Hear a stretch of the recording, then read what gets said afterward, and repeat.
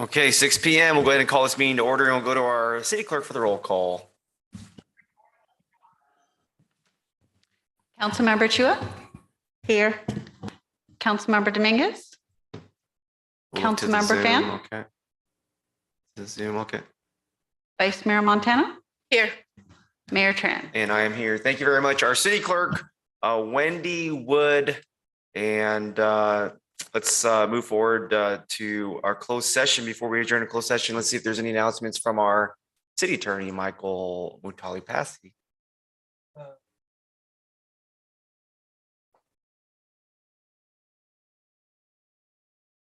We're off to a fast start tonight, folks. It's going to be a great night here in the city of Milpitas. And we're going to adjourn to closed session. We have a conference with legal counsel, anticipated litigation, and we'll let you know if we have any announcements out of there. Thank you.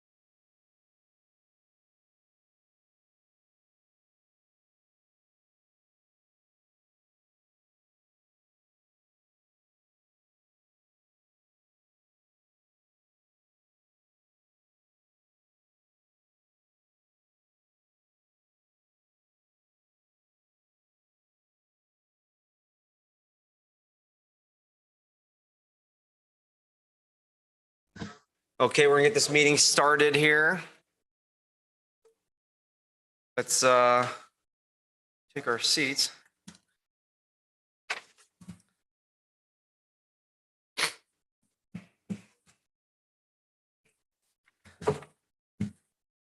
Okay, we got everybody back here from closed session. I want to welcome everybody, the whole Milpitas family, for being here with us tonight at Milpitas City Hall. This is the council chamber, a very important place, really in the heart of our community. I haven't seen these many folks back in our chamber in a few years. And so it really fills my heart to see you here. And we're going to make sure everybody has the opportunity to participate here with us tonight. If it's your first Milpita City Council meeting, we have an agenda. I think there's some copies here in the back table, or perhaps in the hallway. There's a sort of a little thing on the wall. You can grab an agenda. And if you've been to a city council meeting before, we'll do our best to entertain you. And it's easy to follow along our agenda if you have it. And then you can see where we are, and in moments you can come up and speak. And if you're here for a certain item, we'll get to those. It's kind of like karaoke. You just follow the words and you'll get to the right line. But we're going to have a really great meeting tonight. It's been an incredible run, actually, during these 1.5 years in terms of our meeting management and getting things done and recovering from COVID and addressing all the needs of our community and overcoming challenges. And so now everybody's settled. And I want to welcome folks on the Zoom here tonight. Looks like we got a great number of attendees from the public as well. A huge turnout tonight.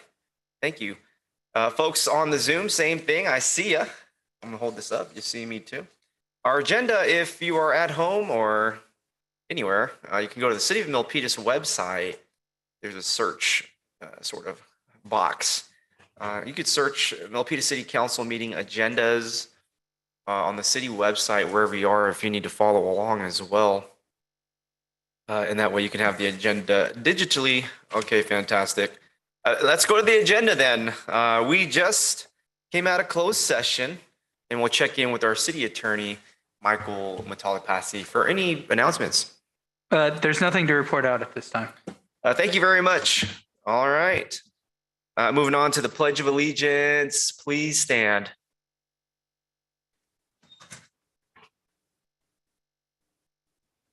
Begin. I pledge allegiance to the flag of the United States of America and to the republic for which it stands, one nation, under God, indivisible, with liberty and justice for all. Thank you. Okay. Moving on here to the invocation. Tonight's invocation is presented by myself. Our city council takes turns with the invocation, and we've really had just too much happen in our country over the last week.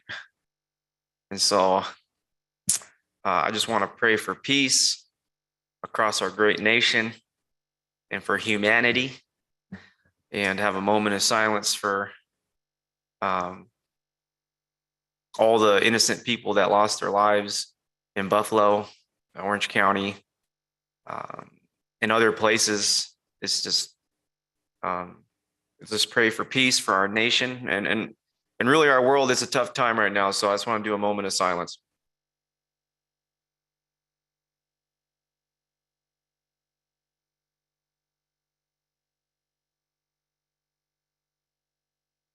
Thank you. And let us remember all the innocent people that lost their lives. And if we can all do our part as humans in being generous or being kind, I think that's the answer to a lot of the issues out in our society. So, all right, next up is presentations. I'll come down and sort of speed through the presentations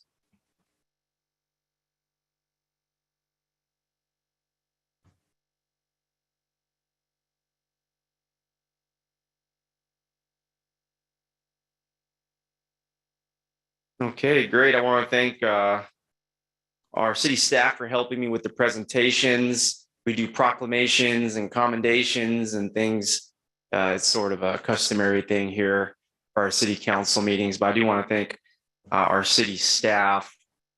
I think Karen, and I know our city clerk, Wendy Wood, and our executive secretary, Rochelle, and whoever else I might have missed for all their assistance with these proclamations and things. So first up is, and we got all really good ones.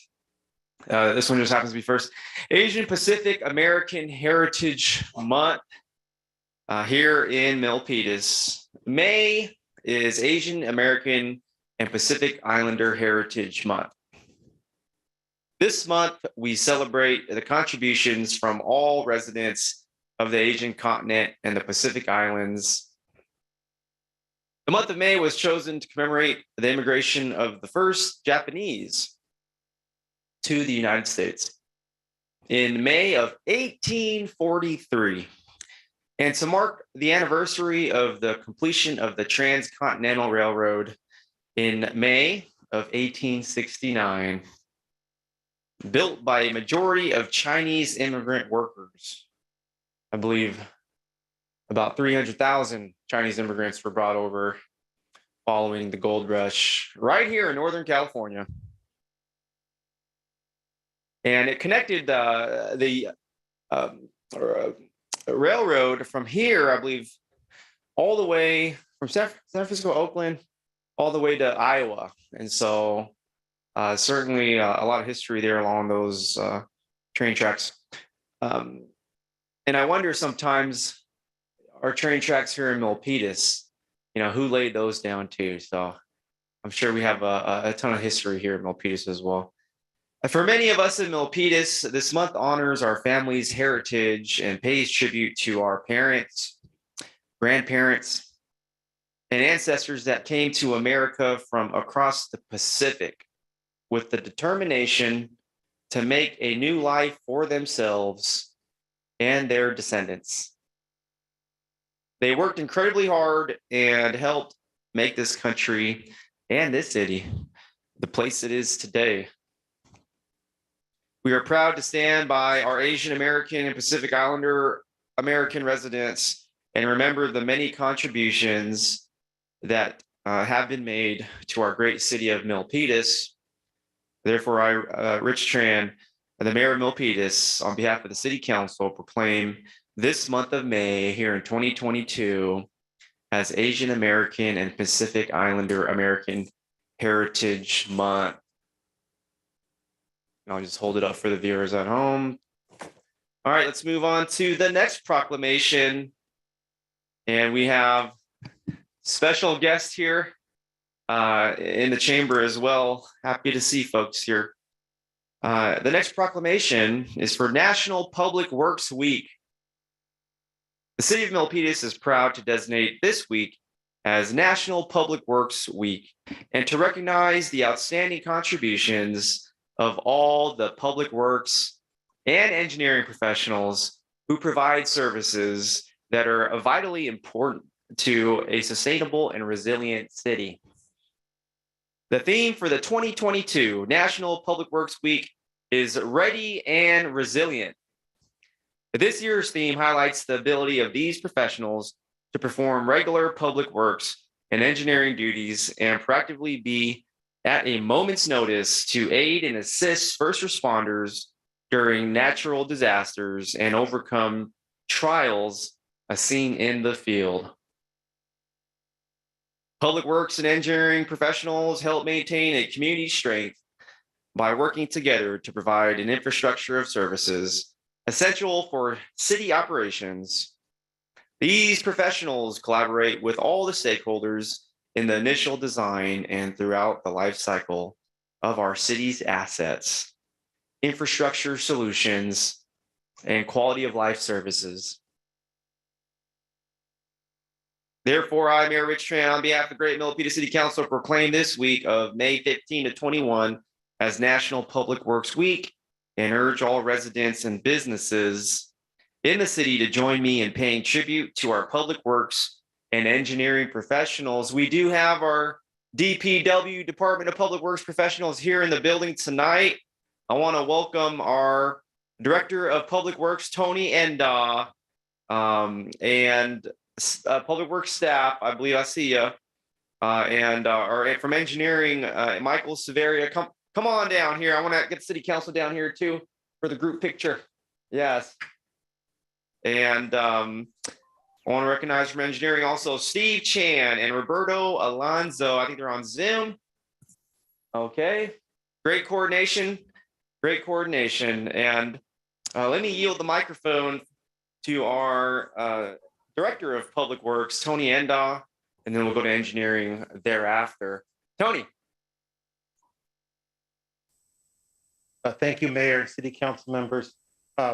Just wanted to just send a special thanks to the community. We here to serve you, and we're in partnership with you. So as you see our workers and our staff doing either engineering work or field maintenance work out there, just honk your horns and say hello, and appreciate all the work that they're doing. Even through the pandemic, we were here. Through everything that went on, we were here. So we were ready, resilient each and every single day. So thank you, the community, for supporting us. Thank you, city management. Thank you, City Council, for your support for our departments.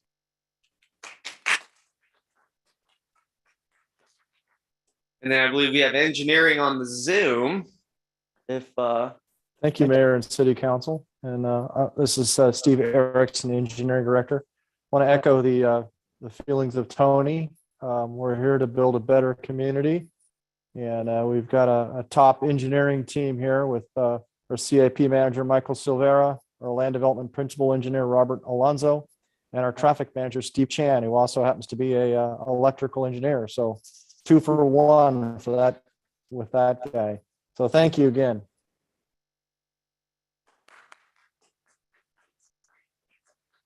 Yes, yes.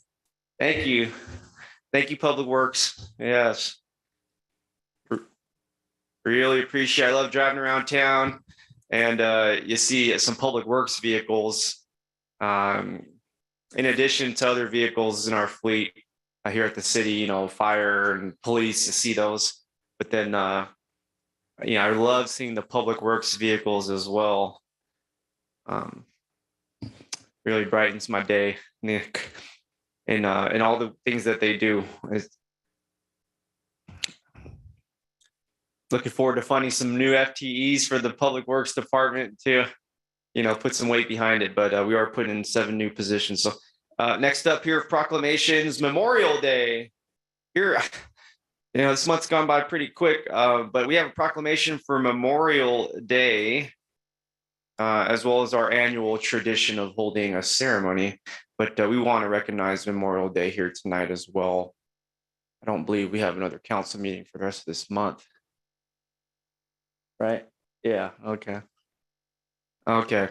Every year we welcome together as a city on Memorial Day to pay our respects to the women and men of the armed forces who made the ultimate sacrifice for our country.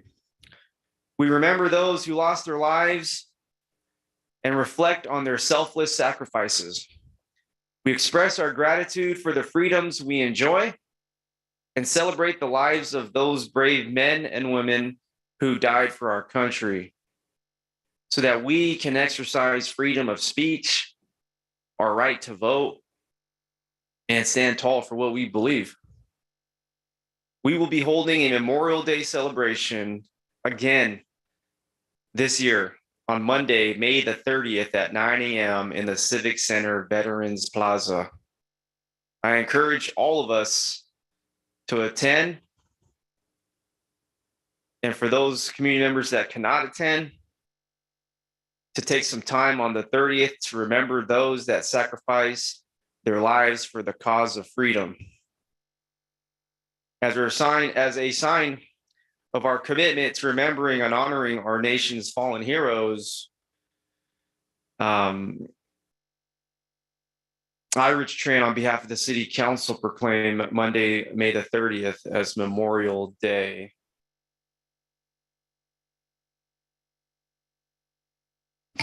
Okay, thank you for that. And then we have some commendations here. I want to welcome our community members. We're going to lighten it up just a little bit right now, and I'm going to ask the Vice Mayor Carmen Montano to help me out here. We have commendations. It's fun. It's fun. Here we go. It's for the Milpitas Extreme Robotics Team, 1669 20X 2022, Northern California VRC State Champions here tonight. Yeah, this is a big one right here. Yes, we don't get state champions too much. And so we're so excited, super excited. And when we call your name, if you're here, we'd like for you to come on up and join the city council. We are very proud of you for representing Milpitas and your achievement and your excellence in the subject that you've decided to pursue. When we found out that your team won the California State Championship, we were so proud. And so we'll see who's here tonight to accept. Cheng Hao Lee. Is Cheng Hao here? Okay. Not everybody can make it, but we want to recognize you and get you here on the video. Eugene Ng. Okay. I'm not here. It's fine. Oh, okay. Okay. Can we get the zoom up? Oh, okay. Okay. Well, we kind of want them to say something too, if we can have them switch over to a panelist. Maybe press the chat box, see if anybody's interested. But let's see who's here. Yusern Ng? Yeah? Okay. Let's see, keep going.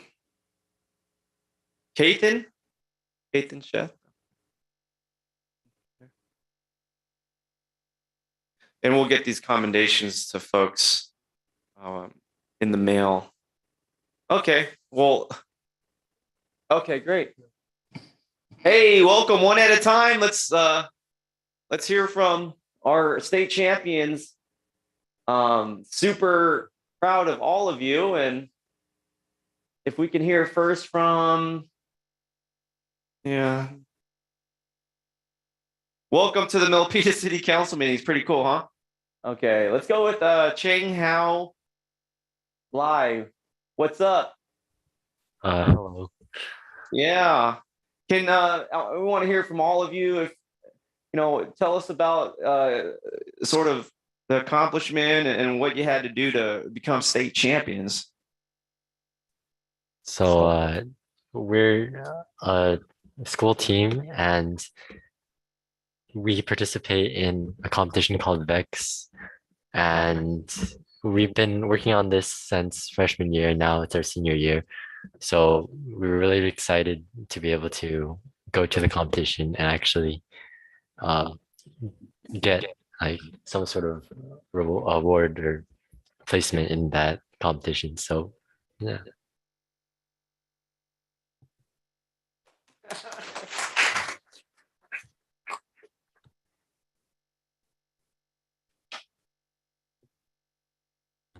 Okay, Kathan, did you guys want to shout out your friends at least or do something? Yeah. So pretty much the same as what Cheng said. Like we're pretty proud of ourselves because we were able to qualify the Worlds and we were able to represent our school and perform well in the competition.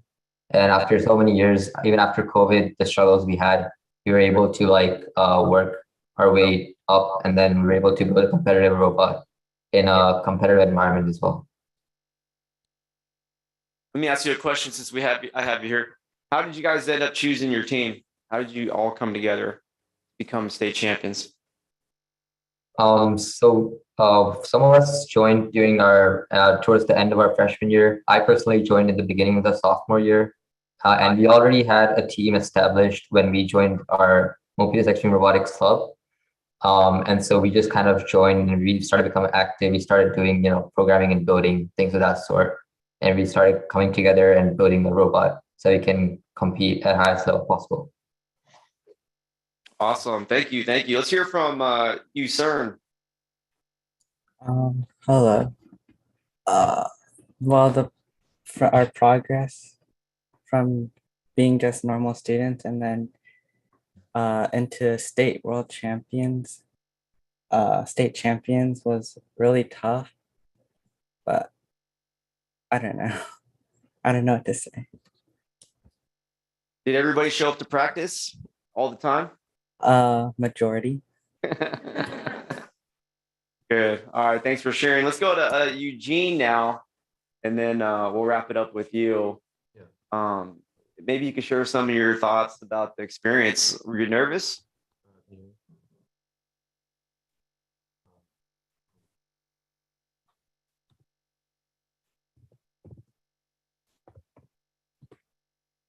Well, you get Eugene's mic. Is your mic ready?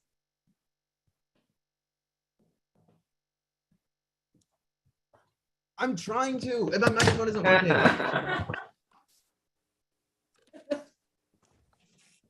Okay, we can sort of hear you, so speak up a little bit. Yeah.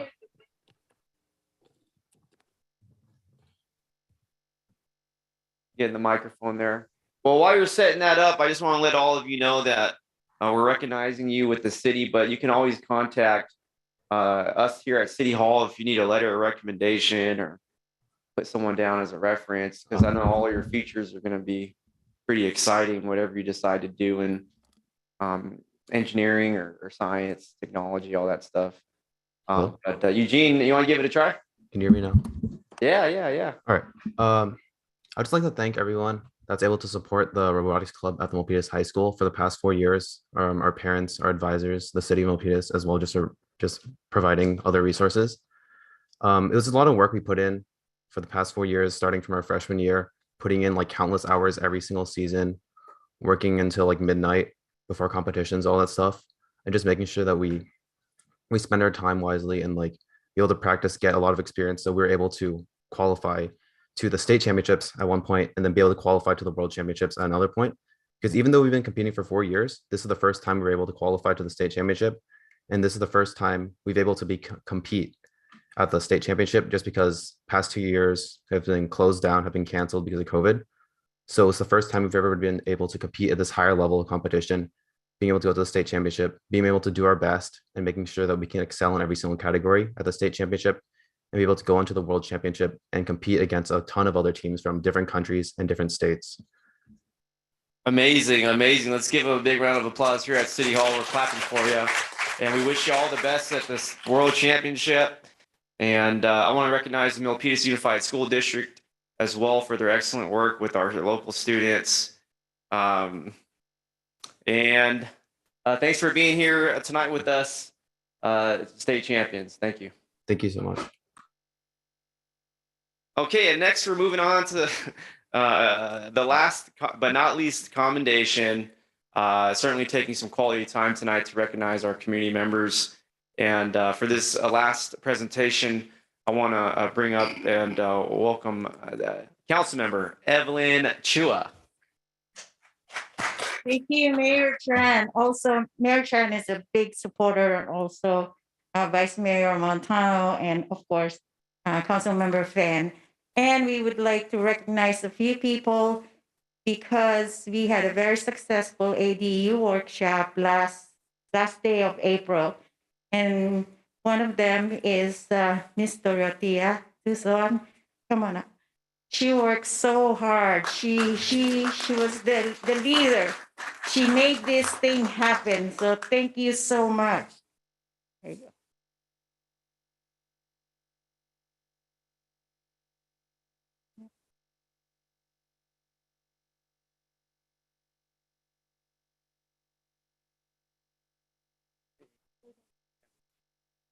And also, we would like to recognize Fremont Planning Commissioner and Chair Ben Kimona, Ben Yee, for being one of the panelists. He brought his knowledge of planning and his own experience to the event, and it helped a lot of people.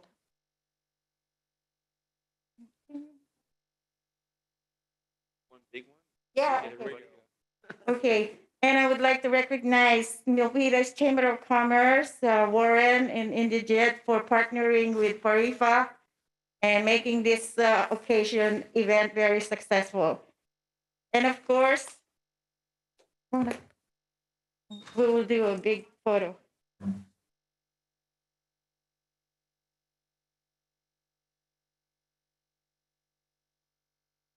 And I'd like to call on Frank and Divina's here. This is for the Filipino American real estate professional. They were the backbone of this event. And thank you so much. Divina, come on up.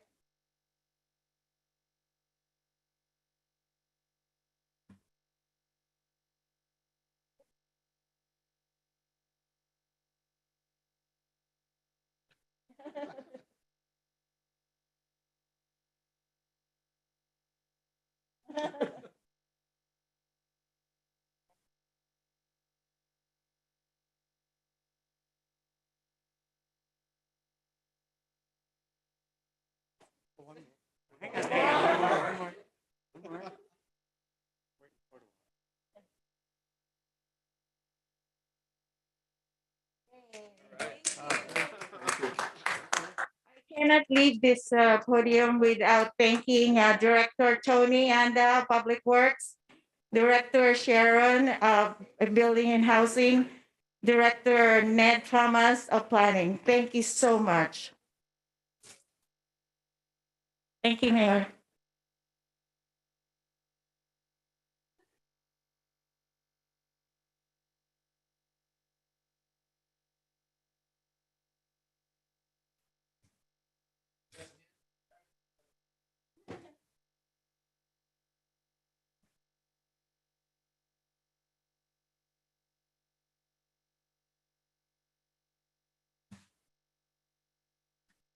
Thank you, everybody. Moving on to public forum. I know we have members of the community here that would like to speak.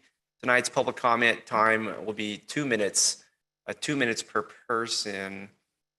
And members of the audience and our Milpitas community are welcome to speak now for any item not on tonight's Milpitas City Council agenda.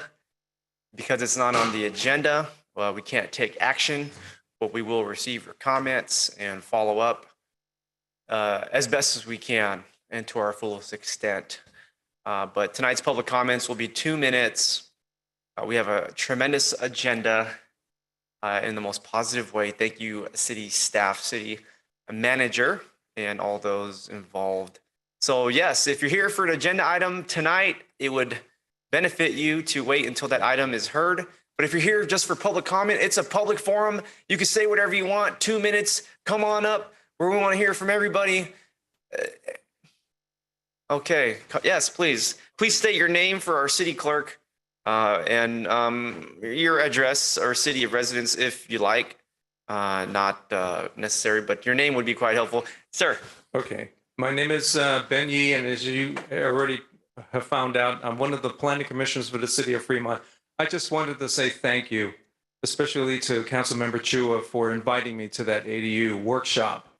I just wanted to also share with you some of the numbers that we had talked about. So, you know, you as Fremont, Milpitas, I'm so used to saying Fremont. Let me correct myself. Okay, I'll be punished later. But for those Milpitas residents, you are so fortunate that Councilmember Chua and the rest of the electeds that are here was able to provide the grant to be able to waive the permit fees. And I just wanted to share with the residents here in Milpitas how critical and how important that means. As a person that has already created and now have an ADU in place, that represents about $30 a square foot. To put that in perspective, what does that mean? That means it's a reduction in the total cost of your ADU by a little more than 10%. So I just wanted to share that number because we were talking about prices during that workshop. And when that number came out in terms of the permit fees and being waived, because I know myself, I spent over 25,000 to put that into perspective. And that represents about $30 a square foot for my ADU. So I just wanted to share that with you. And again, thank you, Councilmember Chua, for this commendation letter. I've never gotten one of these, so you're the first to give this to me. At the same time, you definitely railroaded me into your workshop. Have a good evening, and thank you again. Thank you. Our great neighbor to the north, the city of Fremont Planning Commissioner Ben Lee.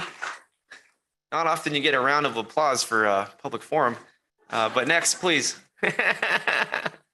Yes. My name's Nagina. I live on Park Victoria, and I'm here to petition for traffic lights on Park Victoria and Kennedy. I've been living in Milpitas pretty much my whole life, and I've never really experienced something as watching a child get hit by a car. It was pretty traumatizing, and it's not the first time it happened. Pretty much everybody in that neighborhood who walks down that crosswalk will have a story of how they've almost been hit, or they've, pretty much been very close to it. We all have kids, we have parents, sisters, brothers that walk that crosswalk every day.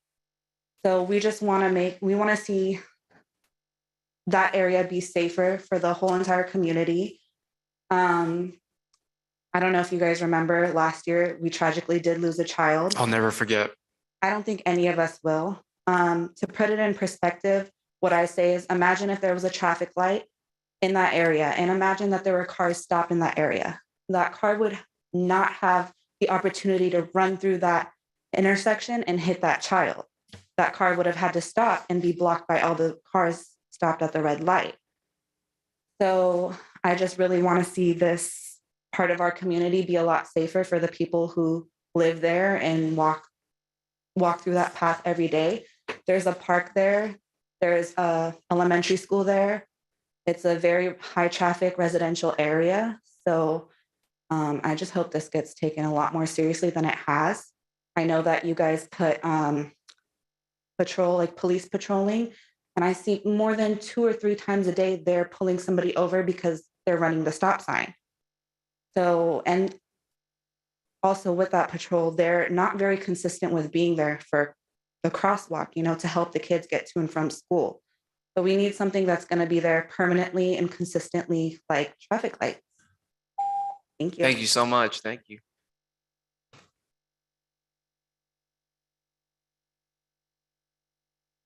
And you could adjust the microphone. Yes. Yeah. I need to. Yeah.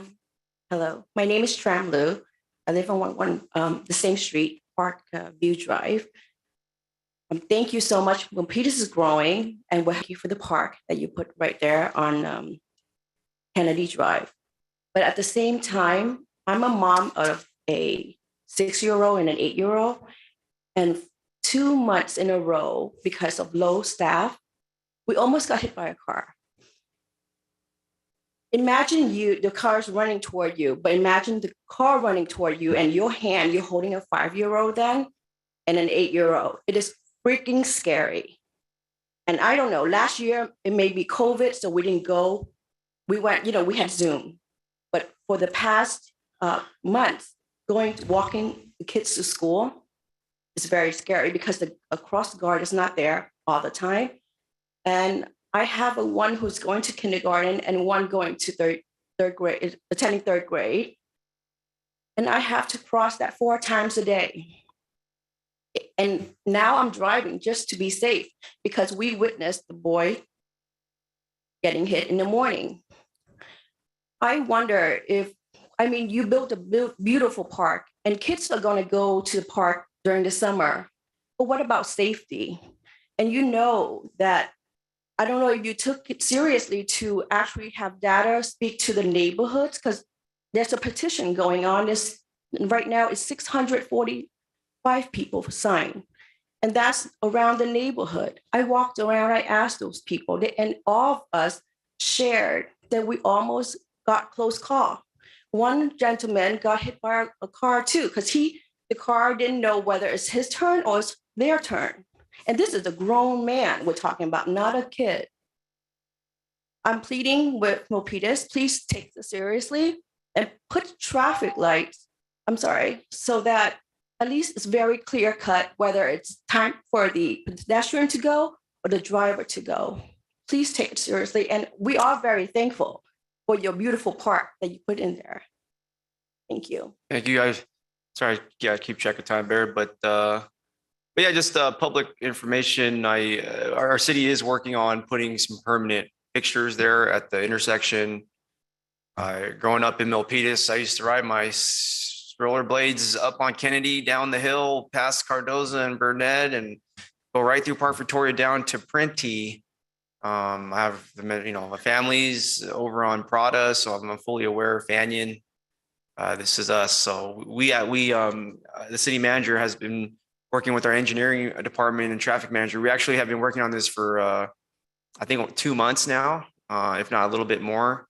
And we already have the budget to put in permanent enhancements and improvements. So I do see the petition. I do see the petition. I see him. And I want to take it very seriously in that it is our families that call the neighborhood home as well. So it breaks my heart. To see any type of accidents. And we're gonna really strategize and approach it in different ways, multiple ways. Yeah, I'll hear you real quick.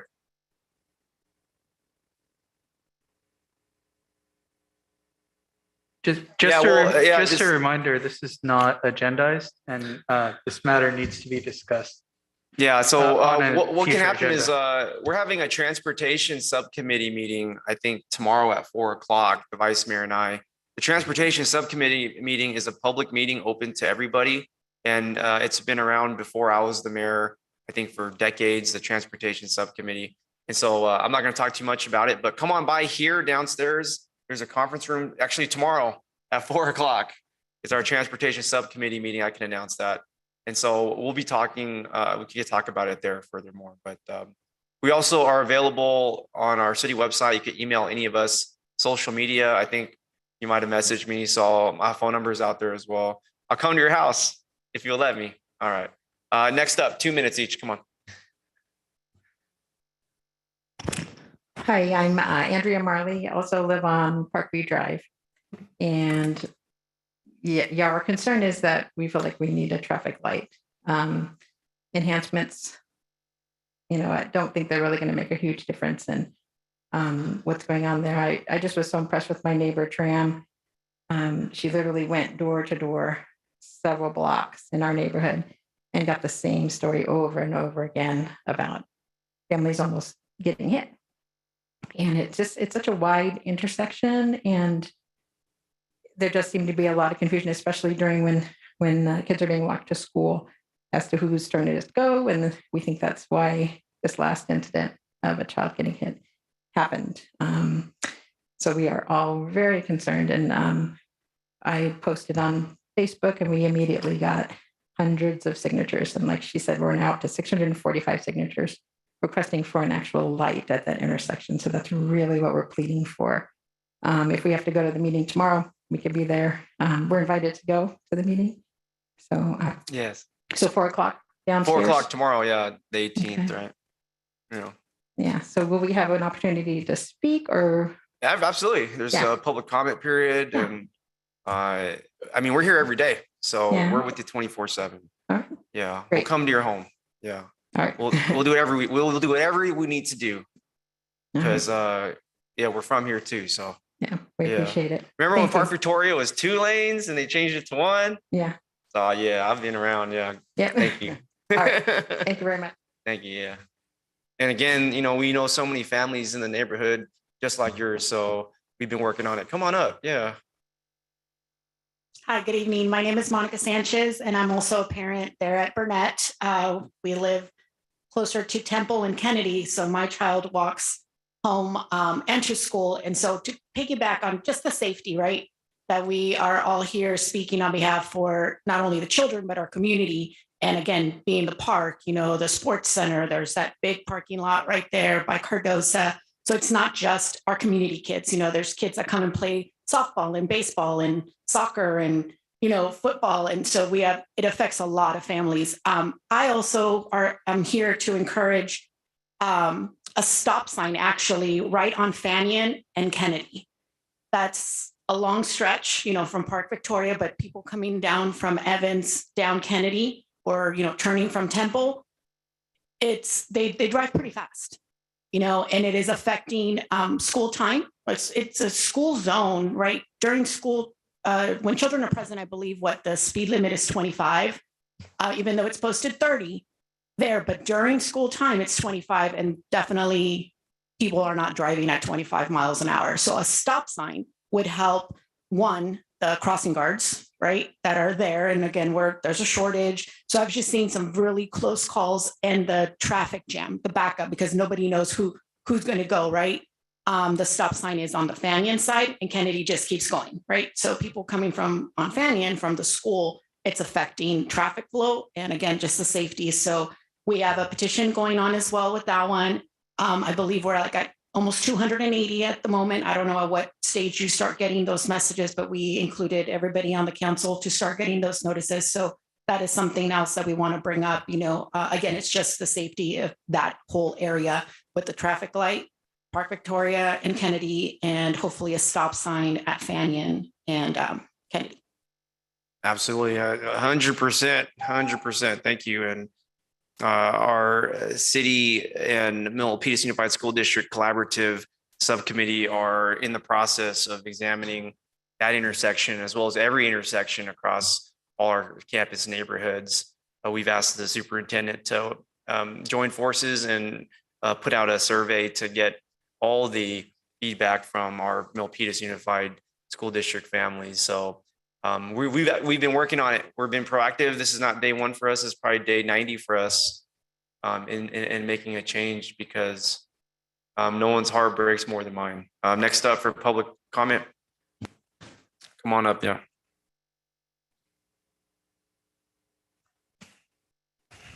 Hi, my name is JJ. I also live at Cardozo Park, and I just want to add my voice to this issue because my child also attends Burnett, and I saw a couple of weeks ago, I was there when a teenager got hit on the bike, and so we definitely need to add traffic lights.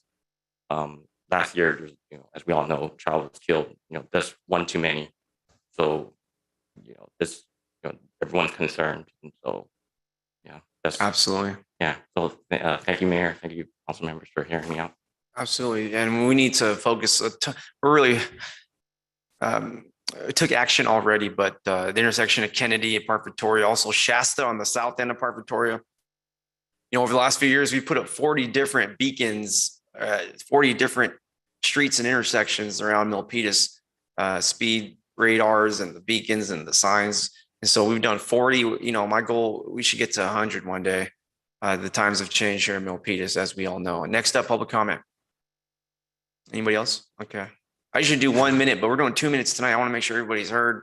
And if you didn't get enough tonight, we're here tomorrow and every single day of our lives. Mr. Montemayor. Yeah, Voltaire Montemayor of Milpitas. Yes, consider their lives. Hopefully, it's not too late to remember. Anyway, good speakers in front of me, before me. All the presentations are great. I'm from the Asian Pacific. They're good public works people. Memorial Day, my father is a USAP veteran. The robotics is a science. I think we love science and it's enjoying when we watch. The ADU is a big help. And all the speakers, I was here and they're all expert. Thank you. Thank you very much, sir. Okay, any further public comment during this public forum? I used to come to these council meetings and I used to stand in the back over here in that corner, where I'd sit down here in the middle and I'd listen to the council members and, I kind of trying to figure out, the process. And I want to let everybody know that you're here in the right place and your voice is being heard. And we thank you all, each of you, for being here. And we're going to see some changes as soon as possible. And if there's no change, then we're not doing our job. Okay. Anybody else? Public comment? We're going to move on. Okay. right? Okay, that's it with the public forum. Now let's go to the Zoom. We have folks on the Zoom as well. We have folks joining us from the sky. And with the virtual raised hand, we have Allison McDonald. Thank you, Mayor. Good evening, City Council, members of the public. I am excited to announce that the Sunny Hills Neighborhood Association is going to have an in-person breakfast for the first time in over 2 years on Saturday, June 4th at the San Jose City College Extension on Escuela Parkway at 9 o'clock in the morning. And we have a very special guest speaker who's flying in from Kentucky. We have Professor of History from the University of Louisville, who has written a book called To Live Peaceably Together, the American Friends Service Committee's campaign for open housing. And she is going to talk about the role of how that committee collaborated with the auto workers to get the first integrated community in the United States built right here in Milpitas, Sunny Hills. And she will have books available for sale, and she will be doing a book signing. If you want more information, you can find it on our website, which is sunnyhillsneighborhood.org, I believe. So hope to see you all in person at 9 o'clock Saturday, June 4th. Thank you. Thank you very much. And if there's anybody else on the Zoom that would like to speak for this public forum, now would be the time to raise your virtual hand. If not, I see none. I'll move on from the public forum. Public forum has concluded. Any last adds? Maybe I'll consider you at the end. But again, I want to thank our community members for being here. Our eyes are meeting, our hearts are meeting. We've been working on it with the city manager for weeks, if not a few months on solutions. Our traffic engineers. Steve, perhaps you want to share an update? So again, this item's not agendized. If you want to agendize it for a future agenda, we're happy to do that. All right, well, that's fine. That's it with public forum. Moving on, announcements and future agenda items. We'll go to our city manager, Steve McHarris. Well, thank you. Good evening, Mayor Tran, members of the City Council. I have kind of two combined announcements. On Sunday, May 22nd at 9 a.m., the City of Milpitas will be hosting a regional gun buyback event at the Milpitas Community Center. This is in cooperation with the Santa Clara County District Attorney's Office, County Supervisor Otto Lee's office, and several other Santa Clara County agencies. There's also going to be a press conference held at our Veterans Plaza this Friday, May 20th at 11 a.m. And speakers will include District Attorney Jeff Rosen, County Supervisor Otto Lee, Vice Mayor Carmen Montano, and our Police Chief Jared Hernandez. So for more information on this event, you may contact the Milpitas Police Department. They're at 408-586-2400. That concludes my announcements. Thank you very much, Steve. Our city manager. And we'll move over to the council here. I just want to go to my colleagues for any requests for announcements or future agenda items.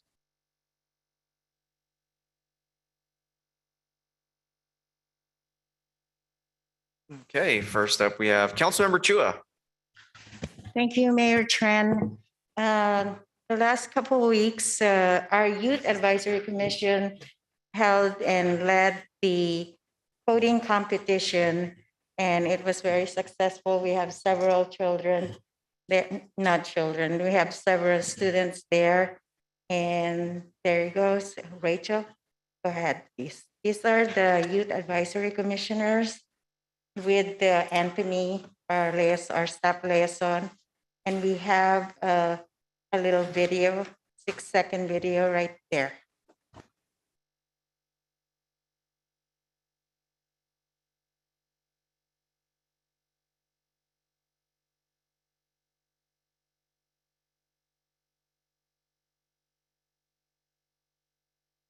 Oh, we can do it again. So as you can see, the participants, they can use any language that they prefer. It could be a C, a Java, or a Python, or any other languages that they're comfortable with. So it was very successful, and they're like from the young to the high school. It's really amazing how talented our students are. The other one is May 14th, was it? Is the first dumpster day, May for 2020 for this year. So we have a lot of residents that sign up. We have about 160 plus residents who signed up, but a few of them didn't show up. But we took, the staff took people who wanted to bring their trash to the dumpster day as well. So here we are at the Milpitas Community Center parking lot. And this is towards the end of the dumpster day where the Milpitas sanitation pick up the big bins. So anyway, thank you to all our residents who participated, and hopefully to see you June 25th is the second dumpster day. Please sign up early. Thank you so much. Thank you, Mayor Chan. You're welcome. Thank you very much, Councilmember Chua, always out in the community. Next up, we have Vice Mayor Montano. Thank you, Mayor. So thank you everyone for coming out here to our city council meeting. Last week, we had gone over the list of some of our priorities, and I had requested that 20,000 be put in the facade. However, that did not go through. So I would like to request that we use that 20K or lower, whatever the council agrees to. I'm thinking 20 or 10K to bring it to create a scholarship fund, a youth scholarship fund for underprivileged kids to have the opportunity to play sports, either PAL or some other type of basketball or softball. I think it's really important for kids to have that opportunity.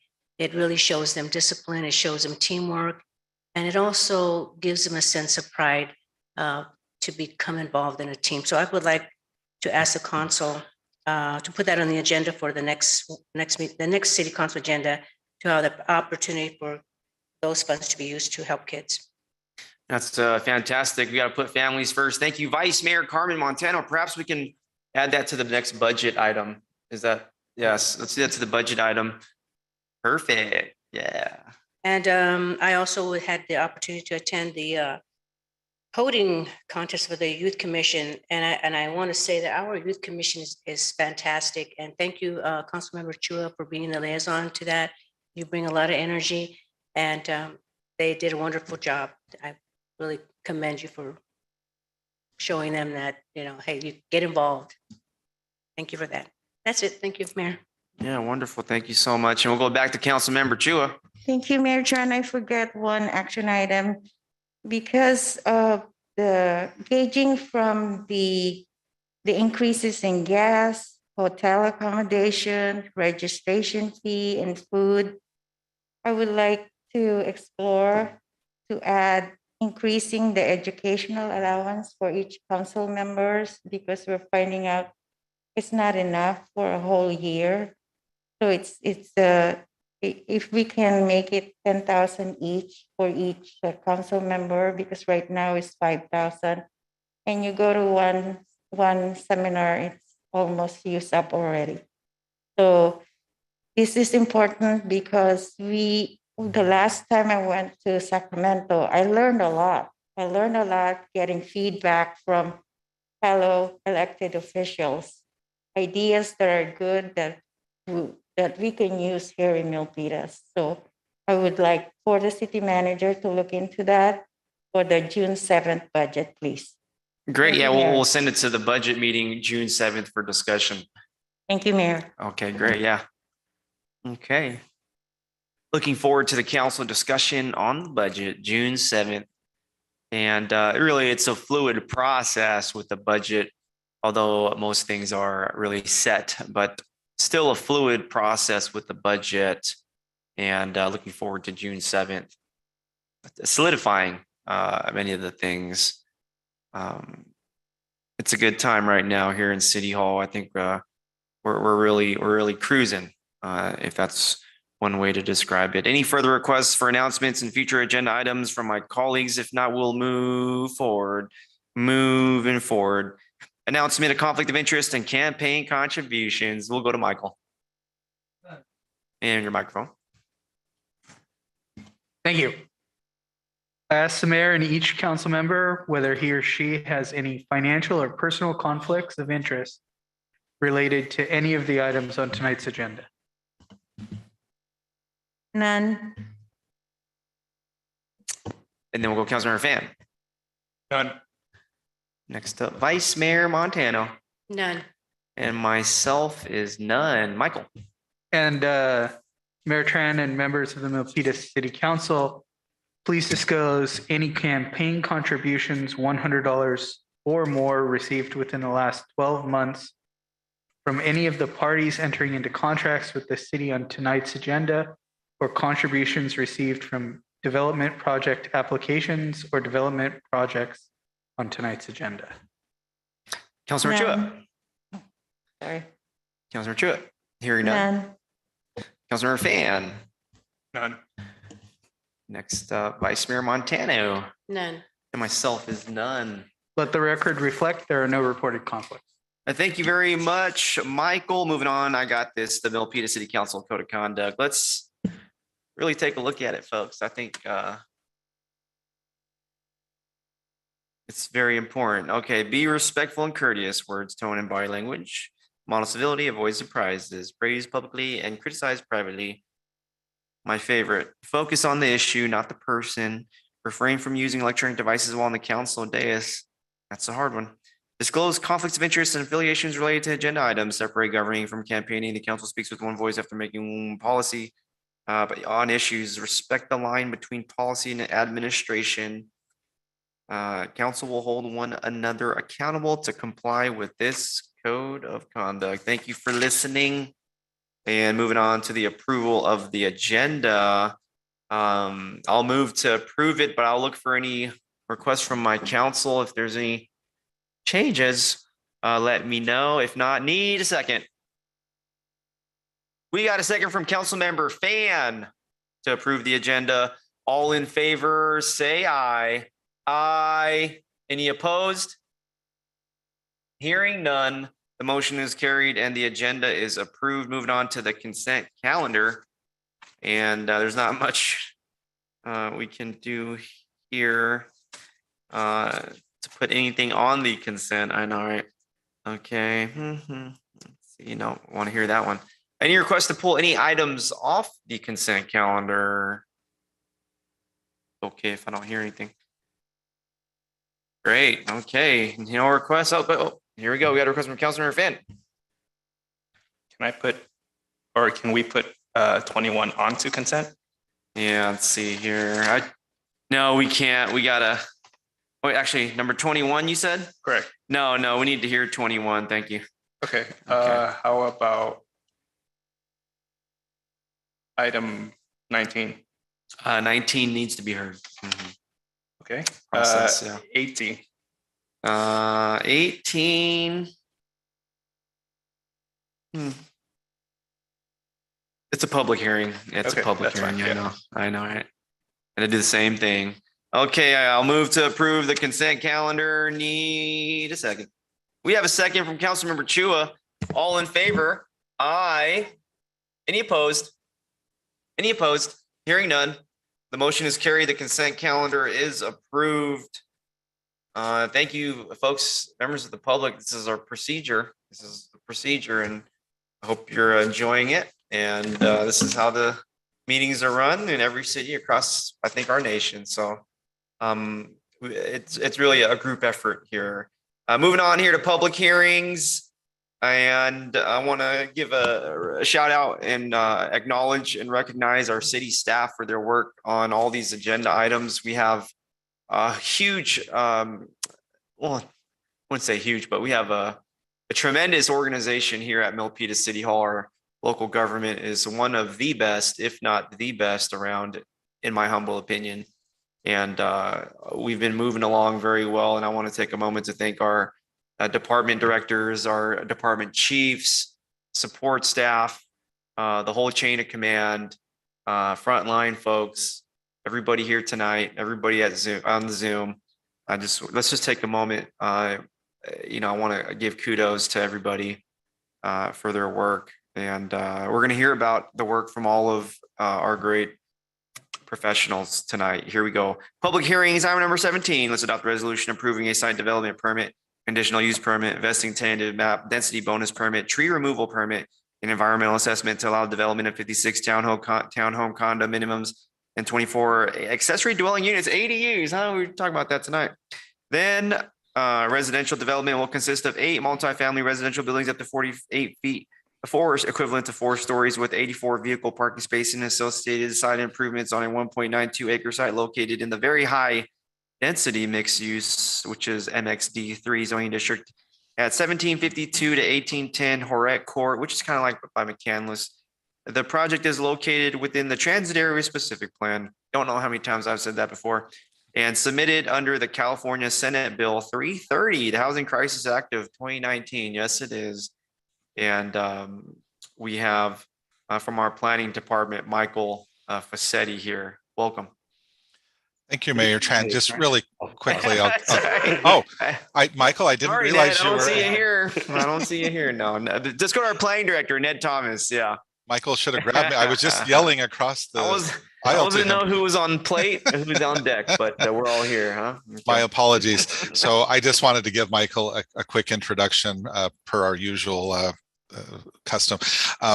So we're very pleased to be with you again tonight, Mayor and members of the council, with another great project in the Milpitas transit area, also soon to be known as the Milpitas metro area. The developer is City Ventures. And as you mentioned, Mayor, the project is a townhome development, but as Michael will show in the staff report, this is somewhat unique. I believe this is the first type of this project that it's a townhome project that includes ADUs in 24 of the units. So Michael, our senior planner, is here with the details of the project. And I believe the applicant is also in person in the chambers too, and has a short presentation when Michael is finished. So Michael, I'll turn the time over to you. Thank you, Director Thomas, and good evening, Mayor, Council, and fellow staff. I'm Michael Fassetti, Senior Planner with the City of Milpitas. I'd like to present City Ventures residential project, these 56 townhomes. Next slide, please. The application is for a number of different entitlements, which include a site development permit, conditional use permit, vesting tentative map, density bonus permit, tree removal permit, and environmental assessment to allow demolition of 2 industrial buildings, removal and replacement of 17 ordinance-sized trees, and the development of 56 townhome condominiums and 24 accessory dwelling units at 1752 to 1810 Herrera Court. The residential development will consist of 8 multifamily residential buildings up to 48 feet in height, about 4 stories, with 84 vehicle parking spaces and associated site improvements on an approximately 1.92 acre site. The proposed project includes 8 below market rate units for sale, which allows the developer to invoke state density bonus law, which the City Council is well aware of, pursuant to Government Code Section 65915 and Senate Bill 330, also known as the Housing Crisis Act. By invoking state density bonus law and SB 330, the developer is eligible for concessions, waivers, and parking standards different from the city standards. The picture you see above is a rendering of one of the buildings that will be facing Montague Expressway. Next slide, please. Here's the satellite view of 1752-1810 Herrera Court, as outlined in yellow. It is the location west of Ellison Park Townhome Development, built by New Home Company, and east of Mabel Matos Elementary. Next slide, please. The map above demonstrates the project site zoning designation and overlay district. The properties are also located in the transit area specific plan, or TASP area, and future Metro Milpitas specific plan area. The project is located in the very high density mixed use zoning district, also known as MXD3, represented by the purple color. The light tan represents the multifamily high density residential, we refer to that as R3. And the light blue represents the institutional zoning district where the school and the park lie. Next slide, please. The project requires a site development permit to develop 56 townhome residential units. In total, the project would include 32 two-bedroom, 2 and 1/2 bath units, and 24 3-bedroom, 2-bath units. Each 2-bedroom unit would have a 1-car parking garage. Each 3-bedroom unit would have a 2-car parking garage and a 280 square foot attached accessory dwelling studio unit, where a person or couple could live completely independent from their main residence. In total, the project would include 80 residential units with a density of 41.67 units per acre. The project also includes site improvements such as internal driveways to access the parking garages, a dog park with benches, grass turf area, and short and long-term bike parking, and the planting of 50 new trees. Next slide, please. The project also includes a vesting tentative map, which can only be approved via a conditional use permit. The tentative map will allow the developer to subdivide the units into condominiums, where they will be made for sale. Unlike fee simple ownership, condominium ownership means that the owner has individual title to the inside of the space of the unit, but all the owners together will have an undivided interest in the remainder of the property, which is managed by the homeowners association. Next slide, please. The project also includes a density bonus permit, which is allowed for projects that incorporate affordable housing units. The city of Milpitas, via our affordable housing ordinance, requires all developers to incorporate up to 15% of their total units as affordable units. The image above represents all 56 townhomes. 15% of 56 is 8.4 units.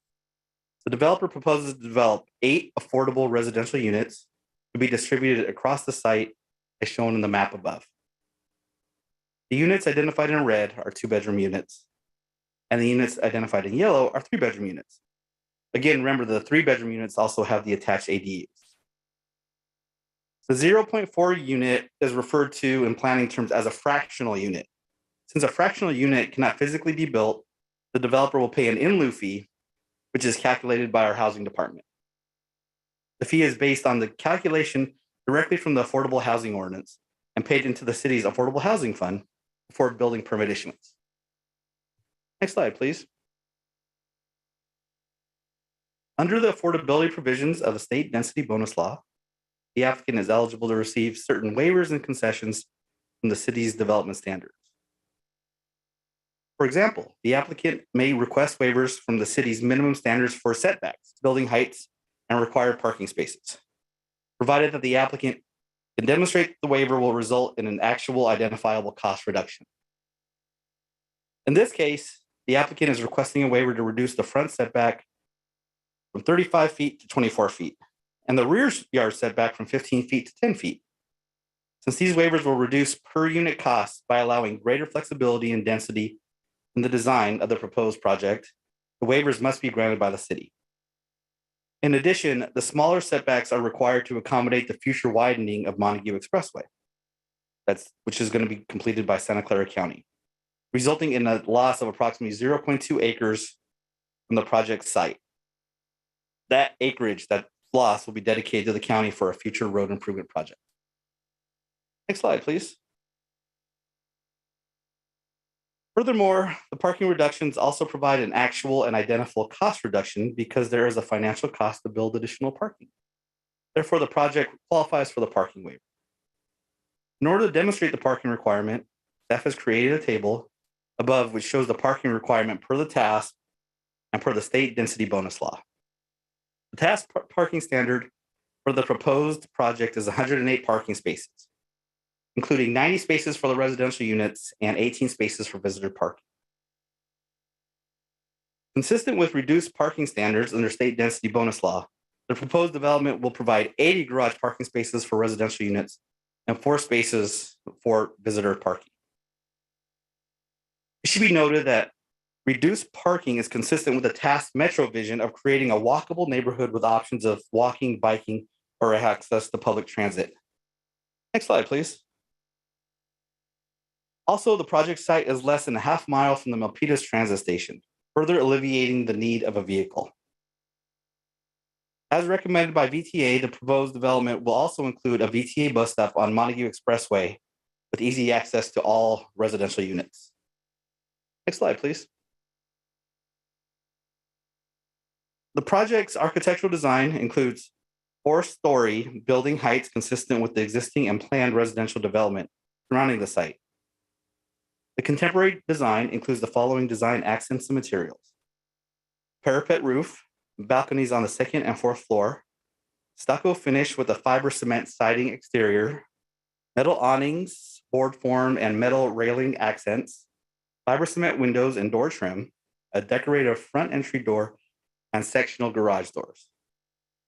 The colors and materials were chosen to complement the existing high-density neighborhood. Next slide, please. The project includes the removal of 17 ordinance-sized trees.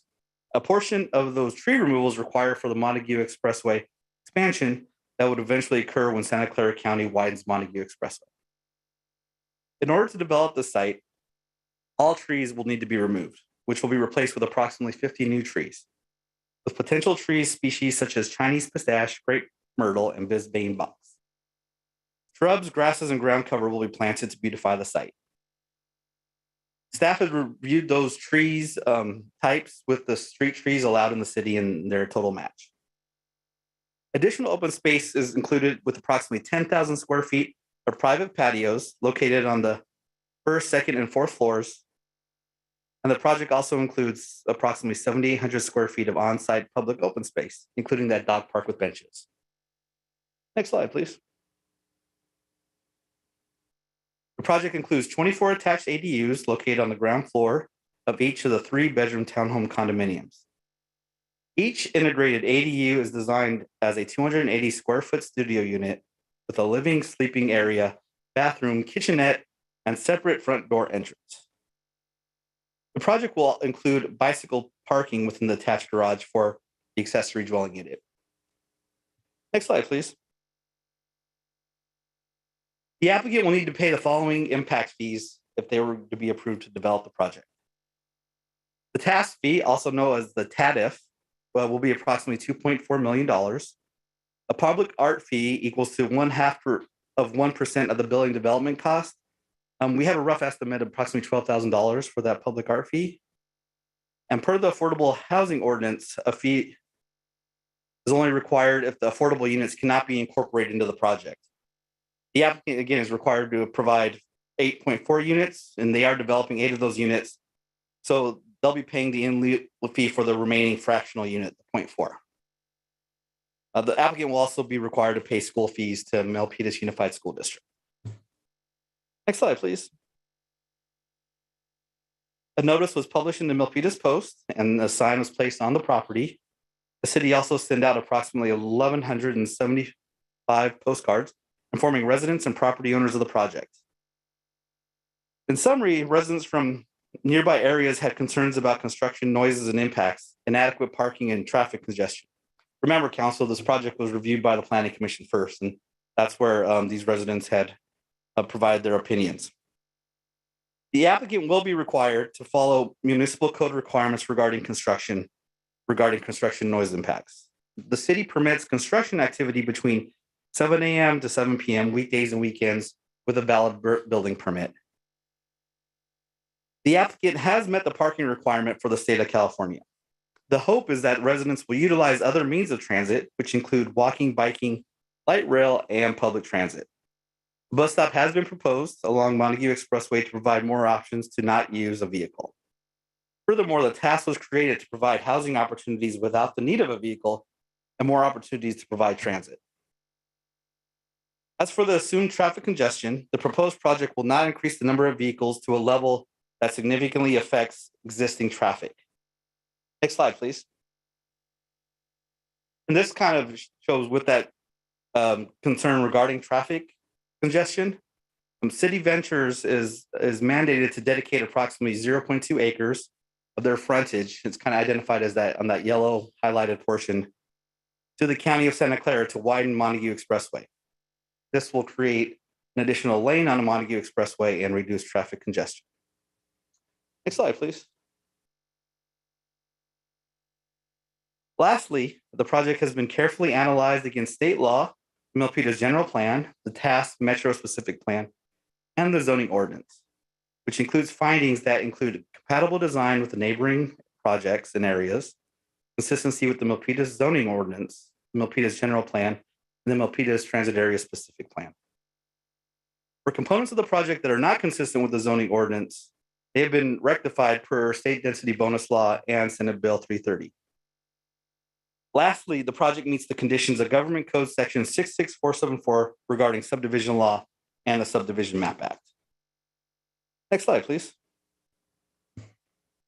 So in closing, staff recommends the City Council open the public hearing to receive comments, move to close the public hearing, consider the exemptions in accordance to CEQA, and adopt the resolution approving the site development permit, conditional use permit, vesting tentative map, density bonus permit, tree removal permit, and environmental assessment, subject to the conditions of approval. This concludes that summary of the project. The applicant, City Ventures, is also here to provide a brief presentation. Thank you for your time. Thank you very much, our senior planner, Michael Fassetti. And we have our project applicant here. We want to welcome them up at this time. Yes, welcome. I did see the Planning Commission meeting, so now we're here tonight. So welcome. Thank you. Well, good evening, Honorable Mayor, Vice Mayor, and City Council members. My name is Samantha Hauser. I'm with City Ventures, and we're excited to be here tonight to talk about the Herrera Court project. If you go to the next slide, I'll tell you a little bit about our company. City Ventures is an infill developer. We focus primarily on the bicyclist and the pedestrian. We try to prioritize them, and we think that in the context of the current climate, that's the responsible way to build. We seek out sites that are close to public transportation. We just finished a project in Daly City that was right next to the Colma BART station. We build next to the SMART trains in Sonoma County and Marin County, next to VTA and Light Rail, next to Caltrain. And so we're really excited at the prospect of being part of the task specific plan area and having the opportunity to build so close to the BART station over here. In that kind of same vein, we're also a sustainable developer. The project that's proposed before you tonight is solar all electric, so there's no gas that's proposed for the project. We do things like Nest thermostats, electric vehicle charging in each and every garage. Each home comes with a dedicated bicycle space, and then there's additional bike parking for visitors throughout the site. We design creatively to use less lumber. We have high efficiency appliances, and we do low impact landscaping and low flow water fixtures. And we really appreciate the City of Milpitas' dedication to reclaimed water. Part of this proposed project, as guided by staff, is an extension of the reclaimed water in Montague Expressway to serve not only our project, but future projects to the south. If you go to the next slide, I'll show you a couple of the projects that we've completed, and you can even go to the next one. But what you'll notice is that all of these projects are different in architectural style, program, and scale. And that's because as infill developers, we recognize that every project necessitates something different. We're not the first ones that are coming into the neighborhood. And so our goal here was to take cues from the existing vibrant projects that the City of Milpitas has already approved and built in the specific plan area. And I'll talk a little bit more about that on the architectural slides. But if you go to the next slide, you'll see an aerial of the area. It's a true infill site. We're really excited to be so close to both the VTA transit hub as well as the BART station, to be walking distance from the elementary school, which is right around the corner, and the forthcoming McCandless Park, as well as walking distance to the retail and the shops at Great Mall. So we think the site is really accessible, and we're again really excited by the opportunity. If you move to the next slide, you'll see some pictures of the current site. It's a single-story industrial, it's 2 single-story industrial buildings currently, and they're underutilized. And what I find really interesting is if you go back to historic photographs of this neighborhood, you'll see that a lot of the neighborhood used to look like this. So if you go to the next slide, you'll see a picture, it's a panoramic that I took, so it's a little bit askew, but you're essentially looking down Herrera Court at that cul-de-sac. And on the left is our project site. On the right is the Ellison Park project, which is this vibrant residential community. And so what our goal would be with this project is to kind of take those cues in intensity and architectural style and stitch together both sides of the street. you move on to the next slide, this is our site plan. It's a really uniquely shaped site. We were so grateful for all of the help that staff gave us in situating the buildings to make sure that we had front doors on not only Montague, but also on Herrera, so that the project really activated the public street. We paid really close attention to extending the sidewalk here, making sure that we had large street trees that didn't start off as little shrubs, but actually started as large street trees, and have separated sidewalks on all three frontages. If you move on to the next slide, you'll see another view of the site plan. It's just been rotated 90 degrees, but it has a little bit more detail. And I wanted to point out number 13 on the bottom, which is our bus stop that we're proposing here. This was a concept that came from staff and VTA, and we're really excited to be proposing a new bus stop that would be right outside the front doors here. And it would be anticipated by VTA to serve 4 different bus lines, which I believe are 20, 44, 60, and 77, which is really wonderful coverage throughout this area. And 2 of those are frequent bus routes. We're also really excited about the mix of housing that's proposed here. It's 1, 2, and 3 bedroom homes at different affordability levels. We think that that will really attract different types of families and different types of ownership. And I think that's really important in the context of this current housing crisis that we're in. Building a diverse housing stock is something that's been a goal on all levels. And we think that it's really cool to be able to propose that here on this one site. If you move on to our next slide, you'll see some of the elevations that I talked about a few slides back. The style that's predominantly on Montague Expressway is kind of this modern architecture. And we wanted to, again, take some of the architecture and really have connectivity into these other sites that are already in existence. On the next slide, you'll see that we have these bright kind of colorful doors that are going to be proposed along Montague. If you go up north onto Montague, you'll see bright red doors. Across the street, we have bright orange and yellow. So we think that by kind of taking this theme of having pops of color and really trying to complement those things, that we'll be able to kind of seamlessly integrate. We also took a lot of the architectural accoutrements that these projects have, like the metal eyebrows and some of the railing details. Our goal was to complement, but not to copy. So we hope that we've achieved that. And then if you move on to the next slide, you'll see a 3D rendering. We paid really close attention to having a lot of projections and kind of pop outs so that we could create a lot of articulation. We used different materials, and that created an opportunity for these really generous public spaces or private open spaces on the 2nd and 4th floor. We think that these will be really generous and have good access to open air. We think that the 4th floor balconies especially will have really wonderful views.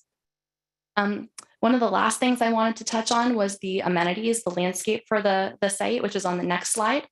Oh, I'm sorry. These are the colors that I believe Mr. Fasati already showed you. So we wanted to really pick hues that kind of catered to and had this interwoven, this interwoven theme that really created our own sense of identity, but then did again have that way to coalesce back to the existing neighborhood. So now if you go to the next slide, that's the landscape that I spoke about. We're proposing a pocket dog park, as well as passive seating area and active seating area with barbecues. We think that those will really add to the livability of the site and kind of create a seamless connection to the adjacent McCandless Park. So with that, the last slide is really just a thank you. We so appreciate your time and the opportunity to answer any of your questions. And I want to thank staff because they put a lot of hard work and thought into this and really helped me as I moved through the process. I said this at Planning Commission that they were tough but fair, which I think makes for a really good project. And so I turn it back over to you, and I'm here to answer any of your questions. Thank you.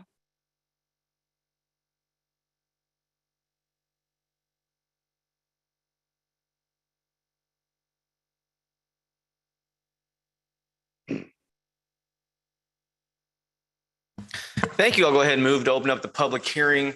If I hear no objections, the public hearing is now open. Let's take public comment. Mr. Montemayor, come on up. 2 minutes tonight. Montemayor or Milpitas. Yeah, most of the time, it's been all the time that I support projects like this in the positive impact. Anyway, it's a 6-0 on the Planning Commission. So I trust everybody in the commission. At least it was indicated the traffic congestion problem, and 2 more on the Balitais. So we'll see. It should be all improvement for the recovery of the economy. Thank you. Thank you very much, sir. Anybody else in the chamber for public comment? Seeing none, we'll go to the Zoom. It's a hybrid meeting. I want to thanks for joining us. I want to thank folks for joining us on the Zoom. I do see attendees, a lot of familiar names. Hello. Okay, we want to move this meeting along. Seeing no virtual raise hands for public comment during this public hearing for item number 17. Thank you. Any further comments? It's the public hearing. We're going to hear from the public. I see no request. I'll move to close the public hearing. If I hear no objections, the public hearing is now closed. And so we'll bring the agenda item discussion back up here to the council. I want to first do questions that we may have for the project applicant.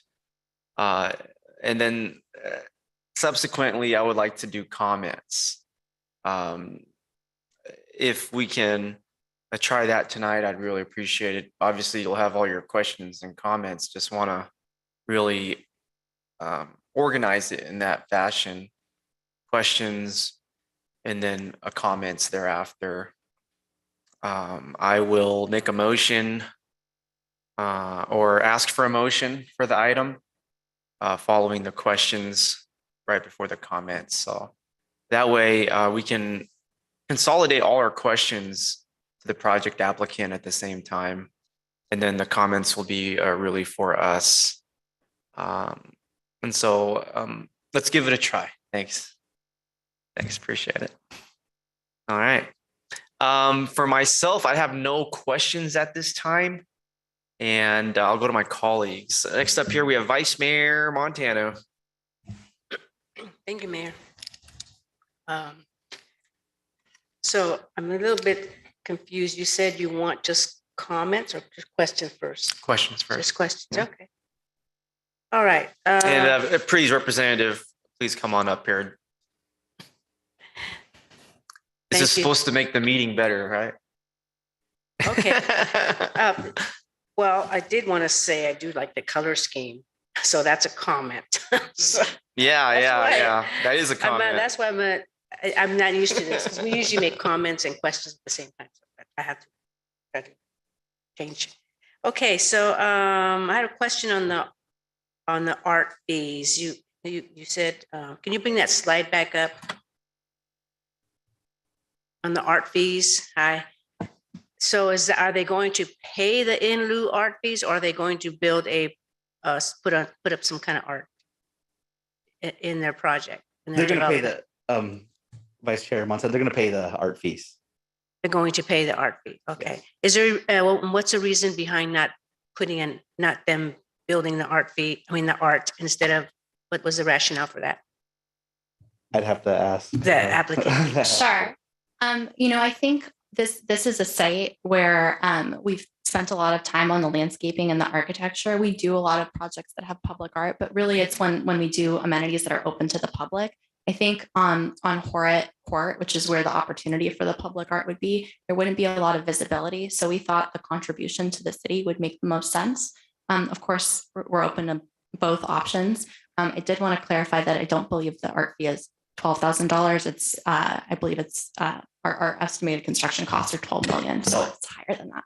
Okay, I do like your answer that it's not full visibility, and that the whole purpose for the art ordinance is for the public to enjoy the art. So I do like that. The other question on the trees, there's that area off of Montague. You have shrubs there, right? And you mentioned that in some point in time in the future, they will be removed to widen Montague. So I'm wondering, is there going to be a sound wall there? No, so we have 17 trees that are coming off the site, and we're going to be planting approximately 50 new ones on the site. There will be new trees planted along Montague. They're shown on the plans. We're going to start them big. I predict that they would be 24 to 36 inch box trees. And the idea would be that the windows, if the concern is sound, the windows that we're selecting are a high sound transmission class. We had an acoustic study that was done So we'll be meeting the interior decibel requirements as guided by the city's code. Okay, so no sound wall. I mean, because, buses, and you're going to have that bus there, and buses do make a lot of noise. And that goes to my next question about the windows and the soundproof. How is that? Is that up to standard, above standard? Yes. So as part of the project requirements, the staff had asked us to do an acoustic study. So there were on-site monitors that were placed. We got the sound data. There is a lot of traffic along Montague, as you've stated. So the average window class is much higher than what would be provided on a typical project. And it will still be they won't be, sometimes when you get these sound windows, you have to shrink them down because the size for the sound is really, it doesn't look as good, but we were able to be in a class where we'll have a higher sound transmission rating, but we'll also be able to keep the size of the fenestration. So it won't affect the aesthetic. Okay, so they will not be hearing I guess they might hear some, but it won't be really protruding, I guess. Absolutely, yes. Okay, well, that's good to hear. Also, you mentioned 15% affordable housing. I'm proposing 20%, and you mentioned a number of affordable housing. Is that equate to the 15% or the 20% that we're pushing for? Sure, the project's meeting the 15% requirements. So I'm just wondering how would the applicant feel about 20%? So it's not something that we could entertain. We couldn't move from 15 to 20%, but what we've done on this project is first of all, let me back up. The types of projects that we build are affordable by design. It's an attached product type. The average price in this area is like above $1.3 to $1.5 million. And we're anticipating homes that are around 1 million and underneath at the market rate. I know that doesn't sound like an affordable home, but compared to what's out there in this area, it is.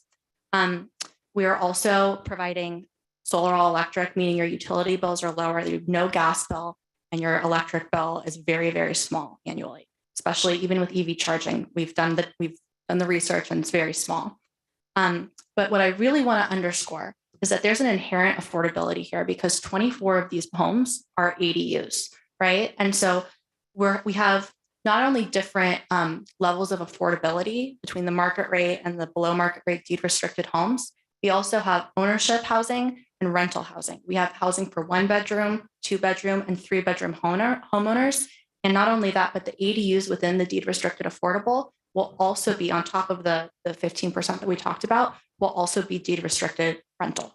So we paid a lot of attention to affordability here, but we could not, we've kind of maxed out on where we're at. I see. Okay. So that's the trade-off. HOA fees, is that something that is in your project? And how much are they going to be? We're anticipating that they're around $240 per unit. Now, as we go through the Department of Real Estate's process, they will direct us to whether things need more or less allocation. But we've done a lot of similar projects recently, and that's where homes that have this type of scope end up. So will the low income, well, let me backtrack. You're saying these are below market rate, but is there, because our RENA numbers, we're really low on the low income. I mean, I think all the cities in the area are really low.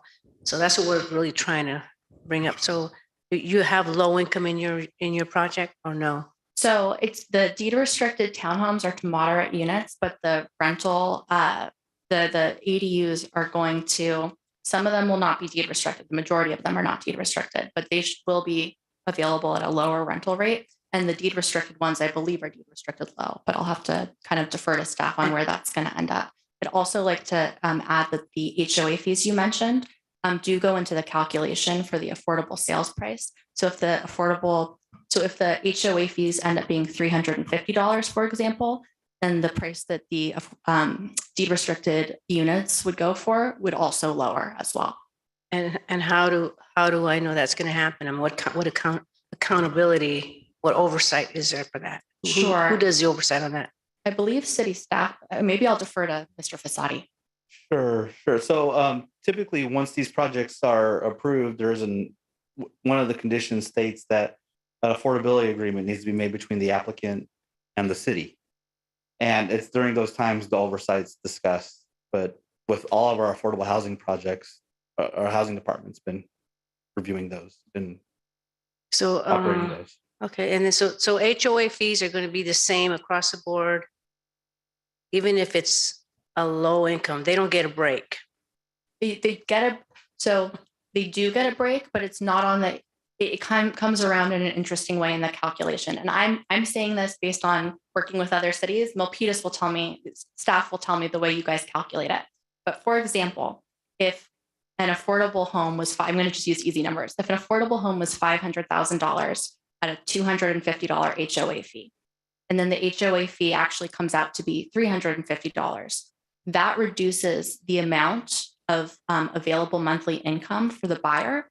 And that overall, it's called the ASP, the affordable sales price of the unit, comes down. So what the idea behind the program is that you have, if you're a buyer, you have a certain amount of income available, and we have to take out utility costs, taxes, HOA fees, and several other items from that available income. And then it lowers your monthly mortgage payment. So there's a formula there. There is. So there is a break. It's just Okay. not, it doesn't affect the HOA. It affects the amount that we get.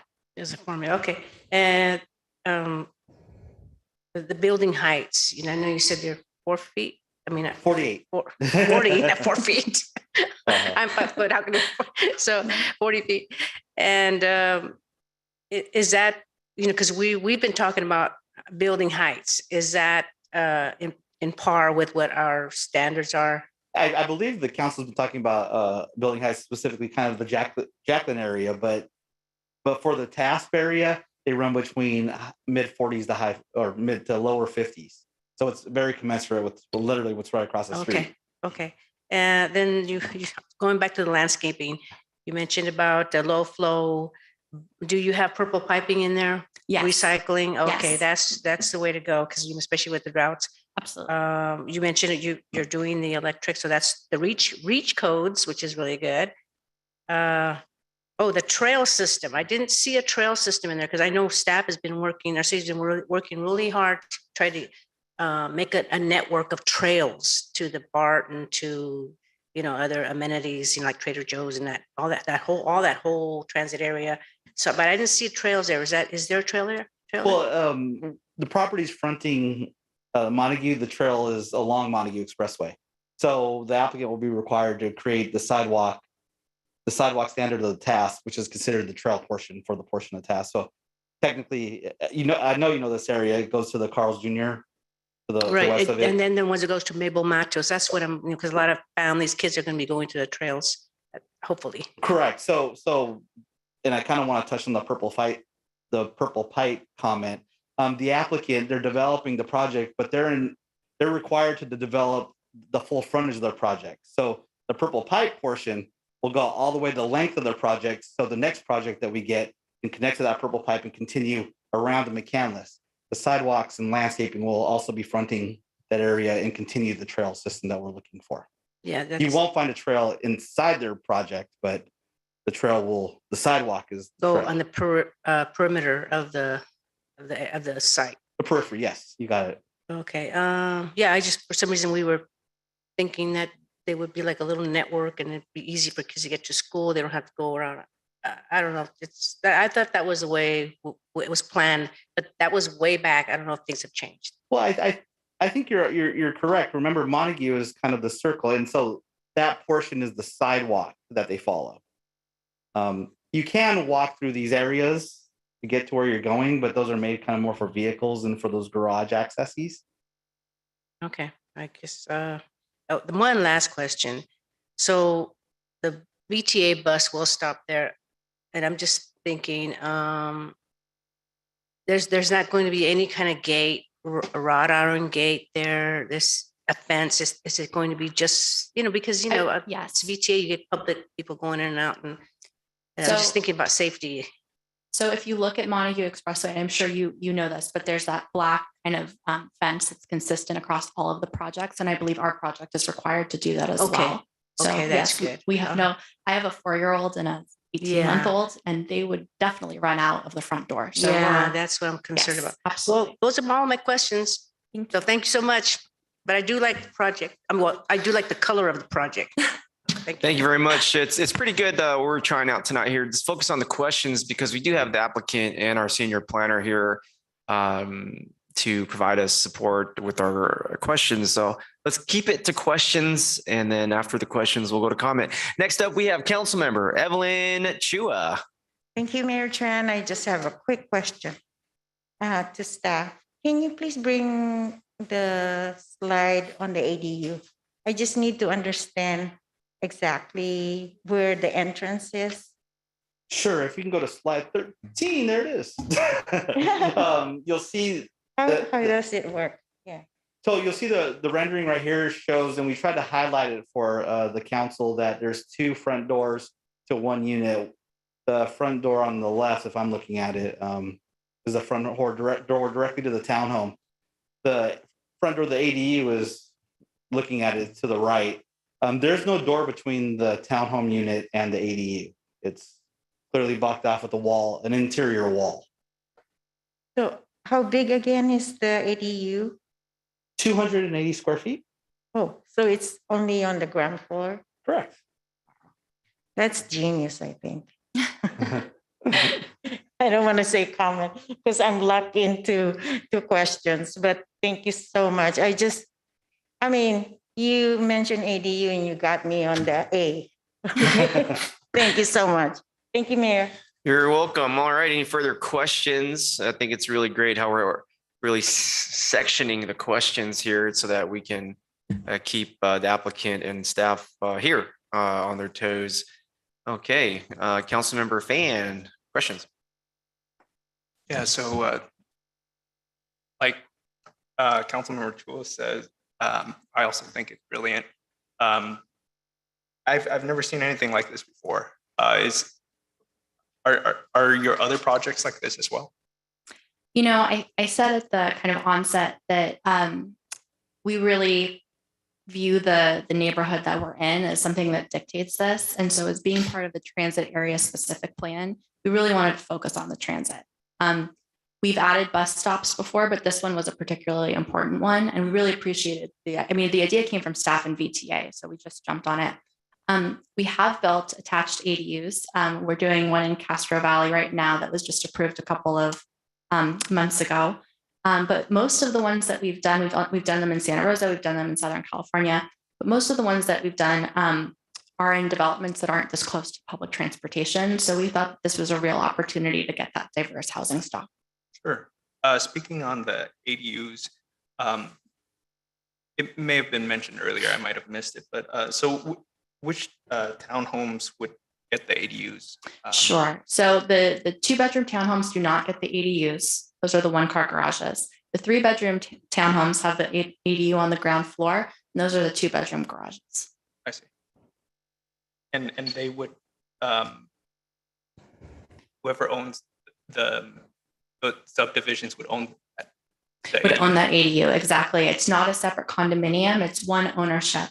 So it becomes, it creates a rental opportunity within a for sale project. Okay. Yeah, that's all the questions I have. Thank you. Thank you. Great. All right. We've gotten questions and answers from the whole council. And so let's round this agenda item so that we can move on to the next. We took public hearing, public comment. I used to have an apartment outside of a bus stop. But I think with buses these days, they're electric, and so they make less noise. So that's big. You know, it's nice to have a bus stop outside your door, but there's also traffic implications. You know, the BART station has plenty of bus stops. I'm just saying, you know, just considering all things. I don't want to be a downer, but I do like this. I really do like this project, but I'll be voting no on it tonight because I've gone 6 years here in this seat without approving any high density market rate projects. And tonight I'm not going to sort of end my streak, but I do appreciate the project. Let's go to item number 17, recommendations. Adopt a resolution to approve site development permit number SD 210012, conditional use permit number UP 21006, vesting tentative map number MT 210002, density bonus permit DB 210001, tree removal permit TR 210035, and environmental assessment E 2100004, subject to the conditions of approval. And I'll look to my colleagues if there's a motion.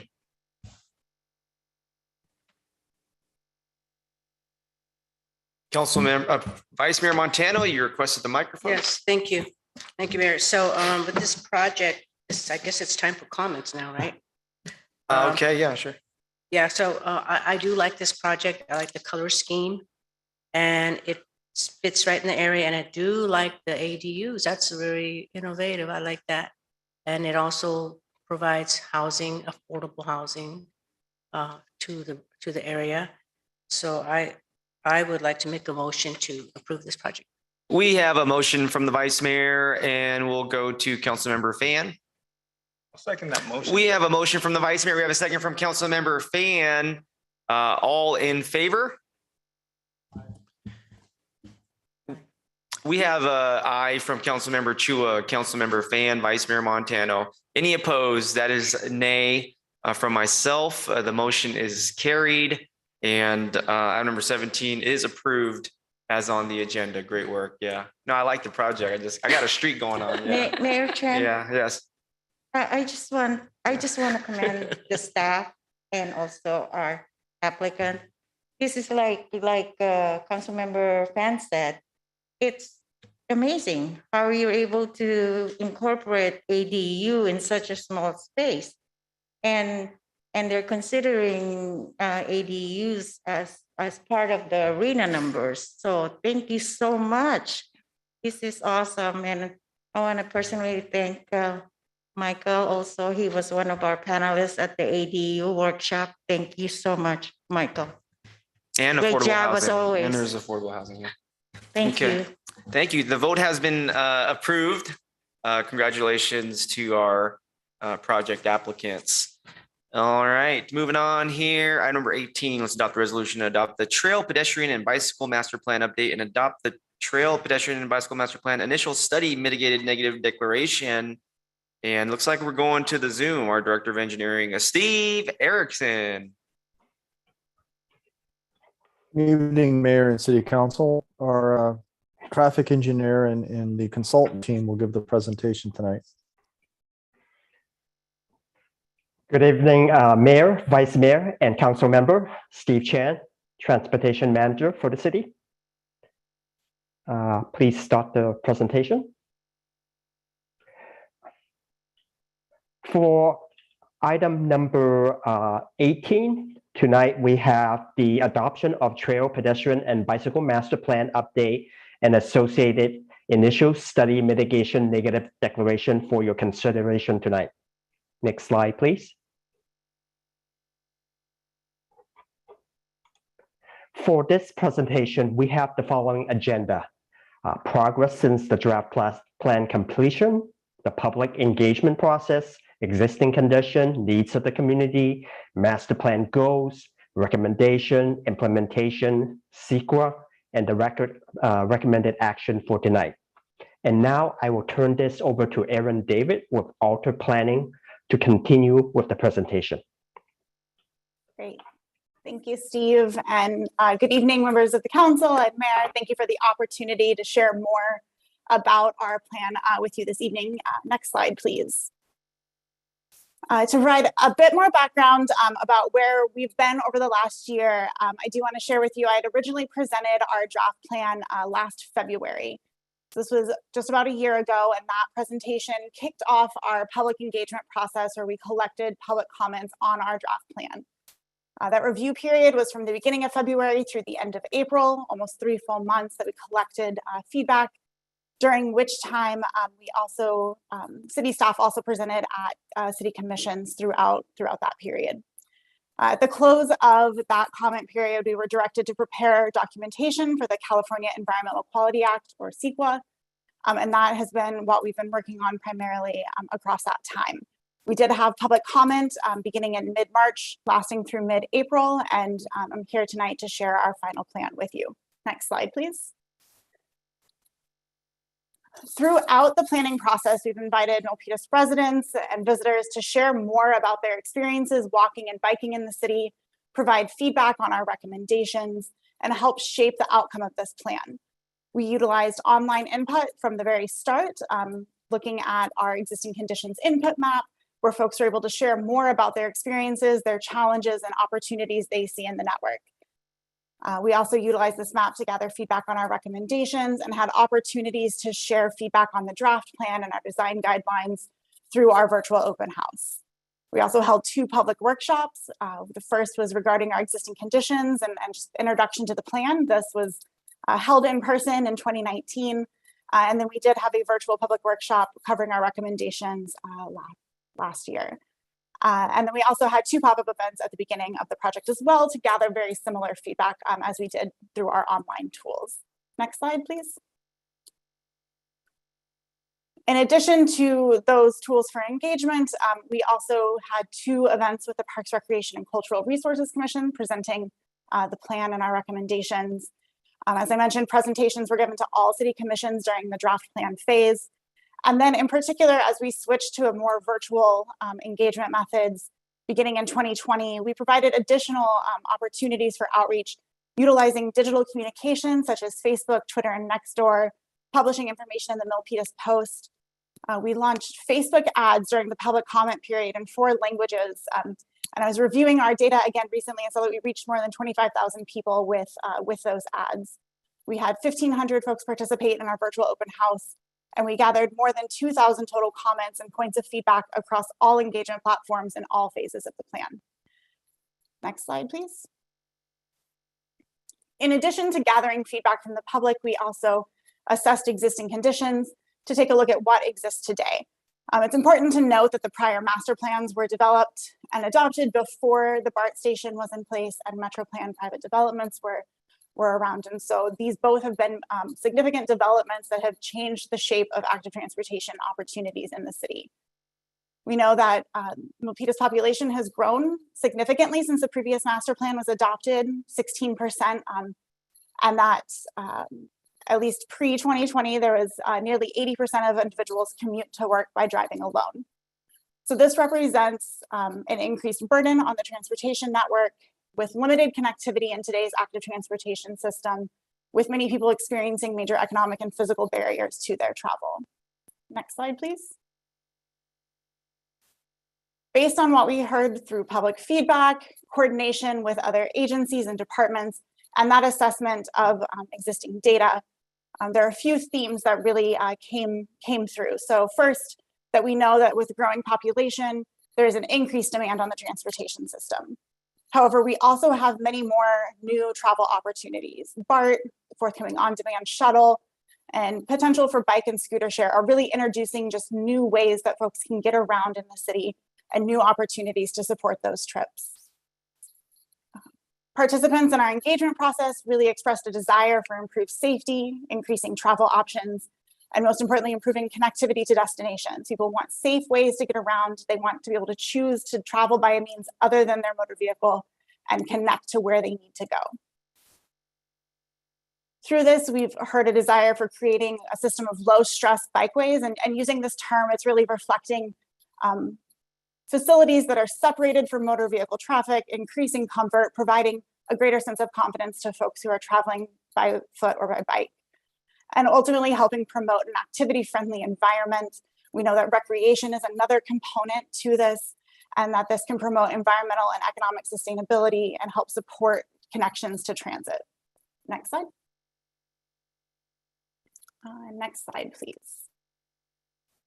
So ultimately, the Trail, Pedestrian, and Bicycle Master Plan helps provide a vision and an action plan to guide the next 20 years of creating safe and convenient travel for active modes in the city.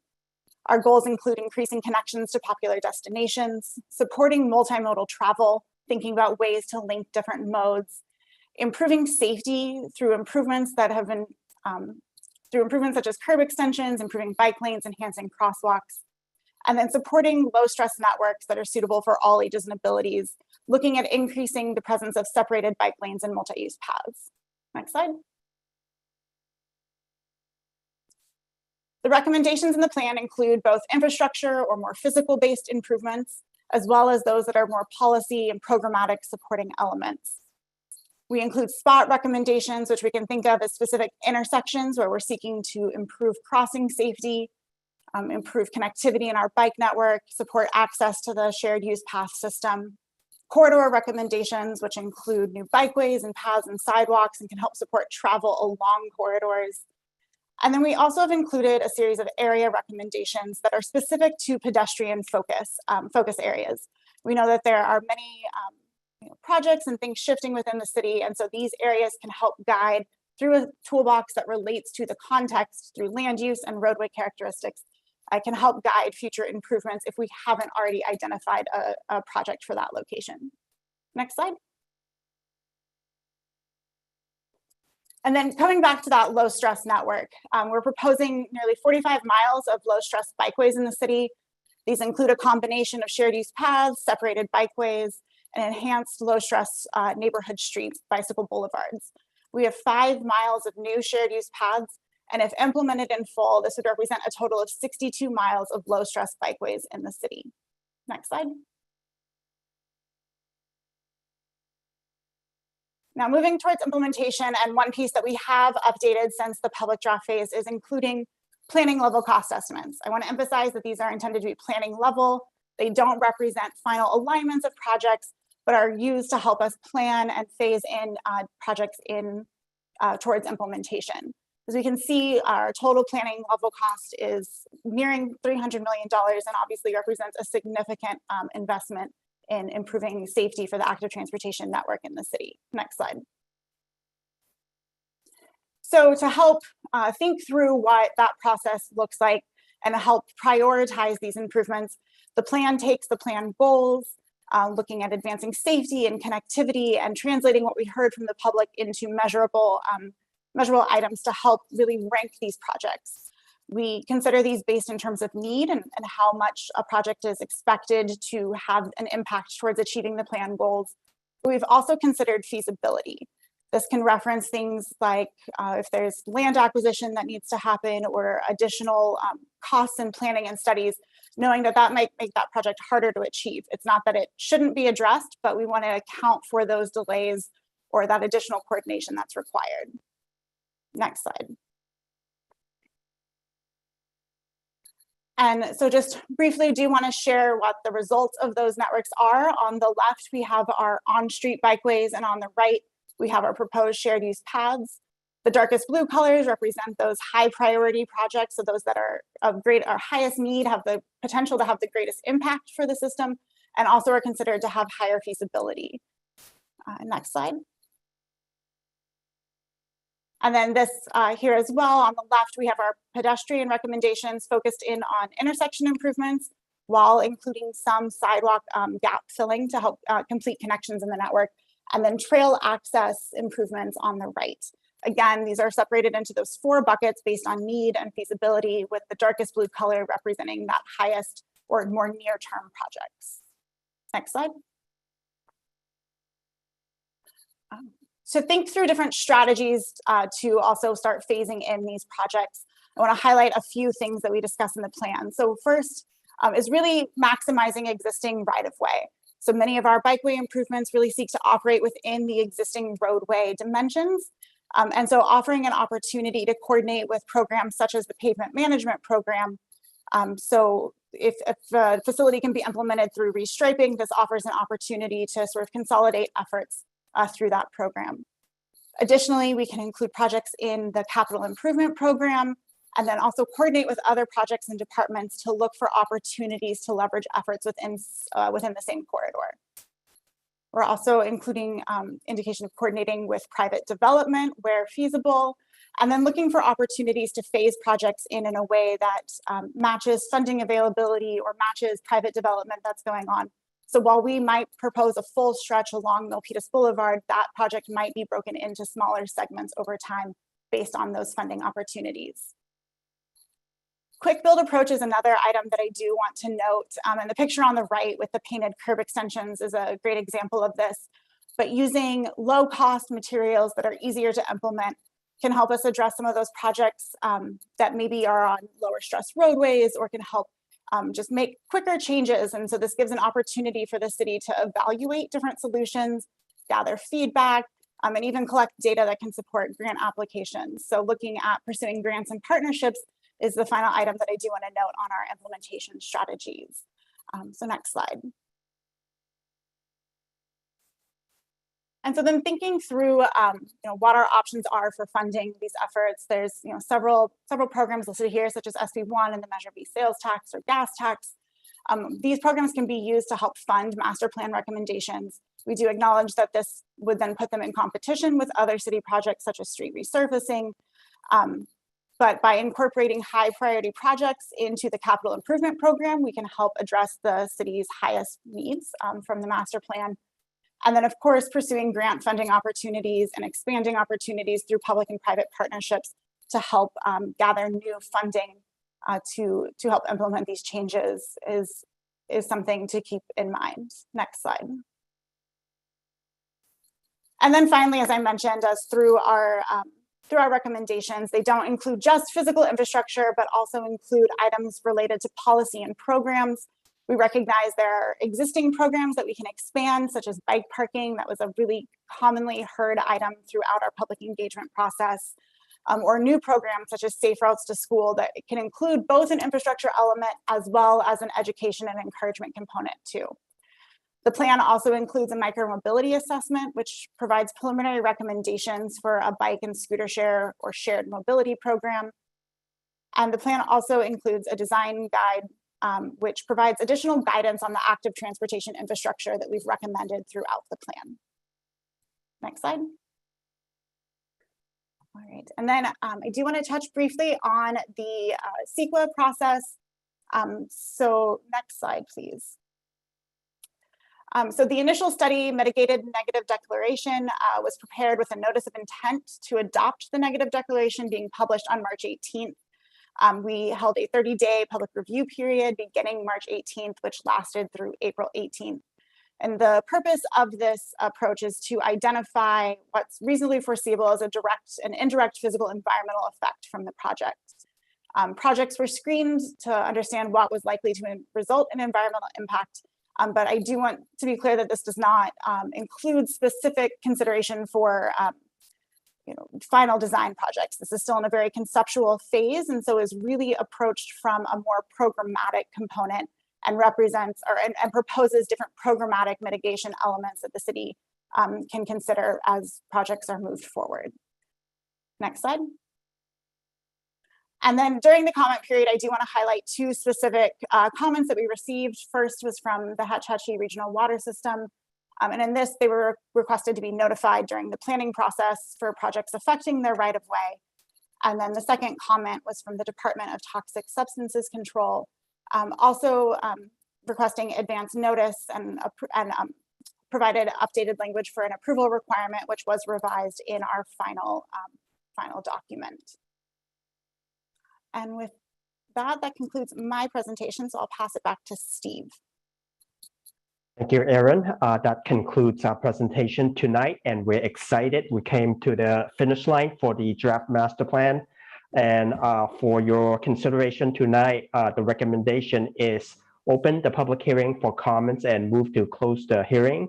Adopt the trail pedestrian bicycle master initial study mitigated negative declaration and its associated mitigation monitoring and report program, and followed by adopt resolution to adopt the trail pedestrian and bicycle master plan, and finally authorize the engineering director city engineer to file a notice of determination in accordance with CEQA guidelines section 15075. Thank you very much, our traffic manager, Steve Chan. And I want to really thank Aaron for your work on this plan. Like our traffic manager mentioned, it is the finish line. And I feel like with your work, Aaron, we're crossing the finish line in first place. And I want to take really the full moment to thank you for your work, along with anybody else that you collaborated with. So just want to recognize you. Great work and a thorough presentation. With that being said, we'll go ahead and open the public hearing. I'll go ahead and do that if I hear no objections. Hearing no objections, the public hearing is now open. We'll take public comment. 2 minutes. Mr. Montemayor, aren't you a commissioner for our Parks and Recreation Yeah, I was gonna mention Yeah. Voltaire Montemero. Yeah, one of the commissioners in the PRCRC with the vice mayor as our Yeah. should I say license? That's right. Yeah, all this the trail, pedestrian, biking is related to my life. Part of my life from childhood days.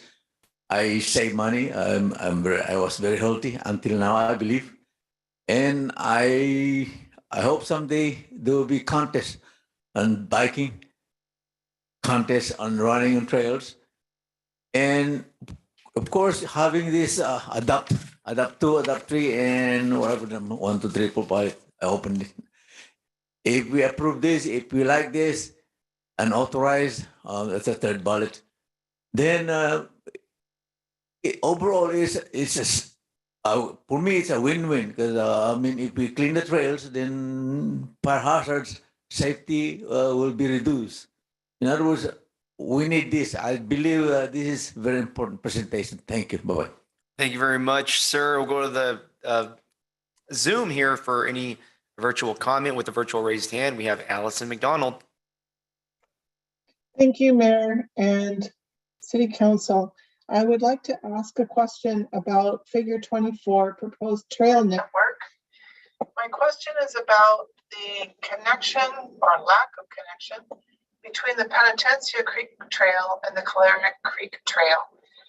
This is the trail, I believe Calera Creek Trail is the one that runs behind the at the south end of the high school property, and it connects the Escuela Parkway, Hillview Escuela Parkway, and then down to Milpitas Boulevard. But there's no connection there along the creek that heads over to the other side of the railroad tracks to the Penitencia Creek Trail. And I was wondering why that is. I know that the railroad is there and might be a barrier, but it would be really great to be able to connect those two trails in some way at that location. I wondered if the consultant could give us some more information about why that's not proposed. Yeah, absolutely. We have Aaron and here or city staff, whoever would like to respond. Mm-hmm. I can respond.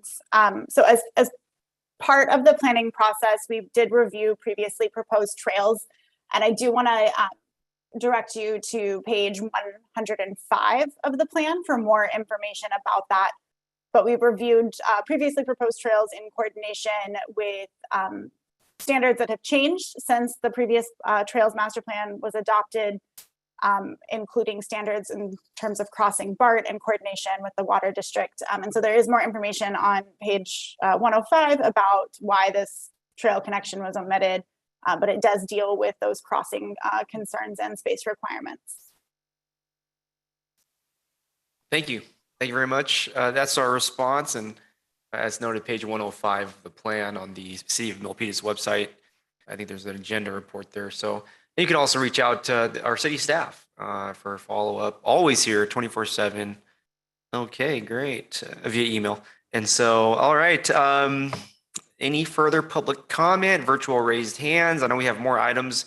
And I know folks are here for item number 21 as well. So we know you're here. We're on number 18 right now.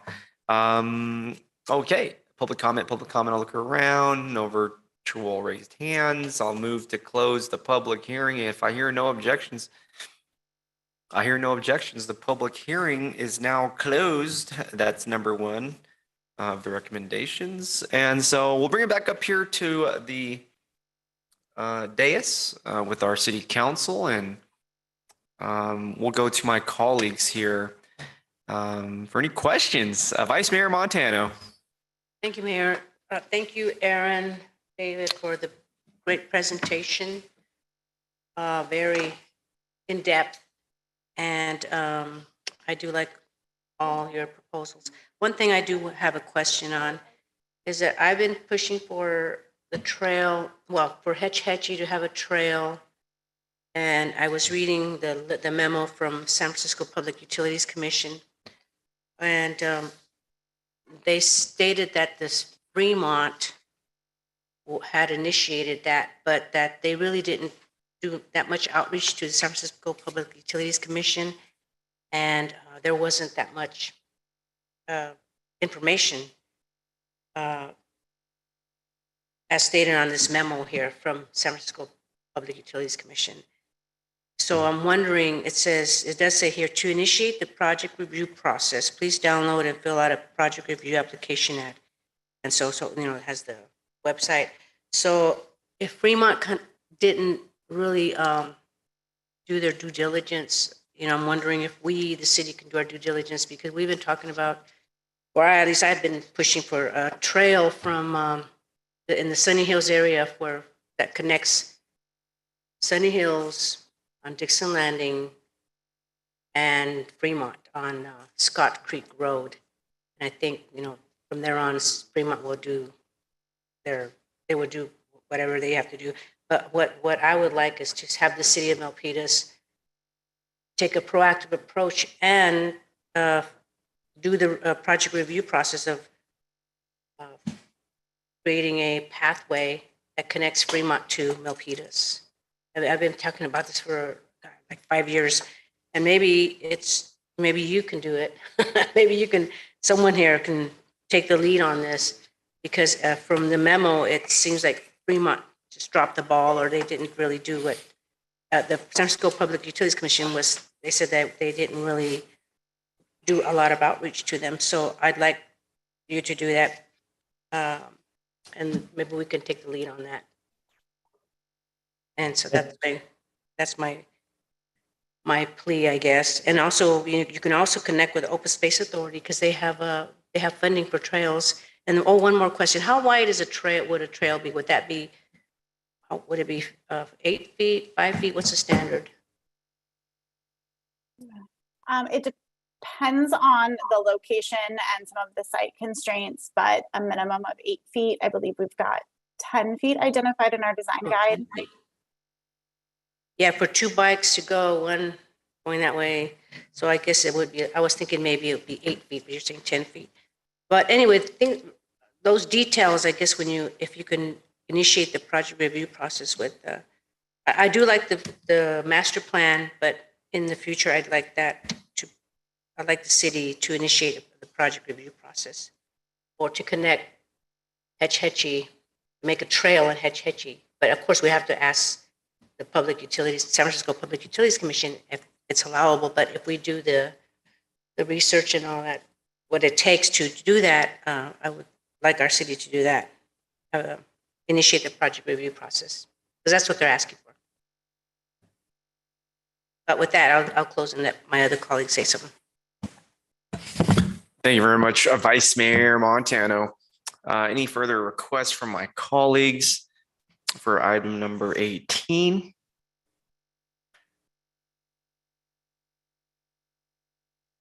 Okay, we'll wait for Councilmember Chua. She stepped out momentarily. I want to make sure she's a part of the vote. But in the meantime, I'll provide some comment here and now. I just really love the trail, pedestrian, and bicycle master plan.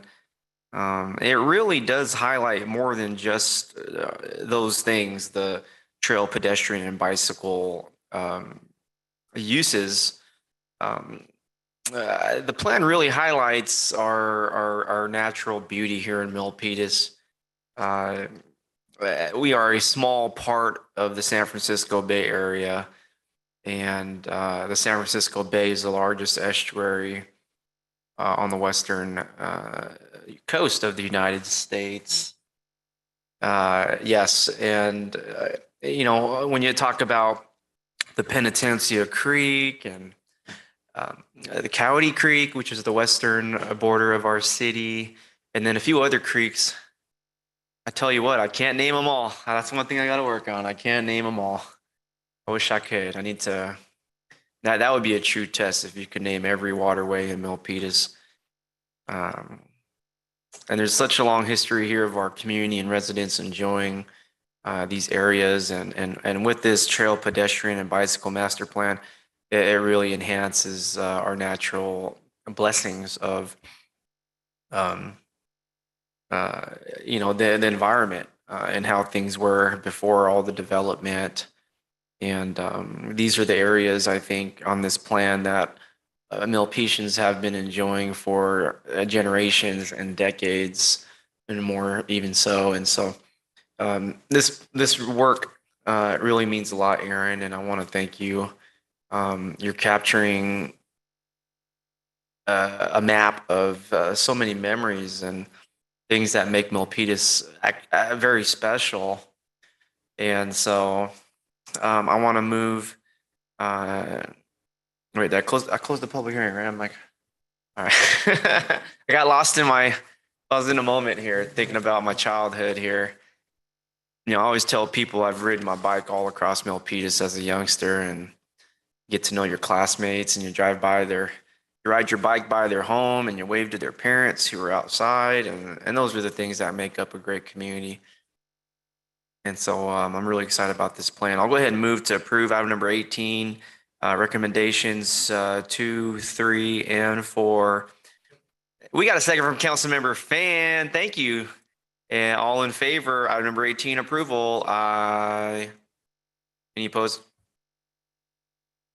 Okay. Vice Mayor Montano. I second your motion. Well, I approve as well. I think somebody else had seconded, but I would like staff to, in tandem, do the research on potential trail in Hetch Hetchy and connecting that, making a corridor there. We'll basically contact the San Francisco Public Utilities Commission to initiate a project review process at the very least. Okay, I think that was in the presentation, right? There's a slide that showed Hetch Hetchy and the SFPUC. We have that covered, right? Per the Vice Mayor's request.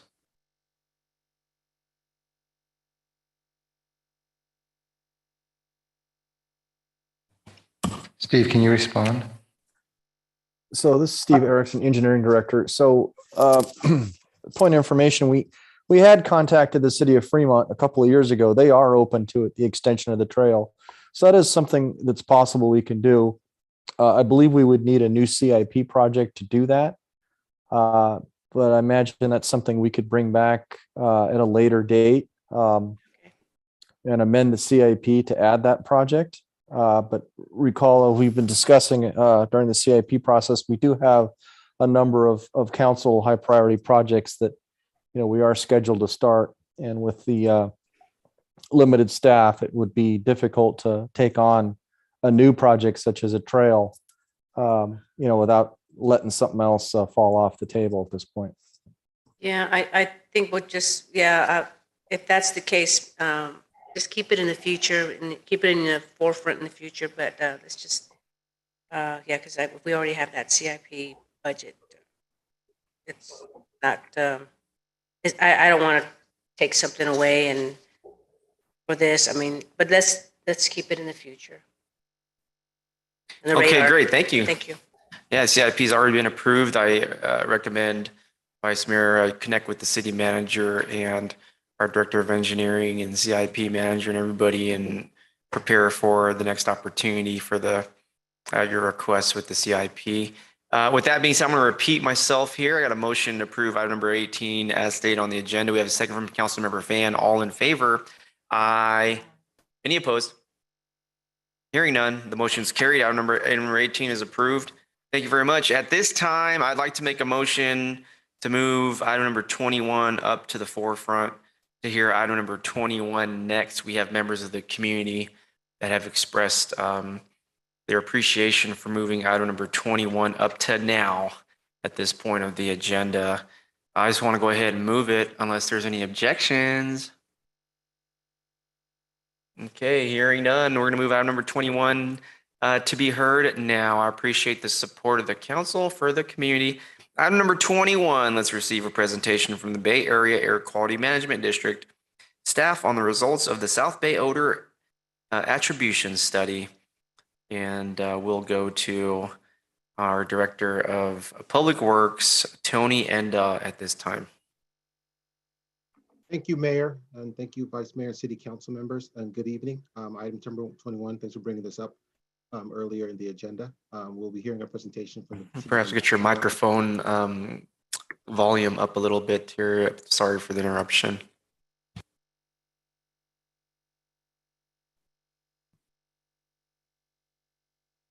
All right.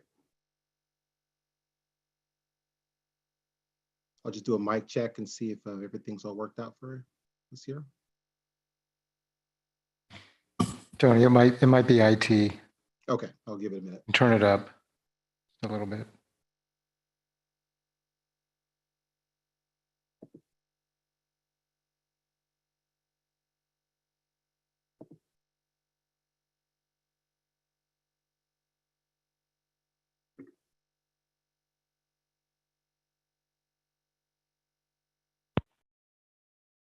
Okay, give it a check, Tony. Let's do a mic check and see if we're good. Still working on it. Okay, thank you.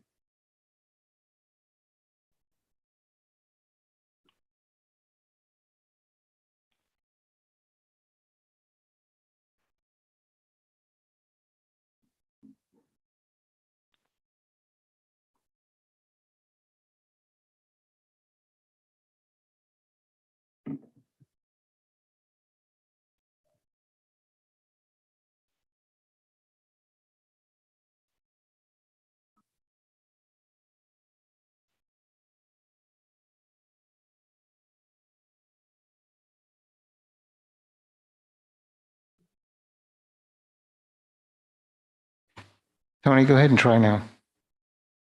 Just testing. That's good. It's good. Go ahead. Perfect, perfect.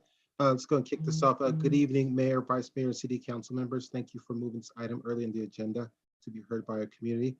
My name is Tony Endow, Public Works Director for our city. Let's go to our next slide.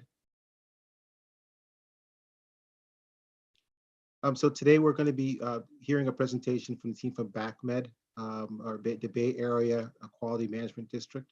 A little background here on the work that BACMed has done for our city.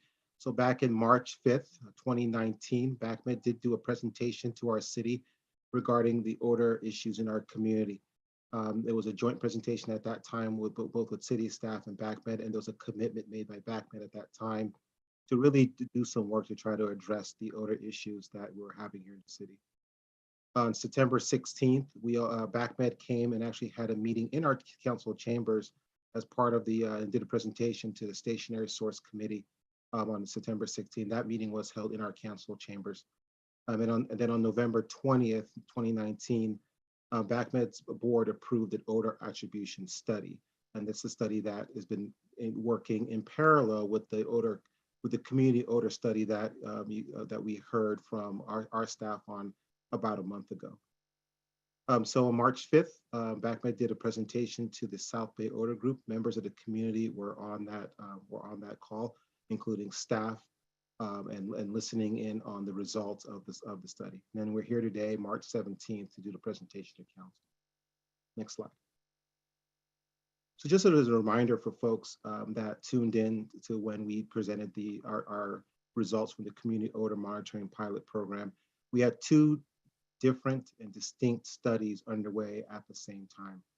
We had the Community Odor Monitoring Program, which is being conducted and sponsored by our city, and underway by Public Works staff. And the idea or the main item to be conducted here was to collect objectable data, really discussing or trying to capture the odor that's being experienced by members of our community. The BACMed study, which is the odor attribution study, really working on trying to collect data to establish a clear link between what's experienced and the main source of the odor. Go to the next slide, please. And again, as another reminder for our community members watching this today, there were 2 recommendations that we presented during our presentation last month. These are recommendations that came from our consultant, Jacobs Engineering. The first one was the purchase of 4 instrument odor monitoring systems to do auto sampling. And then the second recommendation was for the city to develop some sort of an app so that we can continue to log and enable folks to log the complaints about odor that it's experienced in the city. The next slide. So I'd like to bring on the team from BACMed. We have a full team of folks here from BACMed that are available to not just do the presentation tonight, but to also answer any questions. Jerry Bovey is here with us today, Tamiko Endow, Paul Grazzini, Elizabeth Euro, Juan Ortolado, Gregory Nudd, and the presentation will be given by Dr. Ranyi Chiang. So I'll turn over to Dr. Chiang. Thank you so much, Tony. Good evening, everyone. My name is Rainey Chang. I am the Director of Meteorology and Measurement. And so it was our team that oversaw this study. But as Tony mentioned, we have a number of folks who would be involved in various possible future actions. So very glad to be here tonight to give this presentation. It's been clear that odors have been a big problem for a long time in the Milpitas area. The 3 waste facilities that are contributing to these odors, it's been challenging because the facilities are so close together, and a lot of the typical odor-causing compounds are produced by all 3. So it's been difficult to determine which facilities were contributing and how much, and that limited being able to have targeted actions. So with support from the South Bay Odor Stakeholder Group, the Air District commissioned an independent study to investigate the contributions to the odors so that we can use the results to support actions to reduce the odors. Now, I also remember at some of the previous meetings that we heard from many community members that they were concerned that doing a study would delay action. And I very much understand that concern.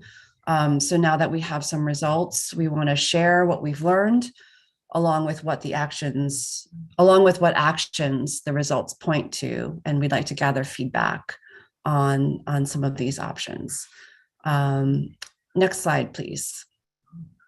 So this is a presentation outline. I'll quickly go over an area overview and a history of the complaints and actions that have been documented at the Air District. A quick recap of the conversations with the stakeholder group. And then most of the presentation will be focused on the odor study goals and how they were designed to address specific challenges in measuring odors. Some of the key findings of the draft report. It's 150 plus pages. So I'll just highlight some of the key findings tonight. But we do have a panel of folks on the call in order to answer any questions. And then finally, I'll go through some options for reducing odors and some of the steps that we're taking so that we can hear feedback on that. The odor study is not yet published. We're gathering and incorporating the feedback that we're hearing right now into the report so that we can incorporate that when it's published. Next slide, please. So this is an overview of the area. Next slide, please. And the yellow box highlights the area with the 3 facilities. The wind direction is predominantly from the west between February and October, and from the north between November and January. That's in general. For example, in the summer months, wind direction can shift between the morning and the afternoon as well. Next slide, please. So zooming in on those Those three facilities, there's the Newbie Island Resource Recovery Park. I'll be abbreviating that as NIRRP in this presentation. There's a landfill, there's a material recovery facility, which sorts recyclable materials, and a composting operation. There's the San Jose, Santa Clara Regional Wastewater Facility that will be abbreviated as RWF, with sewage treatment, sludge ponds, and drying beds. And then finally, the zero waste energy development, where there's in-vessel composting that's done. So next slide, please. As the residents of Milpitas know, these facilities have caused major odor issues. And this is a graph of the number of odor complaints that the Air District has received over time. As background information, I also want to note that the number of complaints isn't necessarily correlated with the size of the problem, but this is one source of information. The odor complaints decreased between 2016 and 2020. And then in 2021, there was an increase again. The table on the right shows the number of public nuisance violations that were issued by the Air District, mainly for Newbie Island, and with one for the regional wastewater facility. Next slide, please. So Tony already talked about the odor stakeholder group. This slide lists the people who participate, so community members, industry representatives, and various representatives of government agencies and elected officials. So through quarterly meetings, this stakeholder group has provided input on the RFP, the request for proposals for this project, the design of the study, and at the May 5th meeting, interim results. Next slide, please. So now on to some of the challenges that the study was designed to address. It is difficult to determine sources of odors. Some of the challenges are, as I mentioned, the proximity and the similarity of the three facilities makes it difficult to trace odors to specific facilities. And as well, processes vary over time and space. So something that might be causing an odor one moment that might not be there, in the next hour. The characteristics of odors can change with concentration, olfactory fatigue. With a study, the community odor study that the City Council heard about last month, I think some of those challenges were described as part of that study. There are also challenges with meteorology, with wind, temperature, humidity, whether there's an inversion or seasonal fluctuations. And in this case, humans can detect smells at very low concentrations, which are very difficult to measure with the currently and commonly available equipment. Things that we humans can smell are hard to detect using technology and hard to quantify. So next slide, please. The odor attribution study was designed to address these challenges with the goals of identifying the contributions of the odors from the three facilities and specific processes. So the study was designed to be systematic, quantitative, and long-term, so that we could take measurements and samples at different times, near different processes, as well as in different locations within the community, so that we could evaluate the variability and the seasonality of the odors. The goal of the study is also to inform future actions. It was critical not just to do a study, but to get information to help us take better action. So the future actions could include improved following best practices, enforcement actions, rule development. I'll get to that later. in terms of specific options. And then also to establish methods that allow us to measure progress on how the facilities are doing as they're implementing odor reduction actions.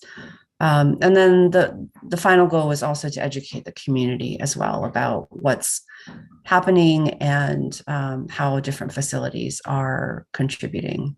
Next slide, please. So the methods that were used, and this was done by two contractor groups. One was Montrose Environmental Group, and the other was Jacobs Engineering Group. So the first part done by Montrose, these were screening and targeted measurements that were done through a mobile platform that was driven around the area that can measure compounds in the parts per trillion levels in real time. That was to help identify compounds that were present and that should be included in the more focused study. And then the other portion was conducted by Jacobs Engineering Group, which included focused field sampling and data collection over multiple seasons so that we could both quantitatively and qualitatively identify the odor compounds at facilities, processes, and then within nearby communities. So next slide, please. So these are the key findings. Because Jacobs also ran the study that the city of Milpitas did, those results are incorporated into this as well. So the first key finding was that we were able to identify contributions from each of the three facilities. Let me talk through this figure a little bit. There's a lot here.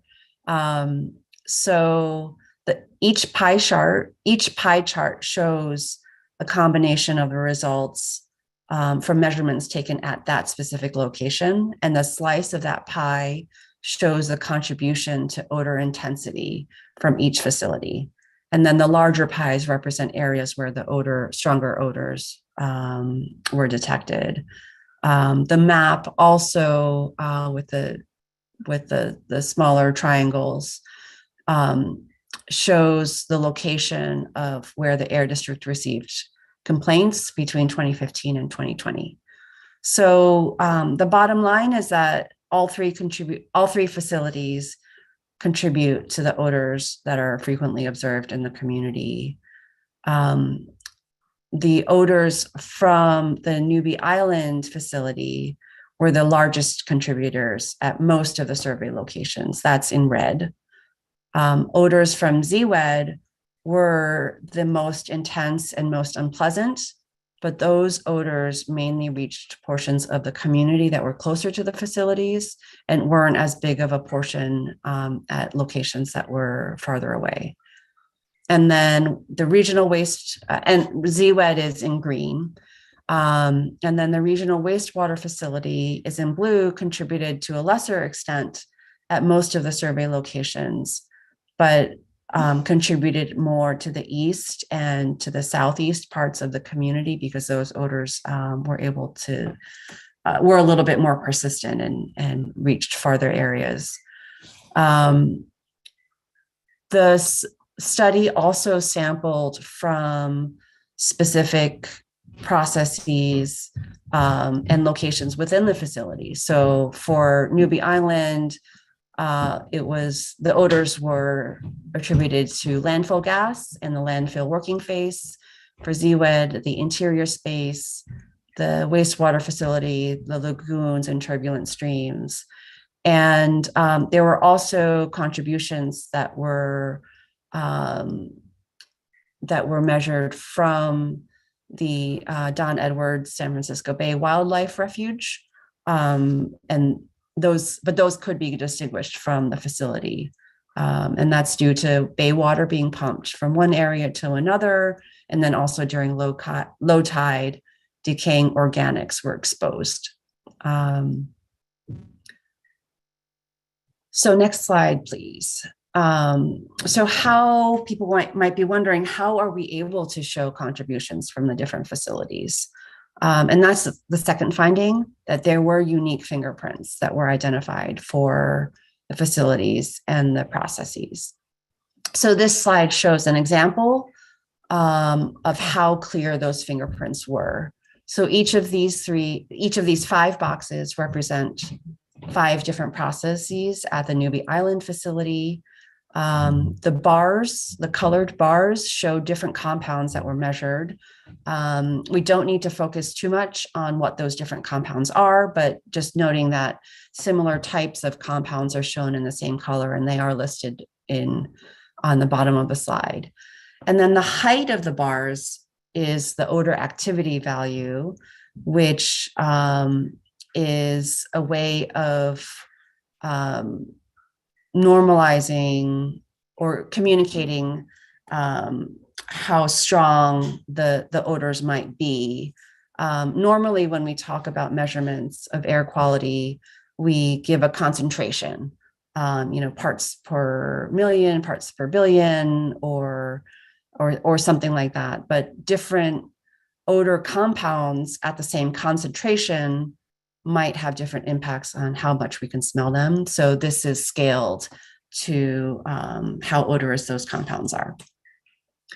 So the way to interpret that is that looking across the 5 boxes here, you can see that not only are there different combinations of compounds from the different facilities, but also at different levels.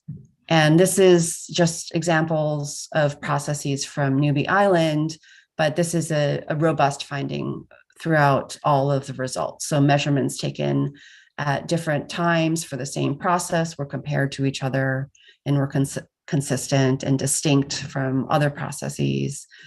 The findings were consistent across the different types of measurement strategies, including qualitative and quantitative approaches. We've also had a number of questions about the toxicity of these compounds that were measured. This study was not designed to be focused on toxicity, but I do want to note that in general, the thresholds for toxicity for when compounds become of a concern to human health are generally higher than the thresholds where we can detect them by our noses. So a lot of these levels are below the levels of concern for toxicity. Next slide. The consultants also, in their findings, listed some measures that the facilities can take to reduce odors. These are generally sorted from potentially most impactful, although there are some uncertainties in how impactful each measure will be, but in general, adding landfill gas collection wells, more frequent monitoring of the wells, and then repairs when there are leaks, covering operations that involve flow, mixing, or aeration, repairing leaks, monitoring carbon filters more closely, and improving the processes for quick changeovers. These are just some of the examples, not to go into exactly what they are, but that there are specific recommendations based on the findings for what facilities can do. And this as well is not a complete list. Next slide, please.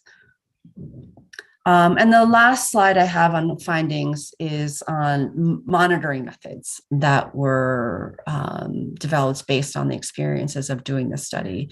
So this is distinct from what I think Jacobs has presented to Milpitas previously, but they've also recommended installing at a number of different locations around the facilities and in community members, a monitoring system that would include multi-sensor devices, weather station, to collect meteorology data, data processing, and auto bag samplers.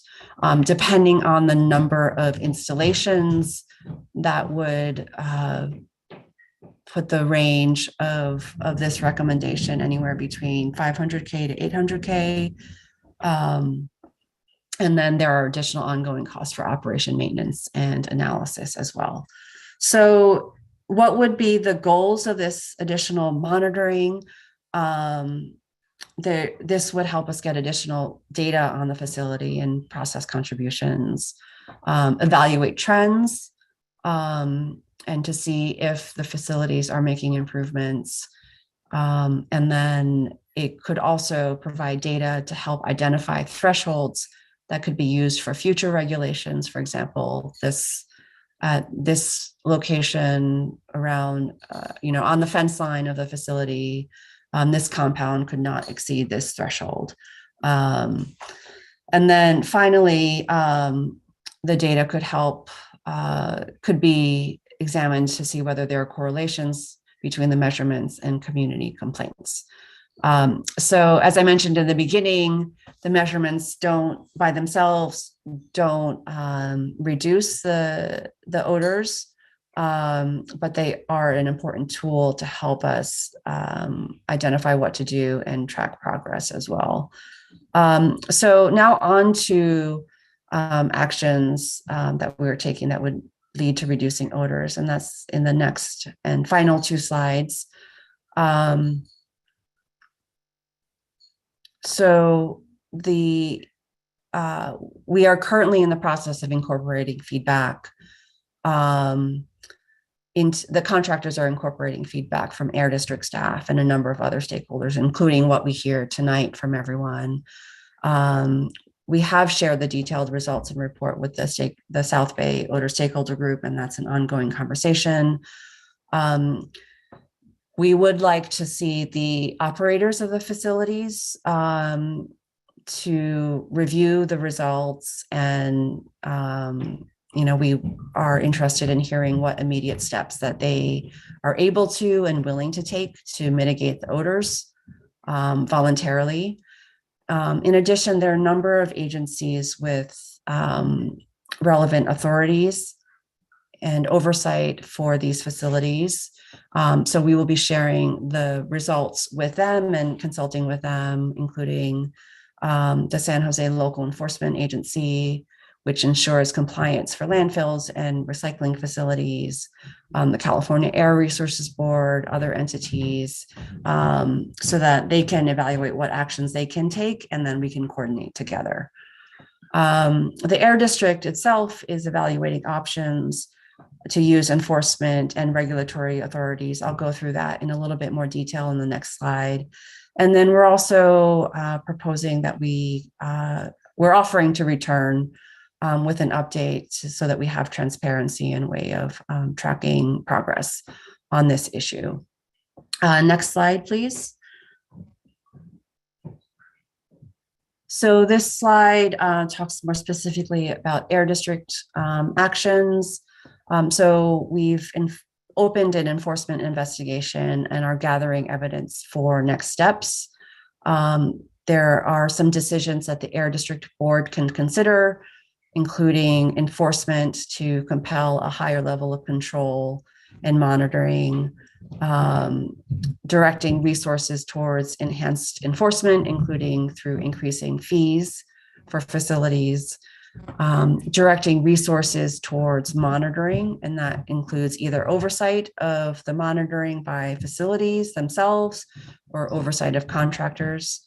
And then the Air District Board can also consider prioritizing stricter regulations for landfills for odor monitoring control. There are additional benefits for greenhouse gas emissions as well. Regulations for green waste operators, wastewater treatment, and material recycling to ensure proper operation. And then also regulations for continuous monitoring or sensor networks that could automatically pull samples when they're triggered. And that type of monitoring based regulation would be stronger with an actionable threshold, which is referring back to something that I had mentioned previously. So we are here to hear feedback and take input back to our board as well. When we presented to our board members, they specifically asked for feedback from the Milpita City Council. So as Tony listed, we have a number of folks on as panelists who are here and ready to answer questions. And we're also interested in general feedback as well. So thank you for the time. Thank you very much, Dr. Chang. I really have been looking forward to this presentation, and here we are this evening, all in one room or Zoom.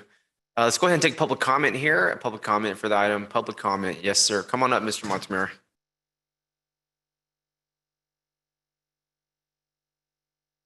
Montemare or Milpitas.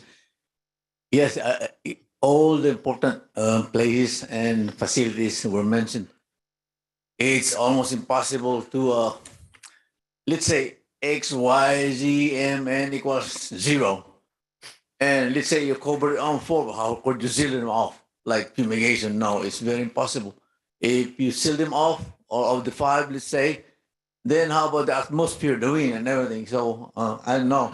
It's really very hard. At least it got reduced very, very good now. I mean, from very kind of worst that you cannot even eat outside your home before. Now we could eat much better. Thank you. Thank you very much, sir. Seeing no other requests from inside the chamber, let's go outside the chamber to the Zoom.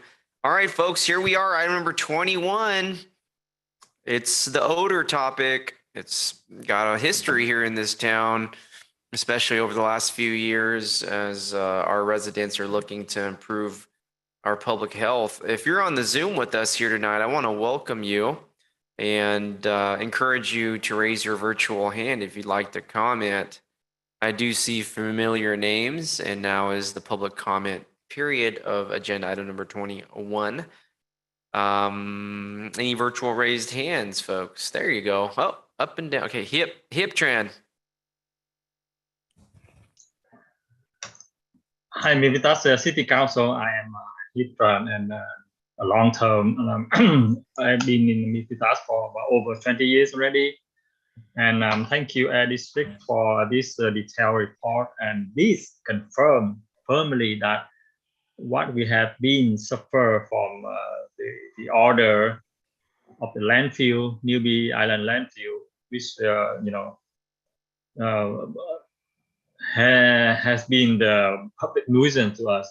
So many times we smell the order, we try to report to Air District, to call San Jose to complain about the order. We don't see any action yet. And today, the scientific data and the very good study have proved that the landfill order is a major cause to the smell, the bad smell of our city.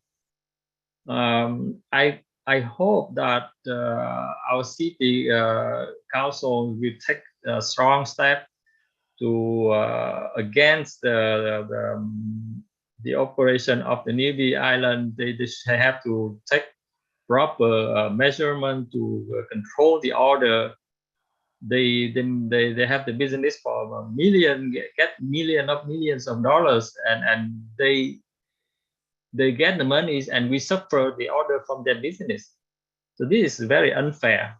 So I hope the city have to take the stronger step, and also, educate our community, to people to be more actively involved into this fight against the order, to make our city better and better. The last hearing, we are ready to spend like millions of dollars to develop a trail. And what is the purpose of that if the trail is free? All right. Thank you very much. Thank you. Order. That's 2 minutes. Thank you. Thank I you. hear you. Trust me. I'm here with you. Yes. Okay. Any further virtual raised hands? We're not done here tonight. We're going to look to do good for our community, but we want to take public comment at this time. I hope that you'll provide it now, because once I move on, I'm going to close the public comments. Okay, next up, Ling Kong. Good evening, council members and BACMED representative. Thank you all so much for putting the time, the money, the effort to investigate this problem that has long impacted our communities. And I am, as a representative of our community in the South Bay Odor Stakeholder Group, I've already presented a lot of inputs to that group as well as to BACMED on the fact that what we really want now is action. We really need the monitoring network to be up and running. That way it will not need to rely on residents to call to the odor hotline in order to get an inspector out, because that process takes a long time to get someone out to smell it in person. We really can use the science that has come up from this study to really drive odor monitoring system. And we really need actions, collaborations from the facilities that are clearly continuing to perform operations that cause odorous emissions. We need their cooperation. And I hope you as council members, as our elected representative, will be our voice to hold all these facilities accountable to make sure that they step up and be good neighbors. Implement all the things that can be done to reduce the odors. So thank you so much again for the opportunity to speak. Thank you. Okay. I want to welcome everybody here on the Zoom. It's a hybrid meeting, and I want you to feel at home because the City Hall is your home here in the Milpitas government. And we sit here as a city council representing you. You put our faith in us, and this is the moment that we'll meet. If anybody else has a virtual raised hand, please, everybody gets one opportunity. We're doing 2 minutes tonight, which is okay. And I want to hear from you. Okay, that's it with public comment. I'll bring the discussion back up here to the council. Just want to take a breath. I know that the air pollution, I call it, some call it the odor, I call it the air pollution. And I know it's been a part of our region's history. I think going back to the 1920s or 30s when someone decided to put the landfill here down at the bottom of the bay. And we just so happened to be adjacent here in this region to the landfill as well as the other facilities. I think for me tonight, based on the scientific data, I'm going to focus on just Newbie Island respectfully. But we do have a northwestern wind, which comes from the northwest.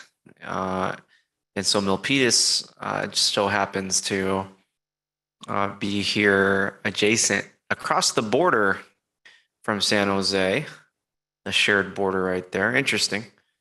And so there's a history there. I do want to note that for members of the public and refresh folks here in City Hall as to just a little bit of the history here. In more recent times, I know that our community, with the influx of new residents in the 90s and 2000s, ultimately leading up to the 2010s, there's been more, I think, effort to mitigate the air pollution. I hate to use the word odor. You'll have to pardon me. I'll call it the air pollution. But and so I can recall back to the mid 2010s, 2015, 2016. We had a huge movement here at Milpitas City Hall. The South Bay Eco Citizens, are they? That was a group, but hundreds of people filled up this chamber where we sit. I think Vice Mayor Montano was sitting right over there. I remember I was in the back of the room, and we had signs. We had a room full of people, even into the lobby here on the second floor and down to the first floor. I probably have never seen so many people inside City Hall at one time, and the tensions were high. You had to be there. Tensions were very high. I can see council members coming out the side door here, a little hesitant. Police was in the building. Mr. Montemir, were you here? You're probably here too. I know you're probably here. Yep. Mr. Montemir was here, as he says. I was not yet on the city council, but I remember working towards being on the council, and I remember being approached by a number of the South Bay eco citizens, and it was intense. Either you were against the landfill or you were with them, and there was a lot of people with, a lot of people pro, opposed, proponents, opponents. It was unfortunate to see our community so divided on an issue that I think we all agree on, which is quality air.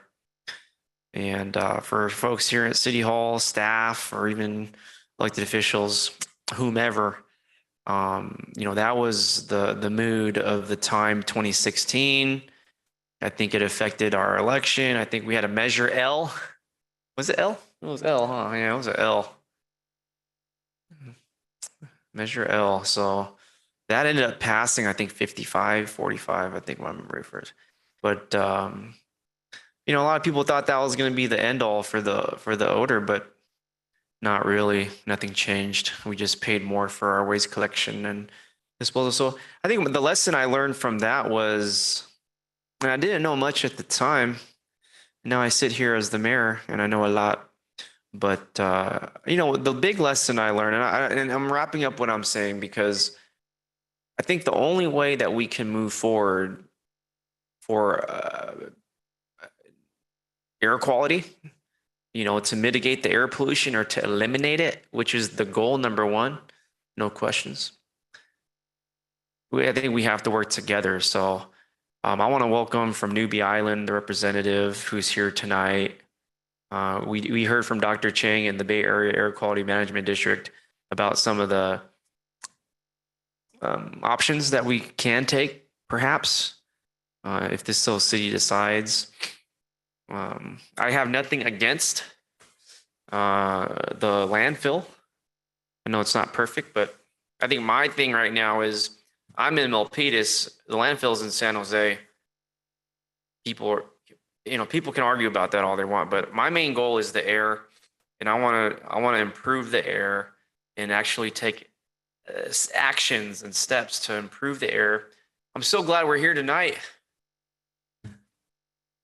It's been years since we started this. The city has our own odor monitoring, our own odor, I think, monitoring study. I think we funded it $85,000, and we put a lot of time in that. COVID delayed it. Government is not the fastest by design. And so to have this presentation here tonight, I'm so happy. Can we have somebody from Newbie Island join us, and can we have a collaborative discussion on some of the steps that we can take tonight? Who do we have? Anybody representing Newbie Island?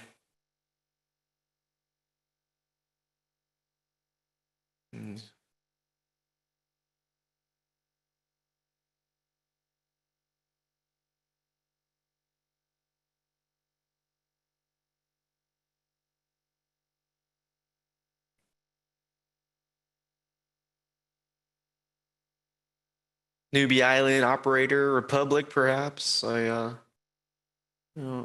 see here. We are here.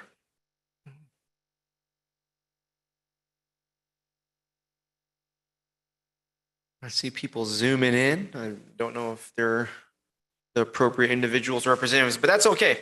Let me go back to Dr. Chang here.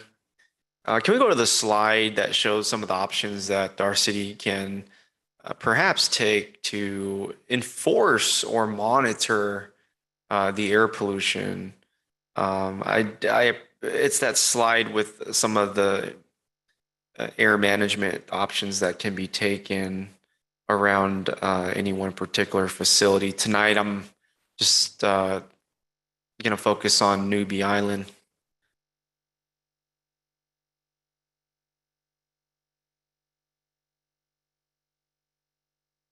And I think we can do some. I really do think we can improve the air quality. We had that one slide with the bar graph and the odor compounds, specifically from Newbie Island, and in determining the landfill gas. But I can look into those compounds on my own time. But it's the landfill gas process. Thank you, Dr. Cheng. Maybe I think the next slide, perhaps. It's inside one of two, maybe two. Okay. Maybe I should take a note of which slide it was exactly. But let me go to Dr. Cheng. Dr. Cheng, before I go to my colleagues, but Dr. Cheng, let me ask you. The Bay Area Air Quality Management District is our representative, and we really rely on the influence and kind of impact that the district has for us.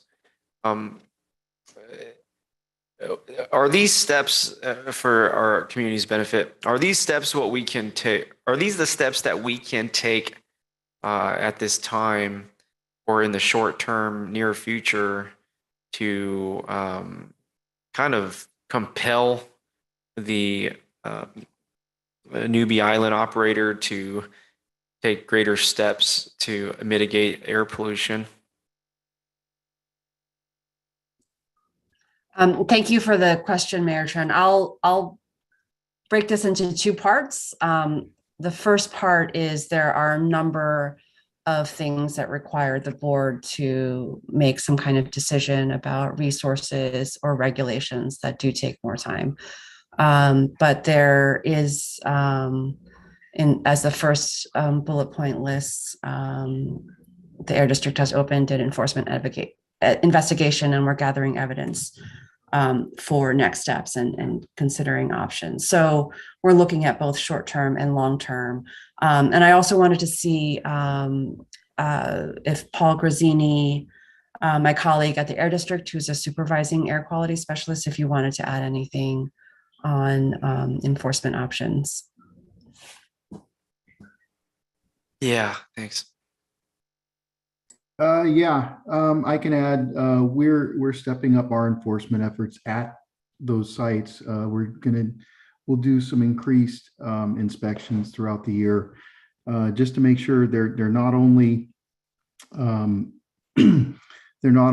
line with the rules and regulations we have in place, but that also goes a long way towards a lot of other things that can impact odors generated from the facilities. And then also, we just on a daily basis, we patrol the area and do what we can to try to be proactive and stay ahead of the odor situations that may arise on a day-to-day basis.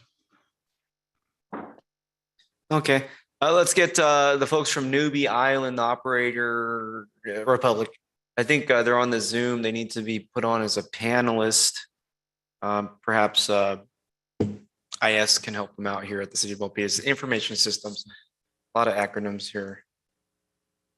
In the meantime, while we wait for our guest, let's go to my colleagues for any comments on the air pollution.